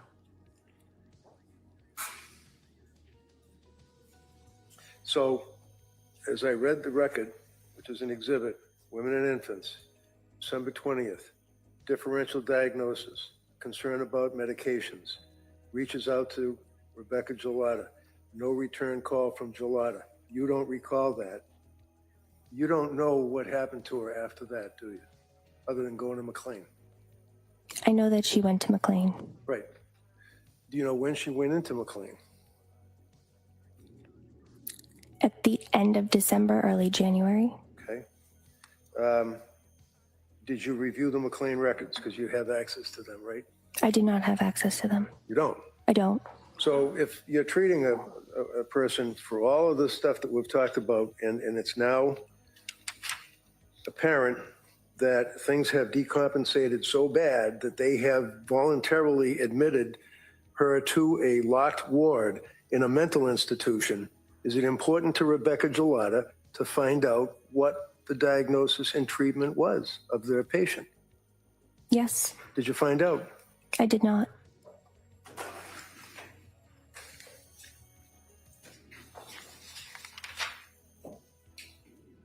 And anytime you called in an ROI, anytime you needed a release of information, such as a HIPAA release, she would have signed it, right? Action. Overall. Would have. You have no reason. Calling speculation. Well, not hardly. I'm going to allow that. The jury can weigh that. You can explore that on cross-examination. Redirect, I'm sorry. From your treatment, from your treatment of Lindsay and her efforts to be a good patient and tell you all what her symptoms were and third-party contacts and everything, she, to your opinion, she would have signed a release for you to get access to pretty much anything you wanted, right? I'm not sure if she signed a release for McLean to be able to speak with us. Did anybody ask her? Did you ever ask her to sign a release? I did not.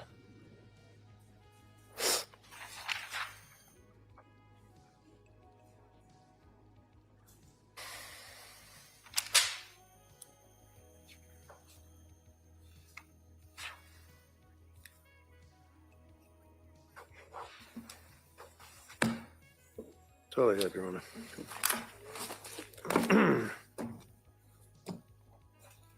Wow. All right, Attorney Buckingham.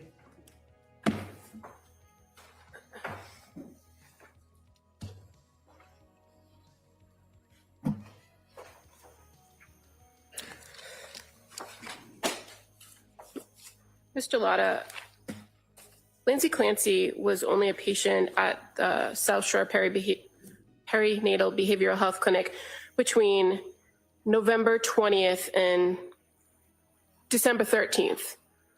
Fair to say? Meaning November 20th is the first contact she had with Julie Paul, right? Yes. And December 13th is the last time that you met with her. Yes.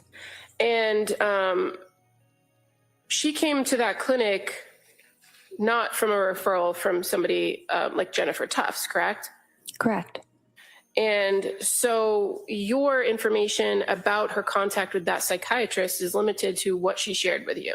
Correct. And she never offered to you that maybe you should talk to her, did she? Correct. Now, you've also been asked about providing all the different medications.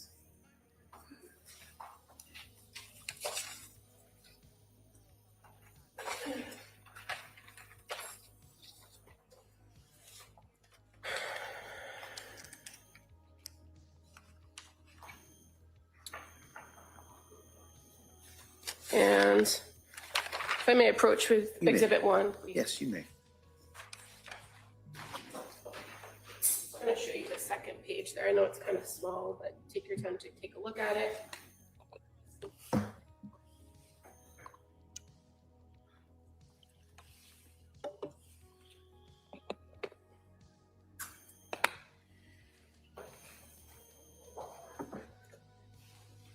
Do you ever see on there that you prescribed any medications to Lindsay Clancy in January of 2023?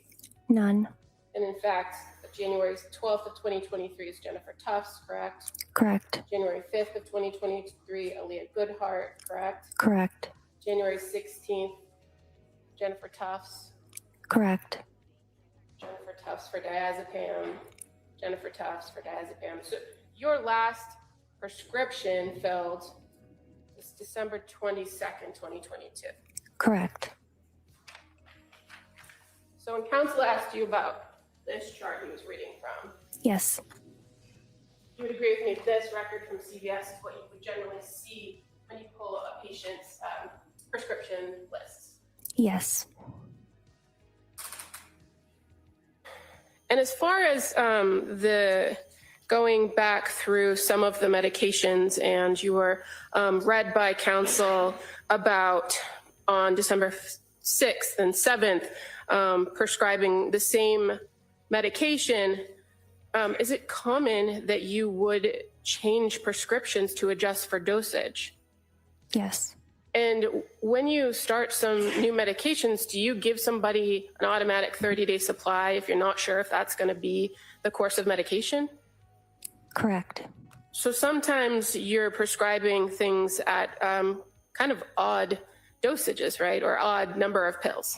Yes. So on December 6th for the diazepam, you actually prescribed 1 pill. Yes. And then December 7th, 2 pills. Yes.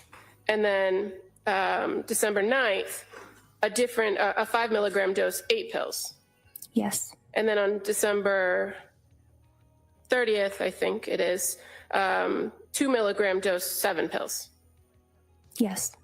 And then the Seroquel as well. On November 30th, when you first prescribed that at that low 25 milligram dose for insomnia, she was given 30 pills. Yes. And then when you changed the plan as of December 7th, you had to give her a new prescription for a higher dose, didn't you? Yes. So that's the 100 milligrams at 22 pills. Correct.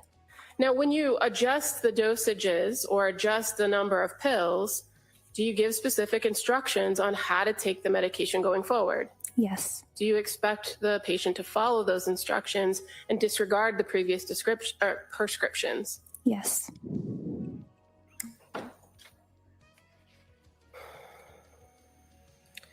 Now, at several points, you've indicated and counsel asked you about referrals or recommendations that Ms. Clancy go to a partial hospitalization program, right? Do you recall that line of questioning? I do. And does South Shore Perinatal Behavioral Health have a partial hospitalization program? Not at this time. And so oftentimes you have to pair or recommend places outside in other communities, correct? Correct. And you've talked about women and infants, and that's one of the places that you've referred and that you did in fact refer this patient, correct? Yes. You don't have an affiliation with women and infants, do you? No. So any information that you receive would have to come from the patient or at the patient's request. Is that fair to say? That's fair to say. In regards to her visit to women and infants in December 20th, you had contact with Lindsay Clancy the next day, didn't you? I did. And that was through the MyChart messaging? Yes. And she explained to you what happened at Women and Infants? Yes. She gave you details about what they told her, that she wasn't going to benefit from the groups, and that when she told them about her medication history or medication issues, that they believed that she should come off Seroquel. Yes. So while you don't have the records of the diagnosis, you had a report from the patient about what they were recommending, didn't you? Yes. And as a result of that, you started a conversation with her about tapering Seroquel, didn't you? Yes.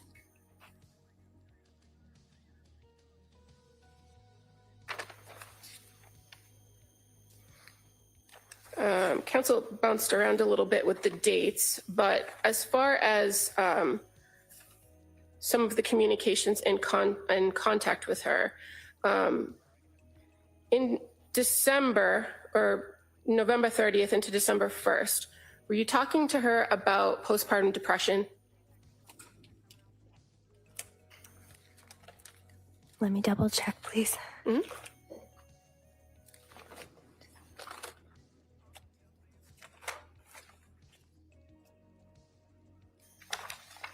I was. So that's when you sent the information and the mood chart, right? Yes. So that's November 30th, December 1st.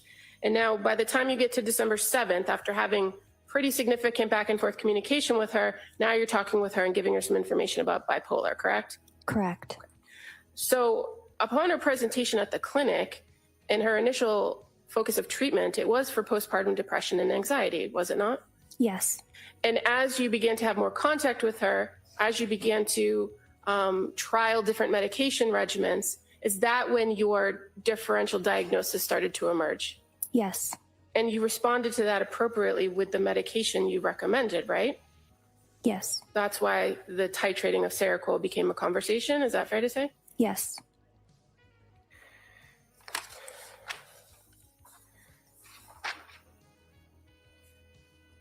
And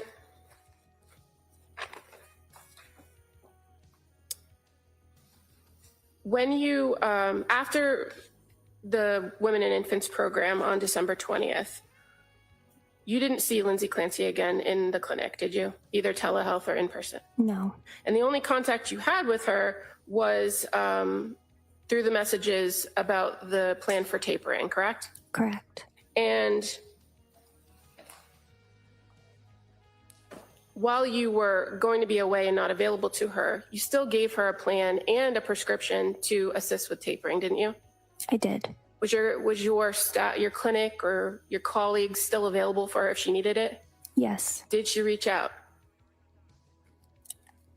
I believe that either she or Patrick did reach out on December 30th. And that was for a higher level of care recommendations, right? Correct. But as far as issues with the taper, did she reach out to you or your colleagues about issues with the taper?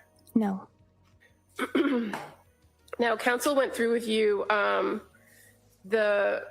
call in which Patrick and Lindsay, or Lindsay, indicated to you that she was having panic symptoms and intrusive thoughts. Do you recall that? Yes.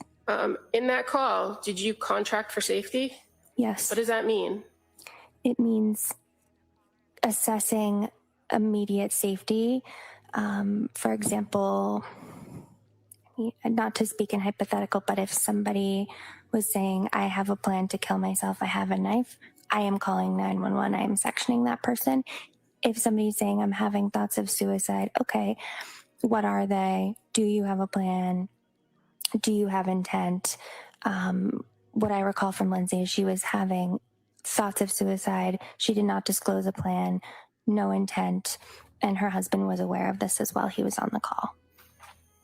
And in fact, in any of the times that you met with or had messages with Lindsay Clancy and she talked about intrusive thoughts or suicidal thoughts, did she ever articulate that she ever had a plan? No. Or that she ever actually had any intent of completing the act? No. And you're aware that she did have support in the way of her husband and her family, didn't you? I was aware of that. And again, intrusive thoughts, when a person tells you, a postpartum mom tells you they're having intrusive thoughts in your training experience, in the times that you've treated moms with postpartum depression or anxiety or even psychosis, that's a fairly common complaint, right? Yes. And again, depressed and unmotivated, fairly common to hear those from new moms. Yes. And in your experience in treating individuals with postpartum psychosis, whether they hear voices or not, did you ever have any concerns based on your contact with Lindsay Clancy that she was suffering from postpartum psychosis? I did not. I have nothing further. Well, it appears as though she was, doesn't it? Objection. Hold on. Why don't we do this?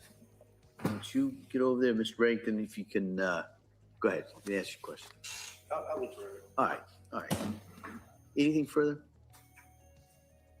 All right, you can step down. Thank you. Thank you. All right. Counsel, could I see you over sidebar?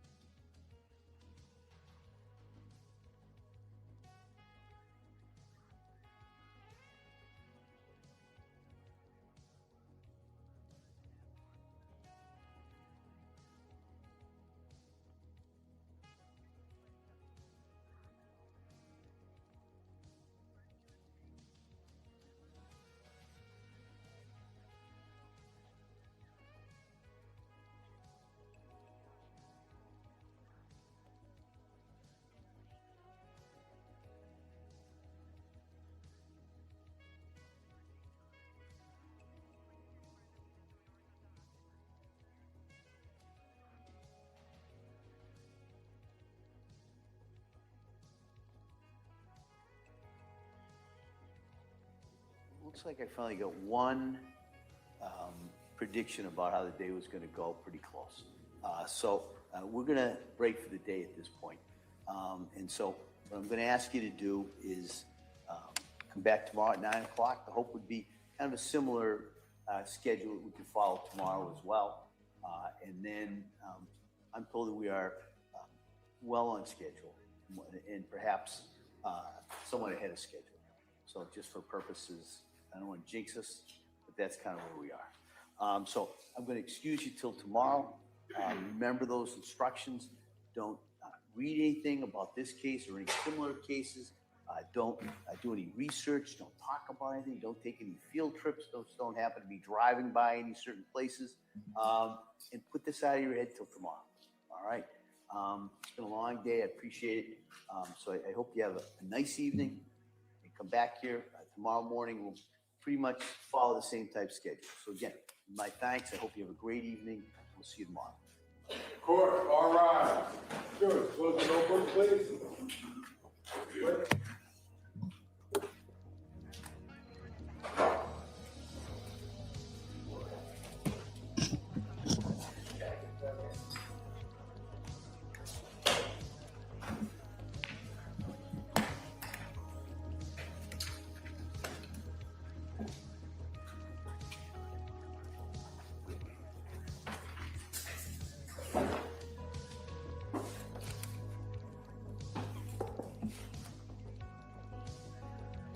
Exited the quorum. This court's in session. All right. Counsel, anything we need to address before we recess till tomorrow? No, thank you. All right. So this court will be in recess on this case till tomorrow, 9 o'clock. Thank you. Court, all rise.